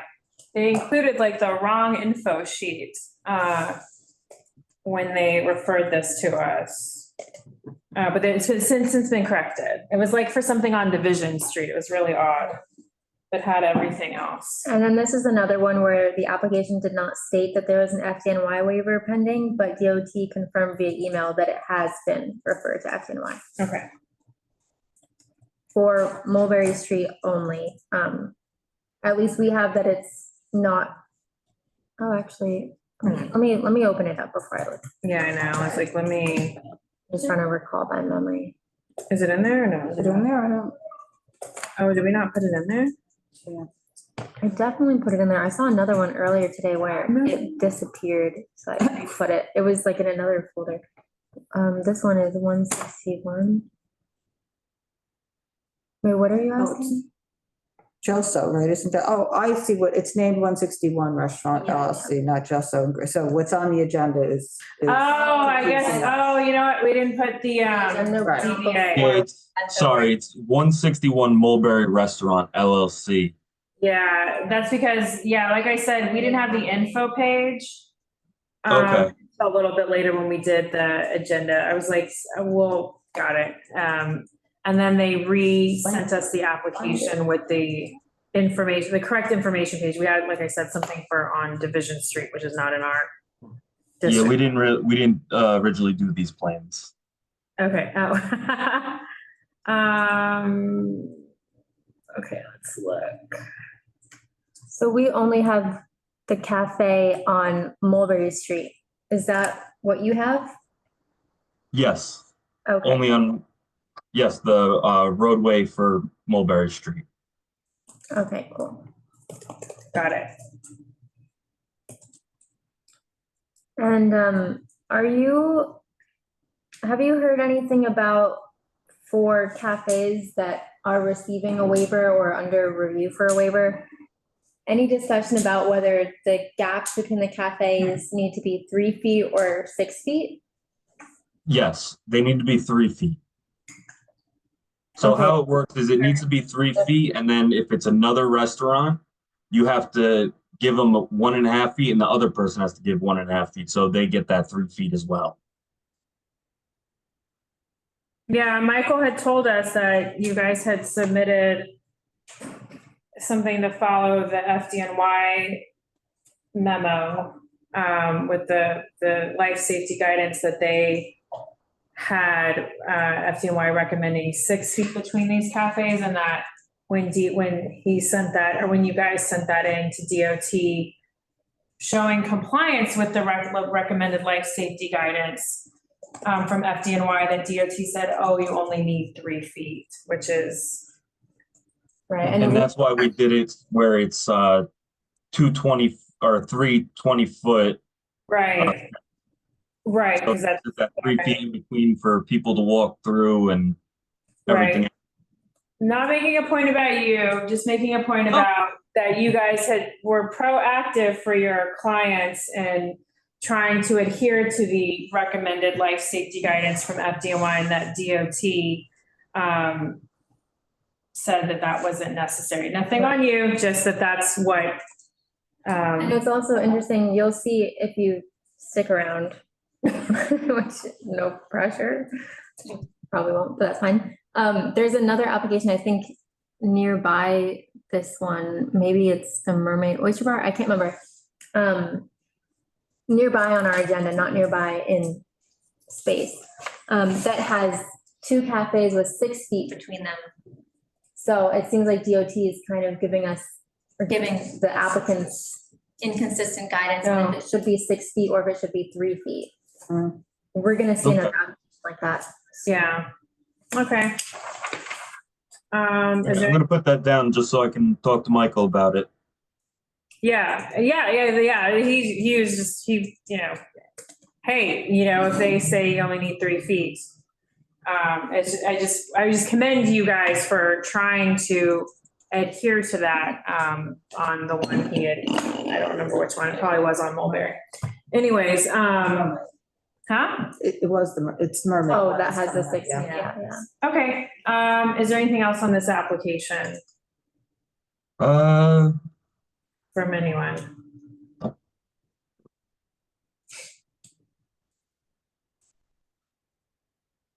Okay, I'm good with this one, if you guys are.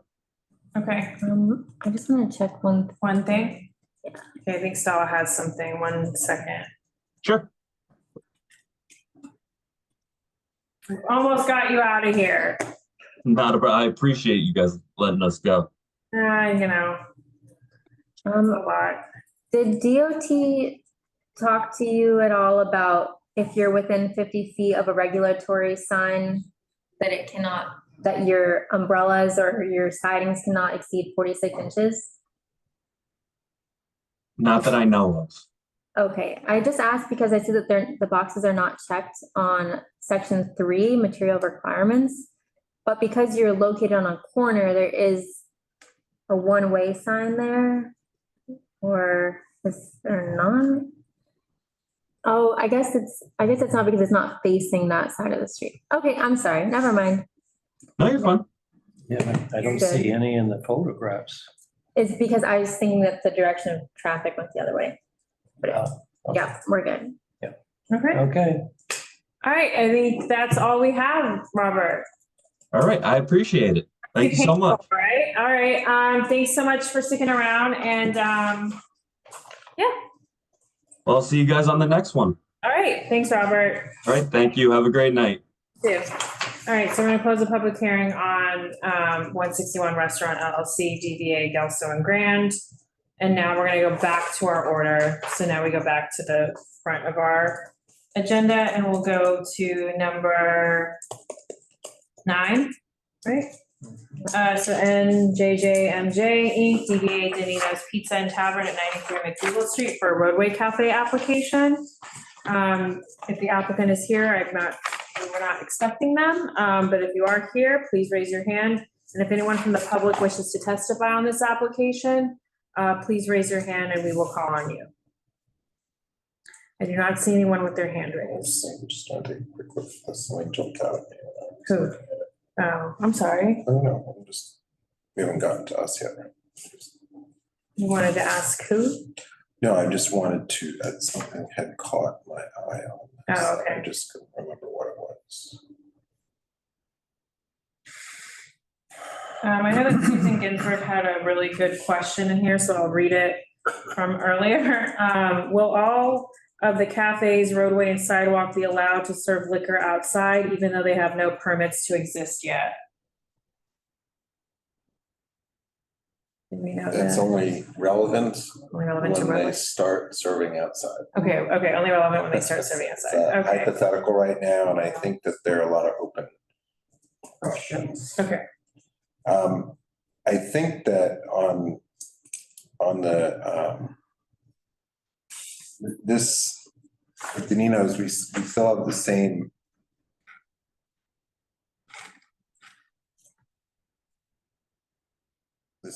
issues involved. The tables and chairs, this seems like it's way too many, number one. Number two, the width, 8 feet. Doesn't allow an interior service out. There's no movement possible if this is the configuration within that. Also, we had asked for people to narrow on McDougal Street, the roadbed cafes to 6.5 feet, I believe, because all the illegal parking that happens on the other side. the street, which is not enforced by DOT.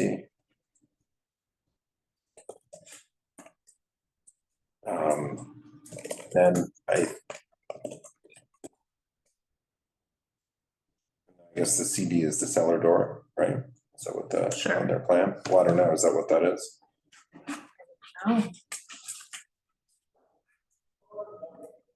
It's like the EXG, I don't. Yeah, it is. I'm looking at the old plans and I think that the clearances make it difficult for them to have any sidewalk cafes from the tree pits. There's a roadway cafe application? Yeah, it's a roadway, but it's, I'm just saying, but the tree pits aren't reflected in the plans. Yeah, we should add them. They're not, I'm not expecting a sidewalk cafe application from them, but yeah, we should add the tree pits.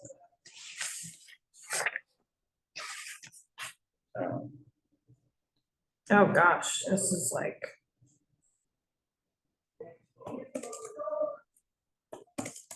So it doesn't, so it's sort of, it's a little, you can see.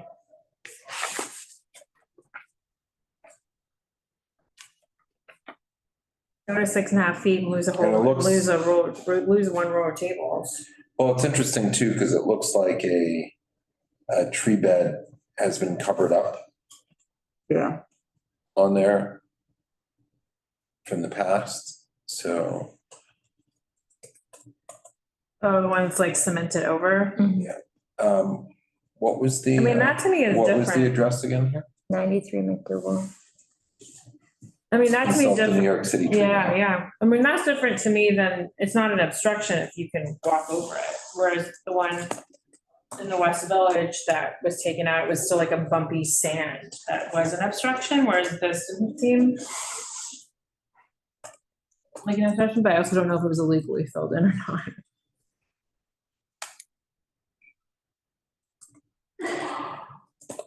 It says there should be a tree in front of 93 and 96. Looks like there is one at 96 or. What are you saying on the tree map, it hasn't been removed? Yeah, it looks like it's correct. Says I see Oh. 3 trees, so this one was probably removed. So because I'm looking south, there are 3 trees from the. There just again, it was 93. Yeah, so 95 and the 3 trees going down are there on there.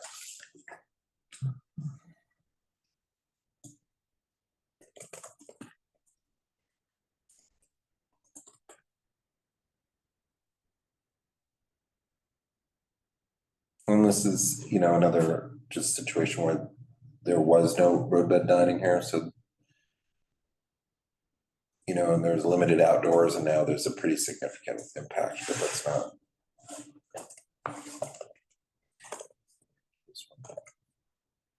So, those are my comments.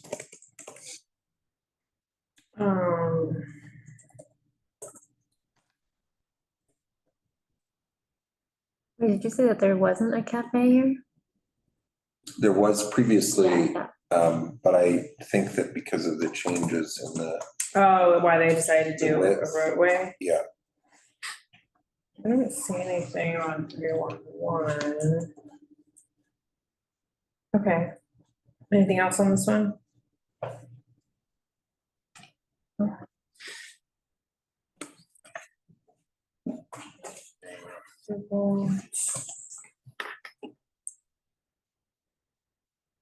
There's a lot.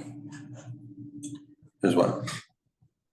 Oh, 9. There's 9. There were 9 during the, no, it's not a lot, 9. This is all noise complaints. Okay, I'm gonna close the public hearing on number 9, the Dinos. Moving on to number 11, Pee Wee and Tyson LTD, DBA Cafe Chatang, 242 Mott Street for a sidewalk cafe. Anyone from the public wish to speak on this, application? I don't see any hands raised. Oops.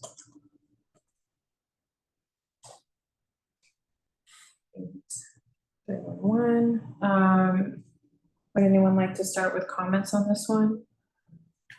They sure have a big awning. Looks like it covers practically the whole sidewalk. Oh, yeah, it's kind of like Fiat Cafe, no? Yeah, and they did not check the awnings box. All right. Any of them. There's also a city bike station on the roadway here. I guess it does not need to be here. No, it should, anything within 15 feet should be on. They are not, we're not expecting a roadway cafe application, so I'm just stating for the record. But I think that they do need it. Which one is the bike? Kiwi? I got it. 11. I mean, are the awnings allowed to go that far down? It's really intense. Yeah, we should make a note about the awning, the minimum height that it has to be. Yeah, and there's Whether a, that's an existing awning or not, it still has to comply. yeah, and there's a box underneath the awning section that says does not extend beyond the perimeter of the sidewalk cafe. But it's going to. I don't know if they can like reel it in or how that works. They also show that they have umbrellas in addition to. Yeah. But that's also not checked on section 3 material requirements. So if they are using them, they should check them.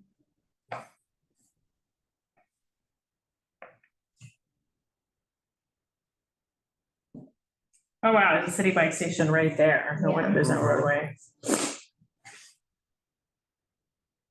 I mean, if we're commenting on existing curb use, that is a use of the curb, no? Yeah. So we should have that's it, right. yeah, okay. I mean, this is more compliant than most of the Yeah, ones that we see, and you can even see it in their pictures, they've traditionally had a little bit of a much lower, less impactful yeah. style of seating and some more casual than the high top 2x2s that we normally. Maybe see. the So awning this does go in. seems Yeah, it seems a really. little- Seems realistic, Okay, and it's consistent with their previous sidewalk cafe when they had the 8-foot, they're actually were okay then. Don't, in this case, the proposed plans not going to cause any issues. okay. And we've got 5 feet from the entrance, that's great. Okay, any other comments on this one? No, okay, then I'm gonna close the public hearing on agenda item 11 for Cafe Jeton. Next, we're gonna go to number 12, Foragers. 350 Hudson LLC, DBA Port Said, at 350 Hudson Street for a sidewalk cafe. Is anyone here from the public that wishes to testify on this application? Please raise your hand. This is for agenda item 12.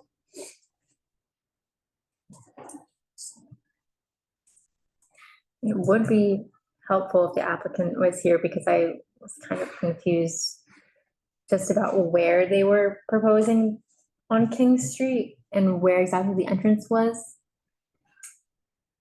Let me see. So they're proposing a cafe on. Their entrance is not on Hudson, like that's like a side entrance. Yeah, here, let me. So I walk through I can share my this. screen. Okay. The King Street entrance is actually pretty far from the corner. Oops.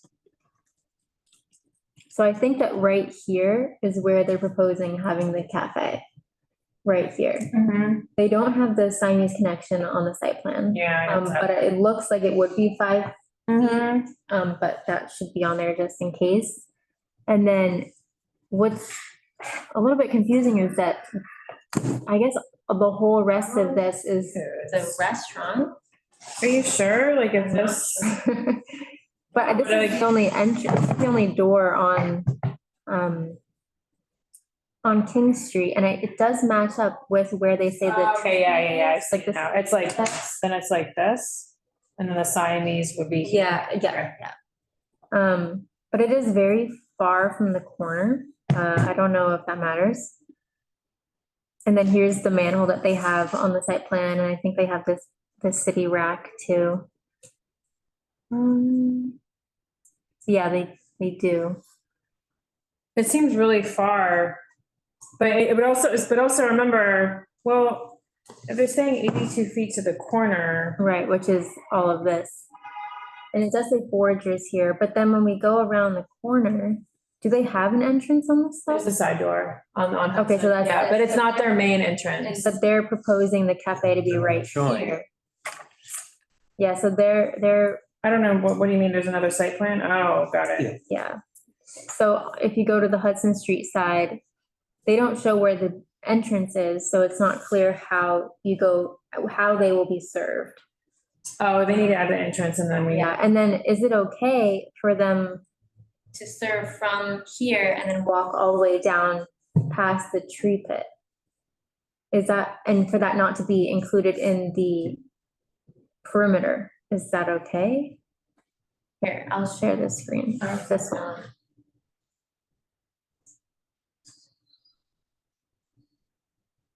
So here, the restaurant entrance is actually like way over here. For them to serve here, does that need to be in the clear path? I'm sorry, does that need to be demarcated? The place where the servers would walk from the door. Well, it's a good point. They do have, they claim to have 11 feet 0 inches from the tree pit to the wall. So that means with an 8-foot is it 8 foot? No, 10 foot on Hudson, I guess. So we'd have a 10 and 8, right? So, yeah, there's only 1 foot left. Well, would it need to be demarcated? if it's only 1 foot left. Yeah, I mean, 1 foot. But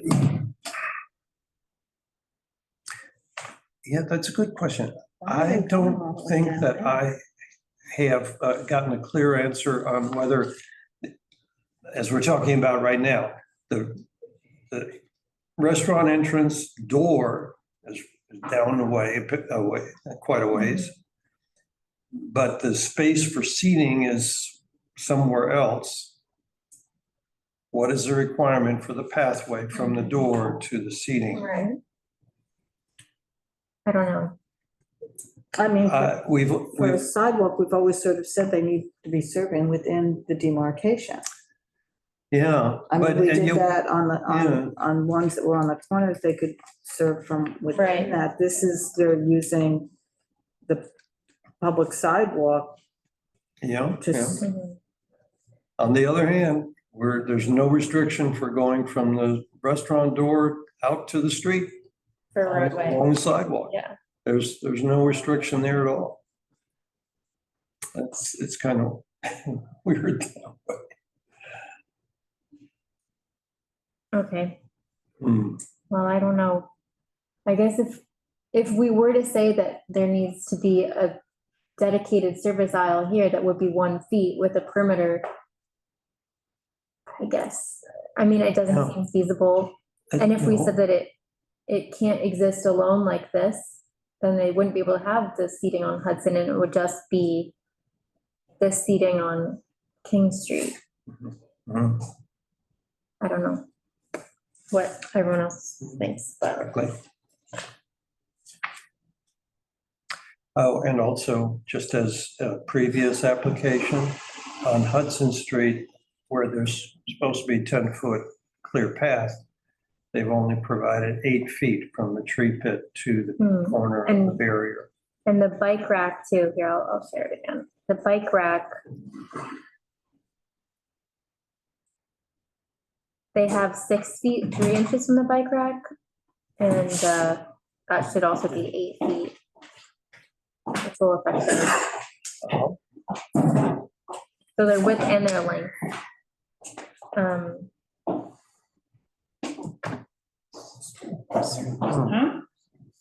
I don't understand why some of these show up online, okay?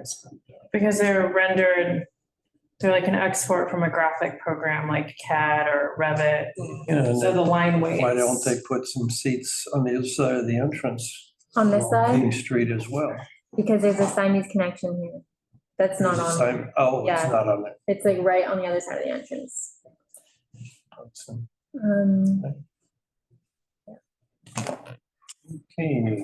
So Seems, are we okay with them having this Hudson Street Cafe? That is the I question. mean, it seems odd to me to not have somewhere for them to be able to access it from within that cafe. Do you want it to be longer so they can have more tables to Well, I access? don't even think they have more tables, because where is the wait staff? How is the wait Yeah. staff getting there? They're- They can't be longer because they have the tree pit, and so it would have to be one. foot. Right. It's 4 feet deep, which is, if they have two tops, that leaves room for a. No, how are they getting there? They That's, have to walk through the sidewalk. I mean, I don't know what else to say, Oh, you mean, right, they'd have to walk down. the sidewalk. which I think other places do it where they walk across the sidewalk to go to the roadway now. Yeah. Well, the question is, you know, That's a good also question, what would. So they actually have to walk around No, the other one. no, there's a door that's not shown on the site plan, because I walk on Hudson all the time, so there's a Oh, I see. there's a On the other side side. door Oh, well, that's then not that's their main fine. entrance, yeah. Then Right, that's it's the the one- it's the normal. one on Hudson that is more the concern. How are they But there is a getting? door. Yeah, but it's They're right next to it, it's way Yeah, down. there was, 20. and there even That's fine. was a sidewalk But I cafe think, before. but don't we let people go across the sidewalk to serve in the roadway? So there was a sidewalk I think it's a good cafe question, but at this location before on either side of the doorway. Because they had the 8 foot requirement and now it's 10. So now they have it on just one side because of the tree pit. So, You're talking about on the King Street side, um, or you're talking about on the Hudson Street side? yeah, on the Hudson Street side. So Yeah, I guess. It's just, it's been there for, you know, and they had it matching before, even though it looks like they could have had in the past more.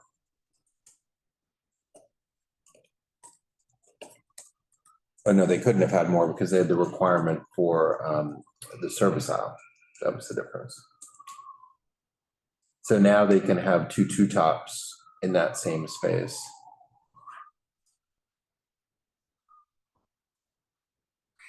Because there's only the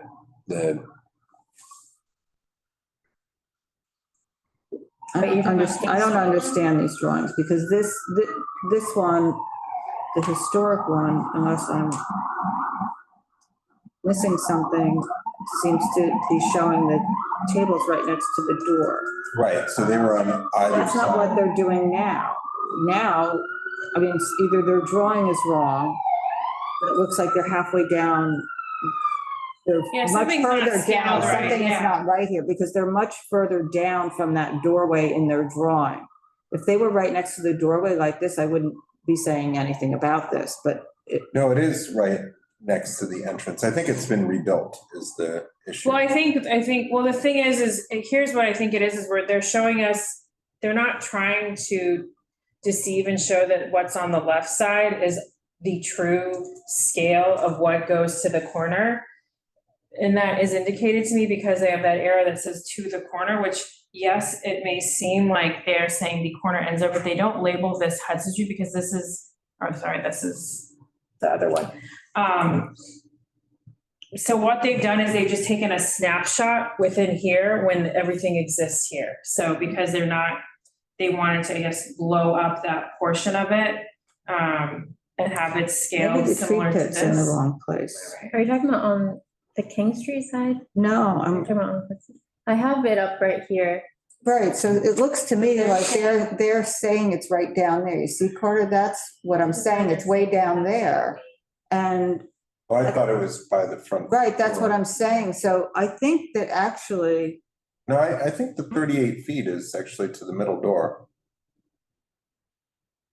where's the 38 feet? It says, doesn't it say on there? 46 feet, I see I mean, frontage. on the Hudson Street side of the current application, they show where the corner is. They show like where the frontage, the 46. Yeah, right at the corner, Is So at the edge of the is this building. A view from Hudson Street? Yes. Yes. Hudson Street. And so side. they show in the site plan that the It's cafe there. ends right at the edge of the building. And it here, goes across three here. tables. It doesn't actually, I don't know how it goes three tables Well, and it's yeah. that far from that tree pit So- too. relative to that photo and this site plan on Hudson, we see the first tree pit on the site plan. And the entrance is between the two, so the entrance is somewhere in the space between two tree I have a pits. feeling either they left out the left-hand tree pit, or they've got the tree in the drawing in the wrong place. Because there's no way you can get 3 tables on Hudson Street from the corner. The reason is it was rebuilt. The facade was rebuilt So what I'm from, so looking your at old historic here- plans. No, but I'm looking at. No, but the historic plans, which you were referring to before, Right, okay, that doorway is moved.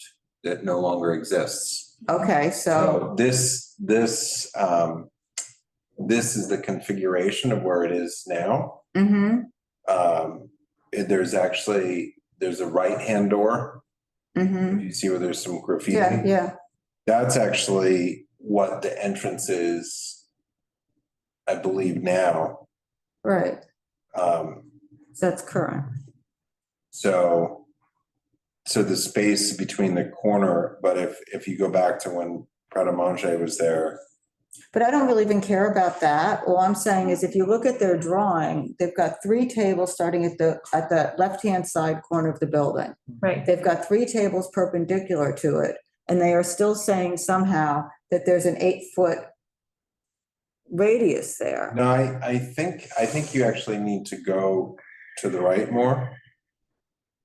I think it's. So I think what they have done is, I think that first tree there is not in this drawing, and I think that 8 feet is from that second tree, the right-hand tree. Except when we look, sorry, I need to. Right, are you? Over. I mean. They say there is a fire hydrant and a street light. Right, and they show the ramp right here. So this is the corner of the building. Right, Here is King Street. Right. Sidewalk. Yeah. So they're located right, this is the King Street sidewalk. Right. And so, oh, I can't move. So they're saying that, they're saying that the cafe is right here. Yeah. Something's. And it ends before the tree pit. Yeah.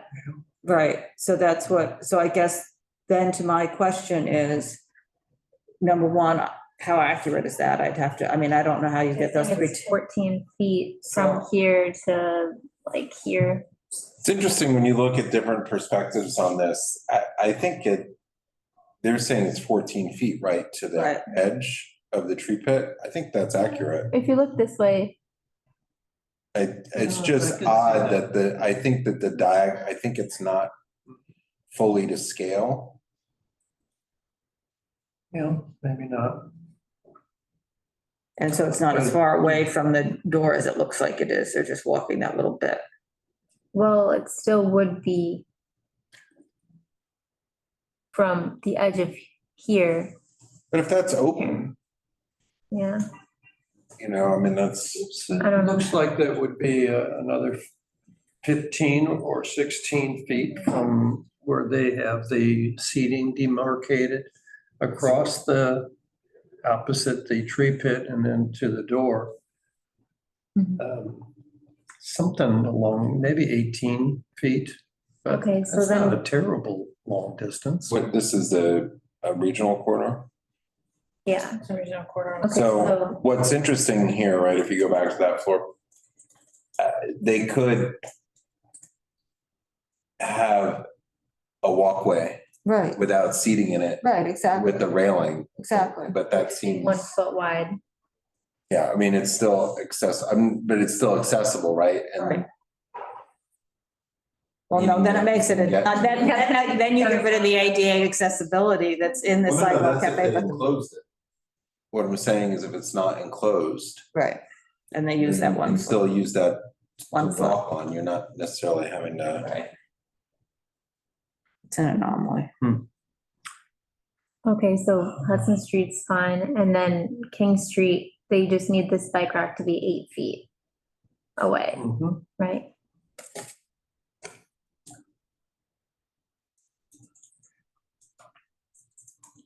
Make the note.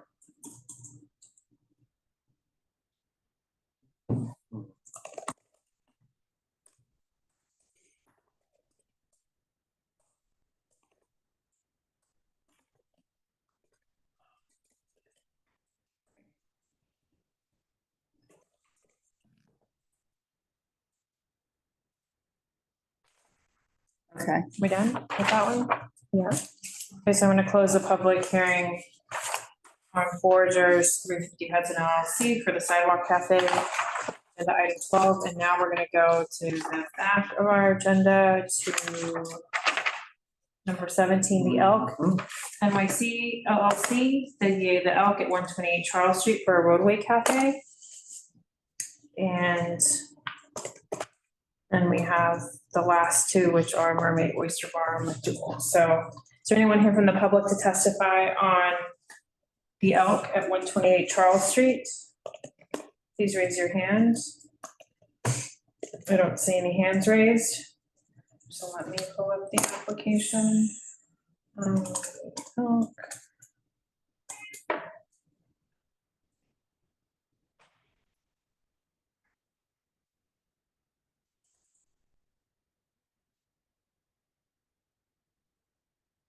This is one where there is not an FDNY waiver because it is directly across from an active driveway.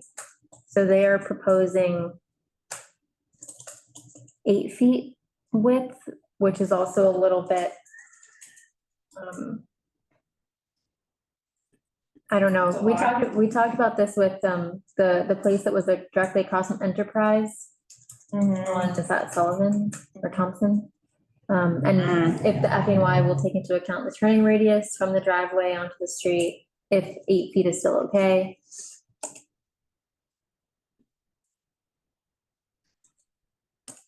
These, I mean, That active. I just think that we should be asking for it to be Reduced. 6 feet. Well, also because the turning radius in and out of the garages needs to be maintained. Yeah. It just seems, They don't have a garage on here. I see. you know, it's across the street. Sort of just one of these, it's like that other one where you come down the street and all of a sudden this thing sticks out more. And it's also, you can park from 7 PM to 7 AM. So when you look on the Google Street View, there's actually parking across the street. The scale of this whole thing is killing me. But when you get to the Elk, you have that offset where it's actually, for practical reasons, for an emergency vehicle coming down the street, you suddenly hit like this thing sticking out more that probably wouldn't be allowed on the left, but you can't turn the vehicle to diagonally get through the widest width. So we should just simply ask them To reduce it. to reduce it to 6.5 feet. I mean, they're showing this 1 foot 4 inches and that makes the whole thing like 9 feet. It doesn't make any sense. Well, the barriers, they can change to whatever they're, you see, they have it actually reflected in it's 18 feet on the outside, and then they subtract the 1 foot 4 inches on both sides, so the interior is 15.4. I know, but scaling wise, when you do 1 foot 4. Whatever. That's Okay. just more, The transformer vault really is only 3 feet clearance, is that right? Yeah. All right, are they really 20 feet from the manhole? Like, why is it even on there then? The whole thing doesn't make sense to me. Okay.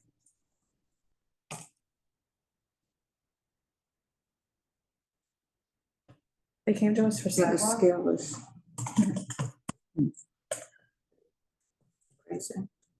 Oh, wait, that's weird. Oh, no, they're on Mott Street, that's why. Okay. Anything else on this one? No. Okay, I'm gonna close the public hearing on the Elk at 128 Charles Street. Next, I'm gonna go to agenda items 22 and 23 for 1 Mellon LLC, DBA Mermaid Oyster Bar, 89 McDougal Street, for a roadway cafe and for a sidewalk cafe. Also, what's interesting enough about this applicant is that the email addresses that were on the they bounced back. Hmm. Is what Florence told me. Let's see where these are.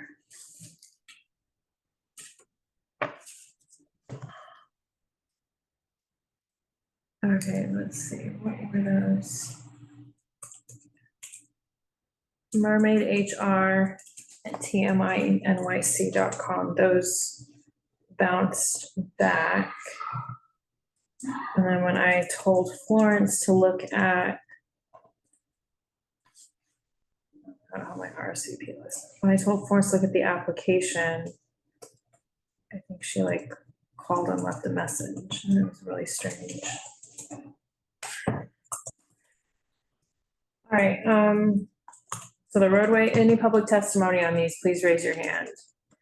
Let's start with the roadway.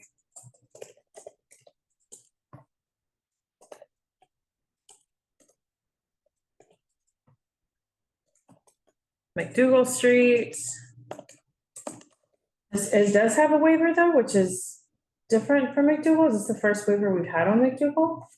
Yes, because it is not in that stretch of McDougal that has the bike lane across from it. Okay, got it.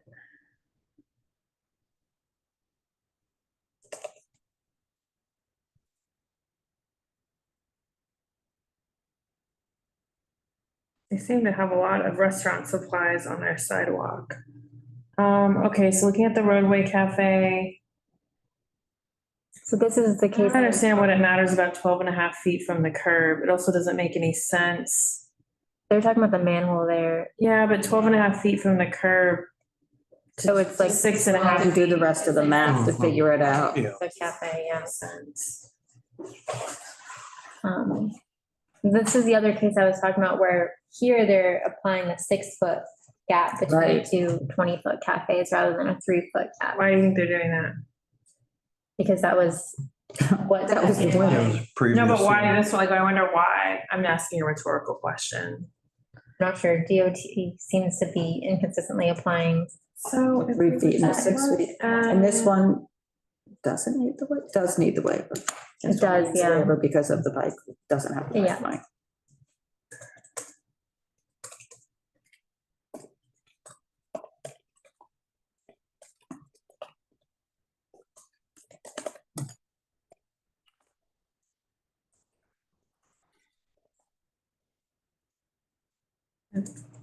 It's all like sideways. Is it true that this is a loading area? Let's see.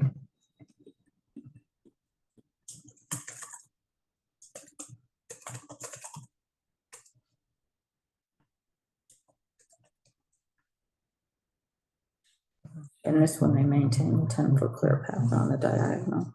What's the rule about streetlights and roadways? There no rules, just sidewalk? But they don't- Streetlights? Yeah. If there's a streetlight on the sidewalk? Oh, yeah, I don't think we've applied any clearances to the streetlights for roadways. Yeah, no. Right, it's just the sidewalk, right? Yeah, it is accurate that it's a truck loading. Right. But the streetlights and so forth would affect the height of the awning, umbrellas and stuff like that, right? I don't think for a streetlight, that's just for regulatory and warning One-way signs. sign on it, yes. I figured anything that drivers would need to see. The direction of travel goes the Lights other or way, something. so Oh, they would have already seen the one way It before. had a one-way on it, Okay. yes. Okay, are there things missing from the site plan in front of the roadway cafe?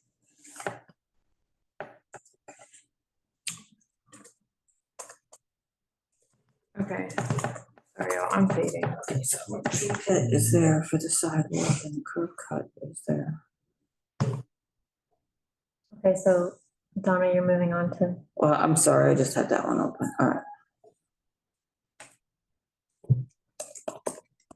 I don't have anything else to I mean, say. I guess they are missing that street sign, but I mean, it's not like they have any clearance, but it also is not on there.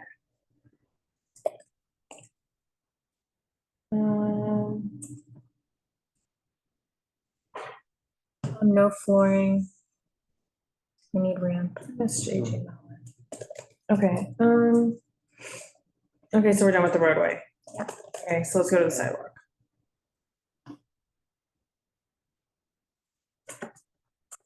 Anyone wishes to testify on the sidewalk cafe for 1 Melon LLC, the Mermaid Oyster Bar at 189 McDougal, please raise your hand. We will call on you. So on Bleecker, the width is 4 feet, and on McDougal, the width is 2 feet. And in general, that's like their whole cafe. The storefront depiction looks off, where they put the transformer vault. I just, looking at Google Maps, it doesn't seem like there's 34 feet between the further restaurant entrance and. It also makes no sense because they're saying their cafe is. Why are they saying it's 34 feet? It's not the length of 34 feet. Yeah. It doesn't look that way. Or I guess maybe they're trying to, it just looks really off to me. I guess they are meaning it's 34 feet because the whole footage is.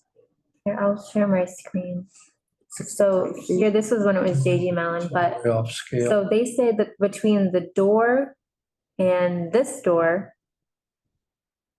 is 34 feet. What? Because Mhm. their diagram makes it seem like the door is here, but I am. Did they move the door? Did they move the door? I mean, looking here, it looks like there's a gate. This is just a more recent photo. It looks like there's a gate, but I'm not sure that's the. Are they going past the gate? Is there another door? Yes, there are. After I that, can't tell. There are. There's 3 sets of doors.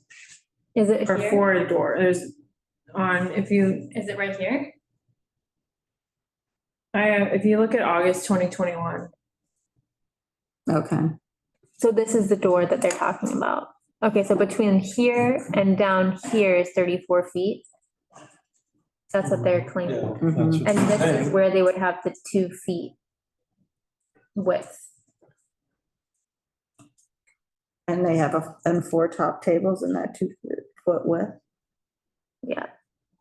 I mean, that makes no sense. What's the corridor for McDougal? 10 feet. 98 McDougal? Mhm. I mean, it just doesn't make any sense how you get 2 seats in 2 feet next to each other. But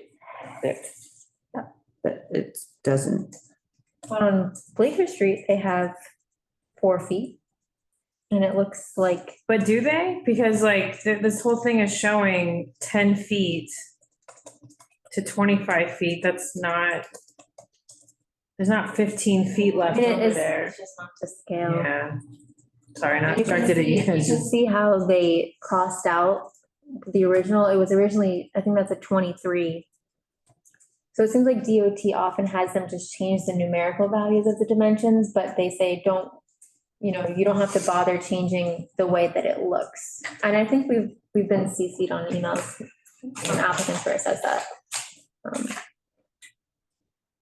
Okay. All right. Should we go into business, close this and go into business session? Mhm. Okay. Anyone wants to get up and stretch or get water or whatever, please feel free to do so. Okay, so.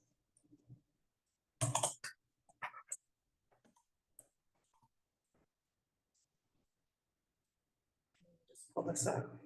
So now we're going to business session where we'll no longer take any more public testimony. So let me just make a sheet.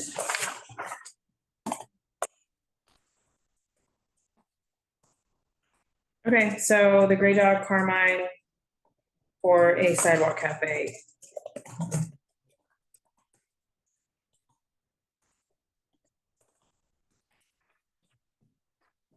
Okay. Wait, which one?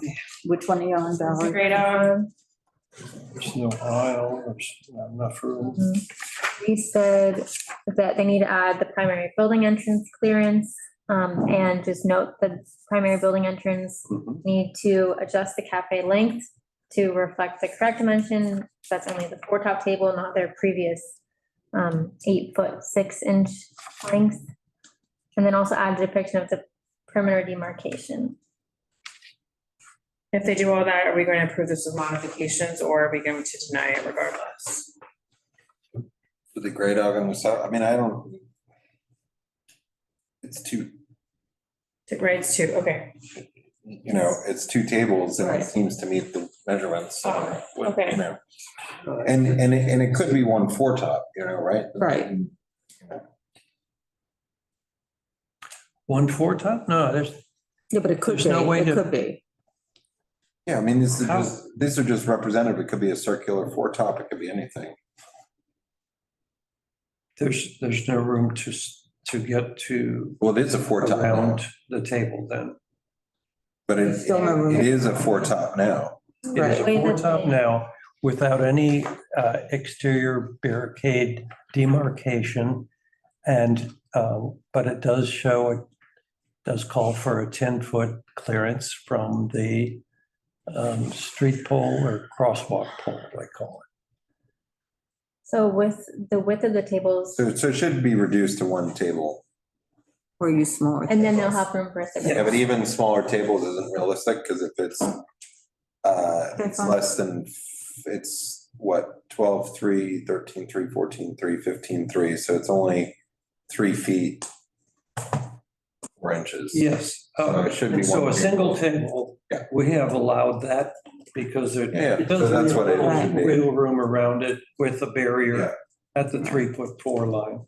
So I guess if we want to Well, so what prove we it should as ask, a single table and a barrier Right. at 3'4". so what we should do is ask them to reduce it to 1 table, 2 chairs, show the barrier on the 2 sides, Yes. and then that would be, Okay, so approve with modifications. Yeah. All those in favor? Aye. Okay. Number 2. Spunto, sidewalk. I've got Move with mod- negatives, right? Negative Sorry, I'll just- comments. Reading. Oh, no, that was, got a positive comment from a neighbor. They are reducing their cafe size with the new rules.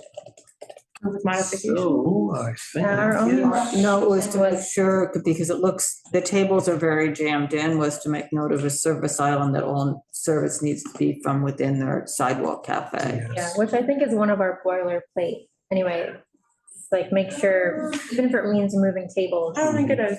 Oh, we did say for ADA compliant, yeah, that there must be a Mhm. but we it don't. doesn't say service aisle. No.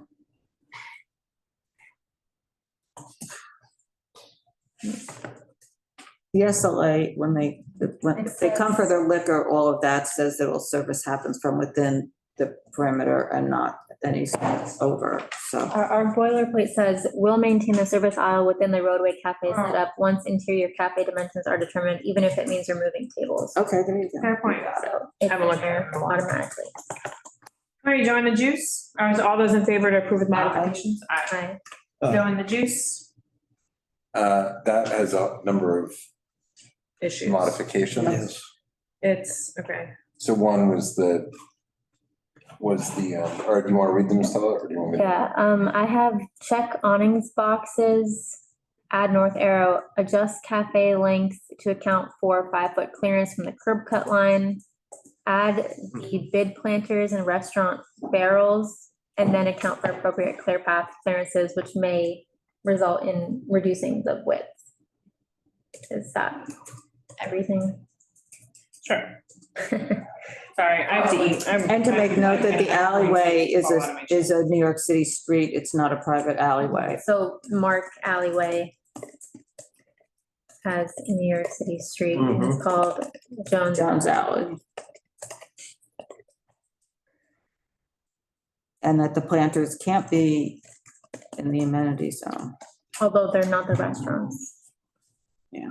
Yeah. Yeah, what is, what's show it the on say the- about that? On which? Cordelia, that. Well, we can just move it. I'll just have to ask her to move them. She's not gonna move. Okay. Yeah. Okay, so what do we approve with modifications? If they don't sign them or fix them, okay, all those in favor? Aye. Okay. Great. Next, number 4, Boni and Mott Sidewalk Cafe. Approve with modifications. Well, that one had a bunch of issues. Yeah, this is the one where the sidewalk width is 2 feet wide. So denial. And the door, and there's no perimeter, Okay, so and let's, I would vote to deny. We can still ask them to do whatever, but I don't think we need that. I need to ask, okay, so it's a denial. All those in favor? Aye. Aye. Okay, number 5. Il Corallo, 176 Prince Street for a roadway. We had adjust cafe length to accurately maintain 18-inch clearance from the manhole cover. We also we asked them to remeasure and correct the storefront measurement. Right. And then just the boiler. Oh, didn't he have like all those issues? right, like the manhole cover, I wrote it as the manhole cover butts the storefront, When but it's it like a lot doesn't of show issues it that involving, way. like you had the umbrellas, but he said he didn't have umbrellas. Is that the one? No, that was the one we just did. That's Bonnie, the one we okay. just did. This one was the one that Carter brought up, the tax lot was 27 feet, but they're only showing the storefront to be 22 feet. And it just, and Well, they may be using the wrong address because Right. there's some anomalies here, but nevertheless, it doesn't seem to add up, right? Right, so, approve with modifications. demarcation, yes. The biggest thing that we need for these is the updated site plans. Because the updated site plans will be reflected on the permanent record. And when they're not correct, it is what everybody sees as the approved plan. So that's what I'm So in order beginning to for us to get realize. those, we need to go through that and vote on these. Yeah, well, I'm just saying that's if we want a well-run program, what we've seen in the past is accurate depictions of what's supposed to be there that are readily available is the key to the Right, success of so the we will program. deny this one because it is a FDNY, but we will do modifications. So, okay, great. So all those in favor? This aye. is not an FDNY No, one. this is not, this is, They have the bike lane across the street. Oh, sorry, I'm ready to vote on Little Rubies then. By the way, Carter. I'm just like fading, like So seriously. we can certainly ask for updated and corrected site plans, but they're still not, most of them aren't professionally. no, but I understand, but when you pull them up and it has the wrong stuff on them, it looks wrong. Yeah. That's all people know. We want the corrections. That's what I'm just saying is that even though they're not professionally drawn, they have to be somewhat reflective of reality. Some are, yeah, okay, I totally agree, totally agree. So approve with modifications on this one or we're denying it? Yeah, we can improve. I mean, we can approve, they just have to adjust it. Yes. Okay. Point. Number 6, Little Rubies Roadway Cafe. They have to adjust the cafe length to 20 feet to be at scale. Or they did adjust the dimension to 20 feet, but they need to adjust the depiction so it's at scale with the 43 feet storefront and depict what the actual position or placement of the cafe or cafes. Although there was the issue about the 2 businesses. Yeah, so I put it in the drive. There are 2 separate businesses here, which I will tell you in a second. You can put them in the notes.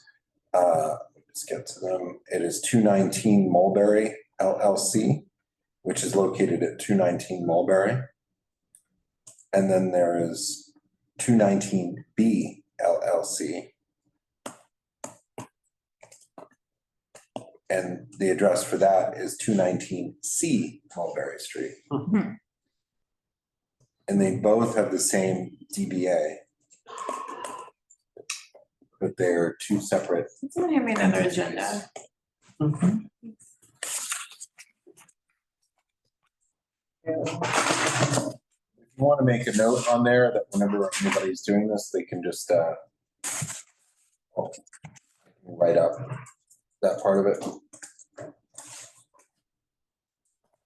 Donna and I can collaborate because this is one that has a history of. The doc is there. You would like to go at it, the doc is Send live. out the notes into the. No, the notes are at the top of it. So everything that's a Google Doc is the live doc where the feedback is taken. So they are open for everyone to, but please don't wait because we are. Okay. Okay, this is an asterisk starred, very important one, just that we need to make sure we Yeah. get the feedback in on. Because it's it's very disingenuous. Okay, so we're denying it regardless because we're still gonna get all the feedback. Okay, great. So next, Bosco. All those in favor? Aye. Wait, sorry, we're just denying it. Yes. Bosco, but don't they have to change the name to Super Burrito? Like, what's up with that? Can you make a note of that? Okay, so Roadway Cafe, it's a waiver. Yes, So a denial. they're changing their DBA. They need to change. the They're DBA. not called Bosco anymore. They're Super Burrito. It's plastered out there. Okay, Well, so this is 24-foot Sullivan Street, so that would be a denial. Yeah, there's a FDNY waiver here, so.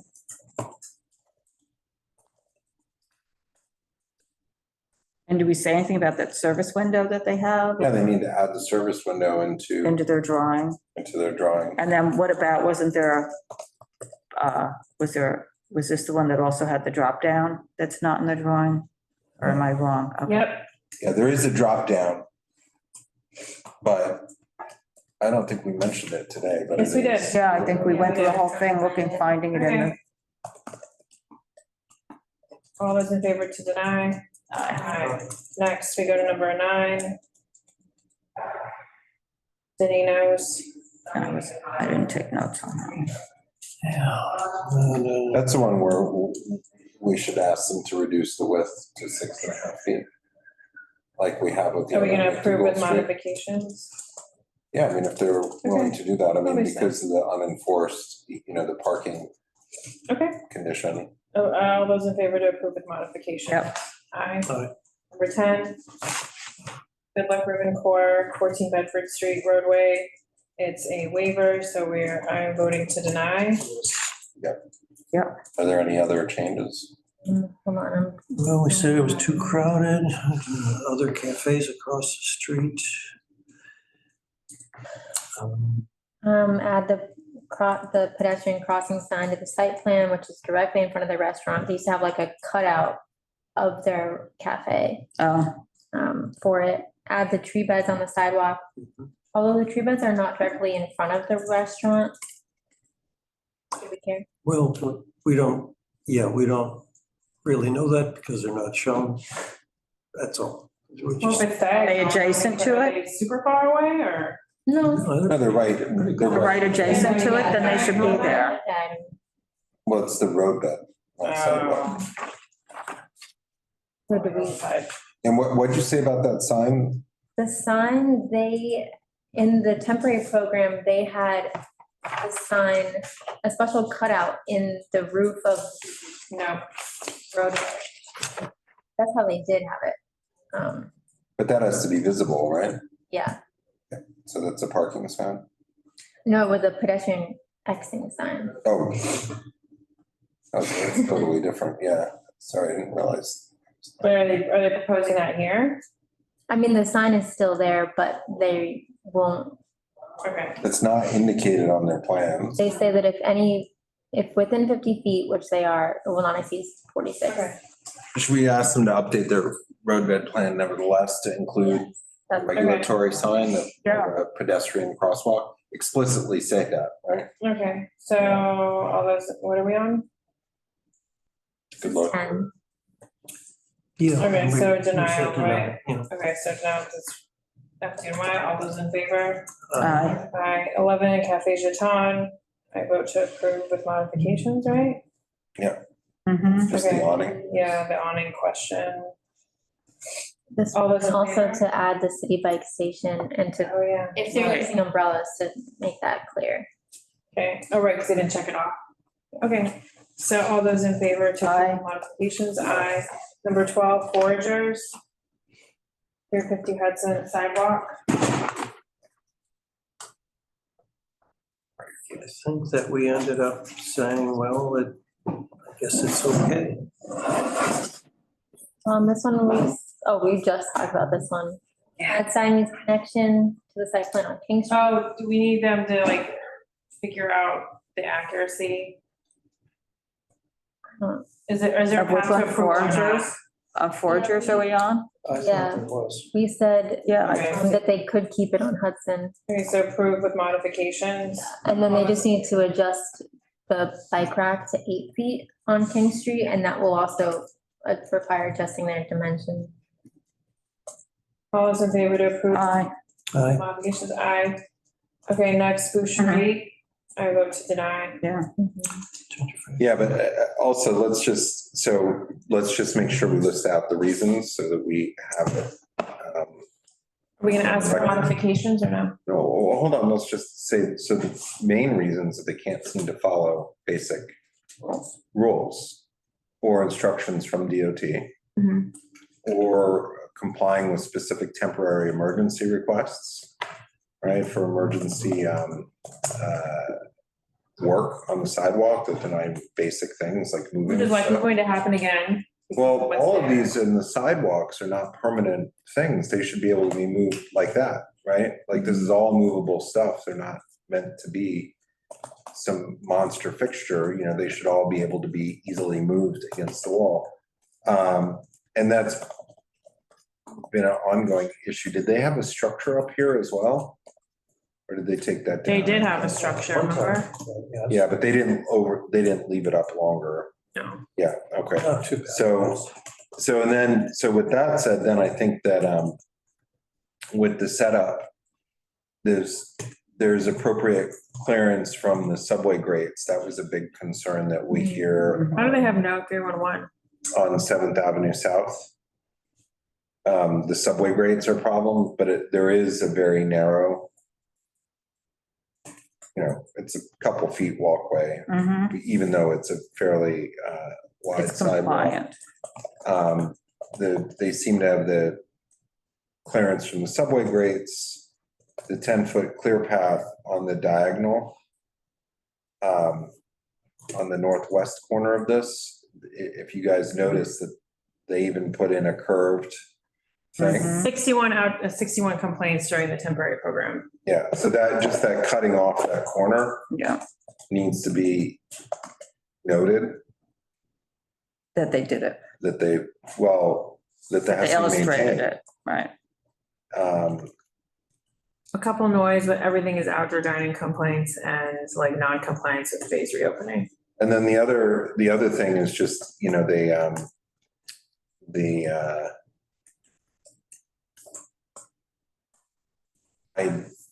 I'm not sure. This may or may not be this.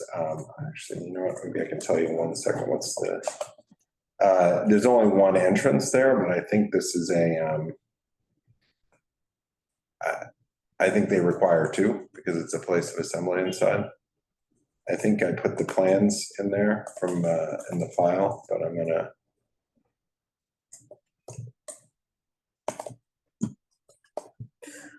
Does it show the occupancy on there? All right, I'll look it up. Sorry, I've got too many. I put them in on the historic plans also has the SLA plans. This is Donald. Yeah, so the 300. interior seating is 243 people. And if you notice Second that entrance. their second egress is blocked, so it's a fire safety issue because they have tables and chairs across the whole facade. Where is the second? So the second entrance is either one of those Doors. double doors that are there, But one of those has to be, is a second fire exit for the place of assembly permit. This is a modification to remove table. Yeah, they'd have to unblock the second fire exit. It seemed that. This one, I mean, it doesn't matter which one really, right? Well, it does because the place of assembly plans have to Has a show the diagram. emergency egress path. Right. So wherever that egress path terminates is the door that needs to be utilized. So again, that's a life safety issue. So are we asking them to change that? Well, yeah, they have to.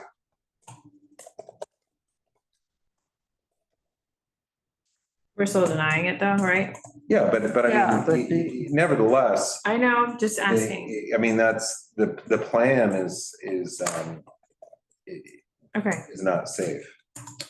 all right.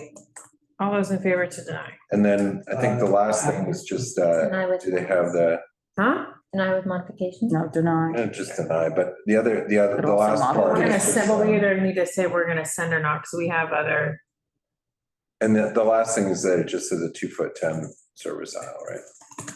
Kind of a little narrow. all right, So are we sending modifications? yeah. Rin Tin Tin,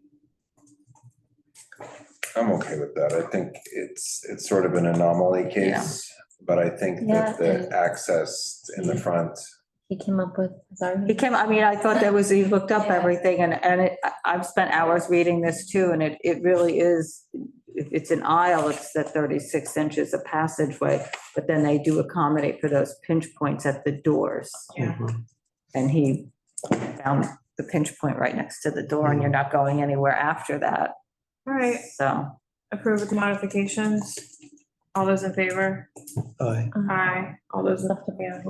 Okay, so next we're gonna go to Fiddlesticks. I just had marked the primary building entrances, approving that one. Modifications. All those in favor? Aye. Anything you want to call out? I'm sorry. So there were, I know. we made the note of no, Sure, it's Stella keeps no up. planters Sorry. outside. Yeah. That's the important part. That is true. Sorry, I'll slow down. I'm gonna get some water.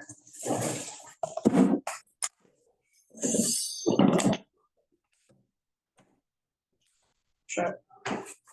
Okay, what comes up? Oh, Fiddlesticks. Okay, what were you guys just saying about Fiddlesticks? You have a lot of modifications there. To show the 5-foot Yeah, clearance to the yeah. PVE. Well, there are 3 different PVEs. They need the clearances, they need to adjust their cafe length. Sit over here. Where they are too close to the PVE, they check the box noting that they're partially renting on private property. And then if the planters belong to the restaurant, they need to remove them from the furnishing Oh, zone. it's nice. And then, did you all vote? Well, Are we on Fiddlesticks or what are we on? no, Yeah. just recounting that and we approve with modifications. So Okay. you just read all the modifications. All those in favor? Aye. Aye. Marcelino Sidewalk Cafe. Approve with modifications, or is that a? Well, that's got the, that's the suit, right? Mhm. That has the issue with the fire escape. Yeah, Is this add one- fire is this the safety one- sign, make. one? Which one's the corporate change? This one. Is this the one where they said they were gonna have different owners? Marcelino, is this Marcelino? It's possible because we did have, Oh, yes, they're Yeah. asking DOT if they, Yes. if it can be transferred to new corporate name. Davide 1, I think it is. yeah, I think And the if so, they would remove Son the is one table on taking Mulberry it Street. over. Don't know why that's. for. Okay, I don't remember. Yeah, Right, They which was did. already removed on Yeah. our. That's our right, plan. that's right. So we're But gonna, this, yeah, the drop down has to be shown. approve with modifications. Yes. All those in favor? Aye. Aye. Aye. is that contingent on them making their corporate need, or they're trying to figure out what they need to do, so we can't really. You okay, Stella? Sorry, my computer just opened up so many things. Okay, approve with modification. Change the plan, really. No, but it's important that that name, Oh, yeah, it's all important. You gotta take care of business. Okay. So modifications to adjust the name? that's it. They need to figure it out. They need to figure out if Yeah, we can't tell DOT them will what let to them do. transfer it, because I think that the original owner is the one who applied. Mhm. And now it's a new corporation taking it over. Mhm. So can they just change the name at this point, or do they need to start again, or which would be a mess? The Elk Roadway. Okay, reduced to 6'6" because it's opposite a garage entrance. Yeah. Okay, yep. Oh, I think I just disconnected the owl. Or I disconnected something. Yeah, the owl. It looks Well, like it's the fine. owl. We're still on, Audio we're is still on the main, Yeah. we're still on the main, That's unfortunate. That's Okay. So, yeah, it was reduce it to the 6 feet 5 inches to allow for radius from the garage across the street. And then just our boilerplate. The Elk. Where is that? So that's, No, I was saying a number. Okay, so approve with modifications. right. Okay, all those in favor? I, next one is Darlene's favorite place to go for Manhattan. Cafe Ultra Paradiso. I think we approve with modifications.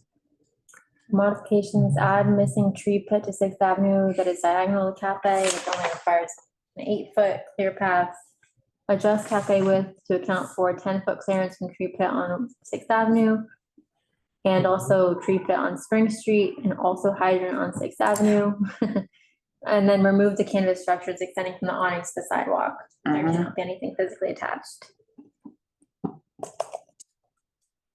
All those in favor to approve Aye. modifications? Aye. Triana's Roadway. Or do we decide? Yeah, we'll just read the roadway first. Well, it requires a travel lane waiver. So that's a Don't denial. have Any other notes? Does anyone else? Add a second entrance door to align with the sidewalk site Yeah, plan. I feel like he was gonna do that too. So it's still a denial, doesn't matter. All right, denial. Yeah. Aye. Favor aye. Of course, we send modifications. Triana Sidewalk Cafe, approved with modifications? Yeah, that one they had to fix the drawing because the seats aren't on the vault, they're more over, and then the primary building The entrance door? to the right. Mark the 5 feet, The door, the second door, second door. right, needs to be added both to both. Mhm. Okay, approve with modifications. All those in favor? Aye. Aye. Banter, Enter. approve with modifications. I mean, I know it's roadway, but that was a pretty straightforward, really, Yeah, we don't really have any. yeah. specific modifications there. Okay, all those in favor to approve with modifications? Aye. Aye. Right, then we have 22, we have 1 Melon LLC for the roadway. And then the sidewalk. wait, do we look at those? Yeah. Yeah, we did. We talked about. I don't remember, it was like all off scale. Oh, right. Yeah, and trying to find the door at the one end, Yeah, and how this one has 6 feet gaps between the two. right, and the other one cafes. didn't. Yeah. So it's, so it is a waiver, so it's a denial, but we're gonna obviously send modifications for the roadway. All those in favor? Oh, hold on before we, with one other thing, I just wanted to point out, I just went down this actually, it's the,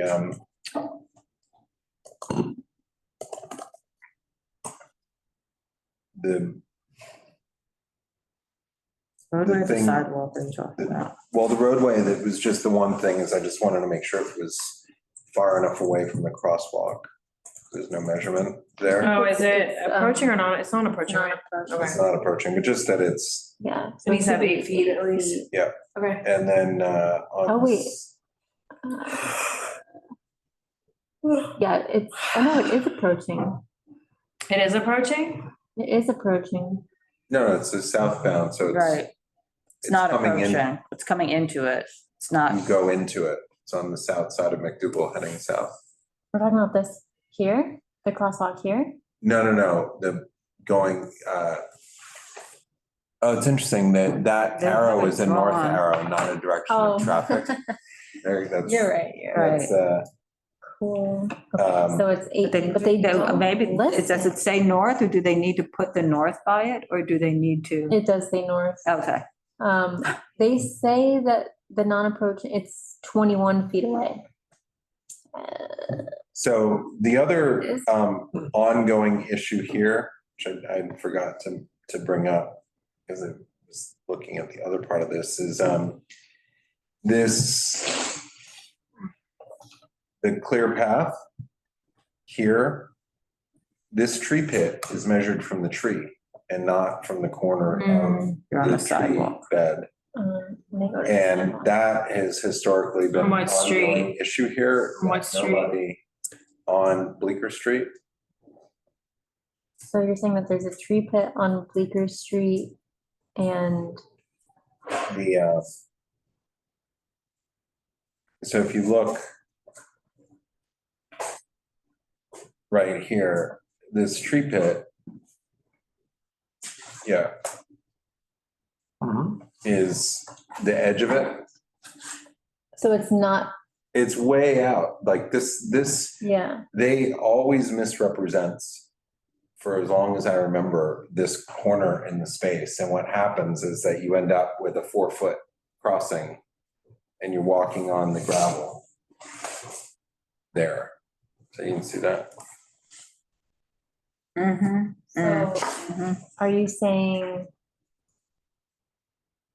Do we need to ask them to change? That's not, anything? you're not, that's not accurate. And to be anywhere like 8 feet or 10 feet, it's just not accurate because it's not from the corner of the tree pit.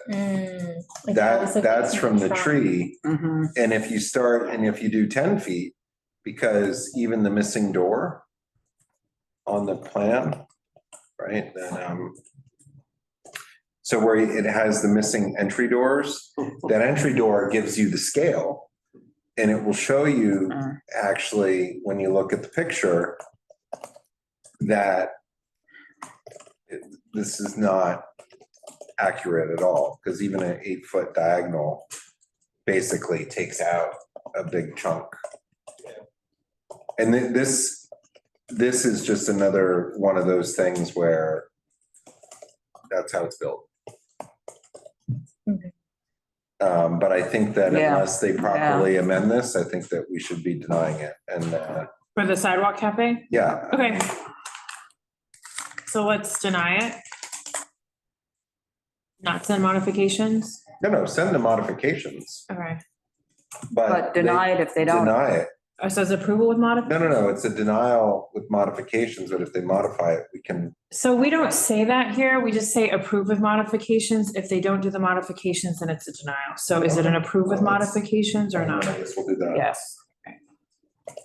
But it's a strong with modifications. I mean, they're all strong, either they do it or they don't. I don't know. No, this is just a Right. historic problem that should be resolved at the inception of the new. Okay, so all those in favor? That's approved with the modification? I also don't even know if we have an email to email anyone, because as I mentioned, It bounced. it bounced. All right, well, this guy has come here very vocally and spoken. Perhaps you could provide us. Yeah, I'll look through my old stuff and see if I can find something. Because I think even Florence sees the email from the actual application. Okay, I'll just make a note to forget to do it, just email me, but I'll make a note to myself to do that. So that was an approval with Modifications. All those in favor? Aye. Aye. Okay, Agelso and Grand Roadway Cafe.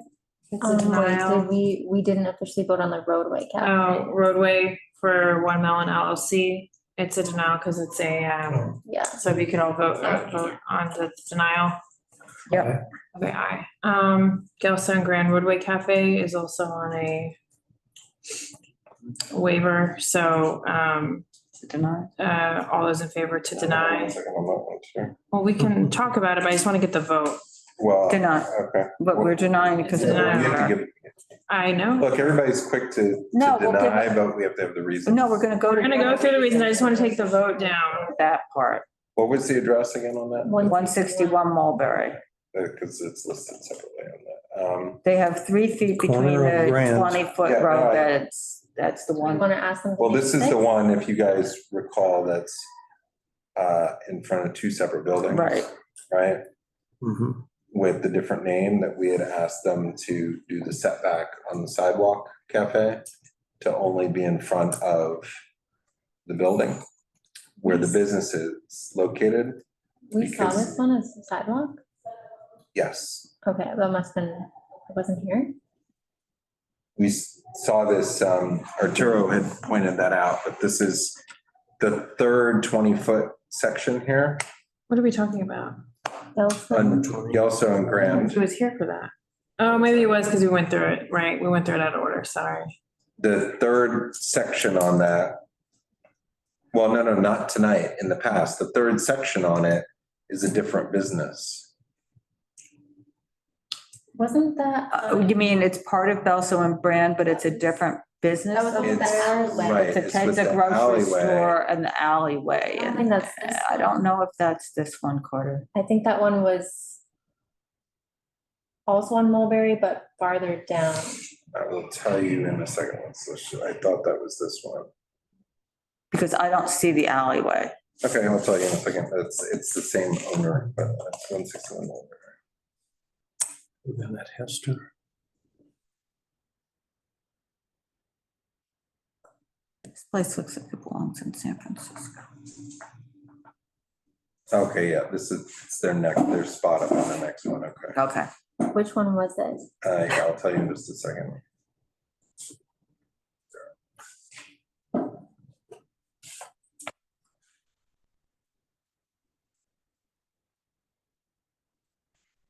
Okay.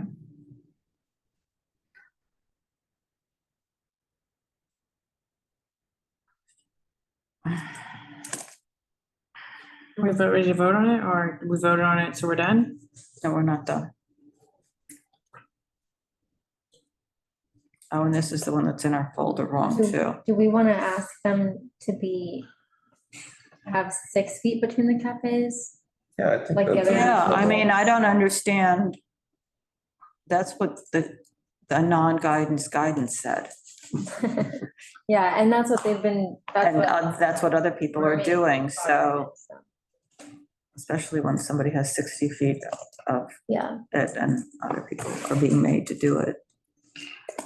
They have the ramp. Yeah, it's Dodge Narrow is the other place, okay. Okay. not this one here. Yeah, I don't think we've seen the sidewalk for this one yet. But just from walking by that sidewalk, they do not have 8 feet. And other people have mentioned it to me walking by. Yeah. Not that they knew that it was on this working group, but Oh. they just commented, they were like, they never have 8 feet. You should report it. Yeah, there you go. It was just funny. Okay, that's not mistake, that was by the side. Okay, so I think that was the 6 feet in there we want to ask for. Yeah. How they're serving between any of those tables. But I think that's it, right? Mhm. So that's denied because of FDNY with modifications. Right.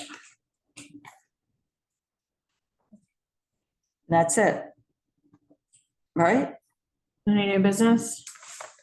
The application that we heard last time for Casa Bella that Michael Kelly told us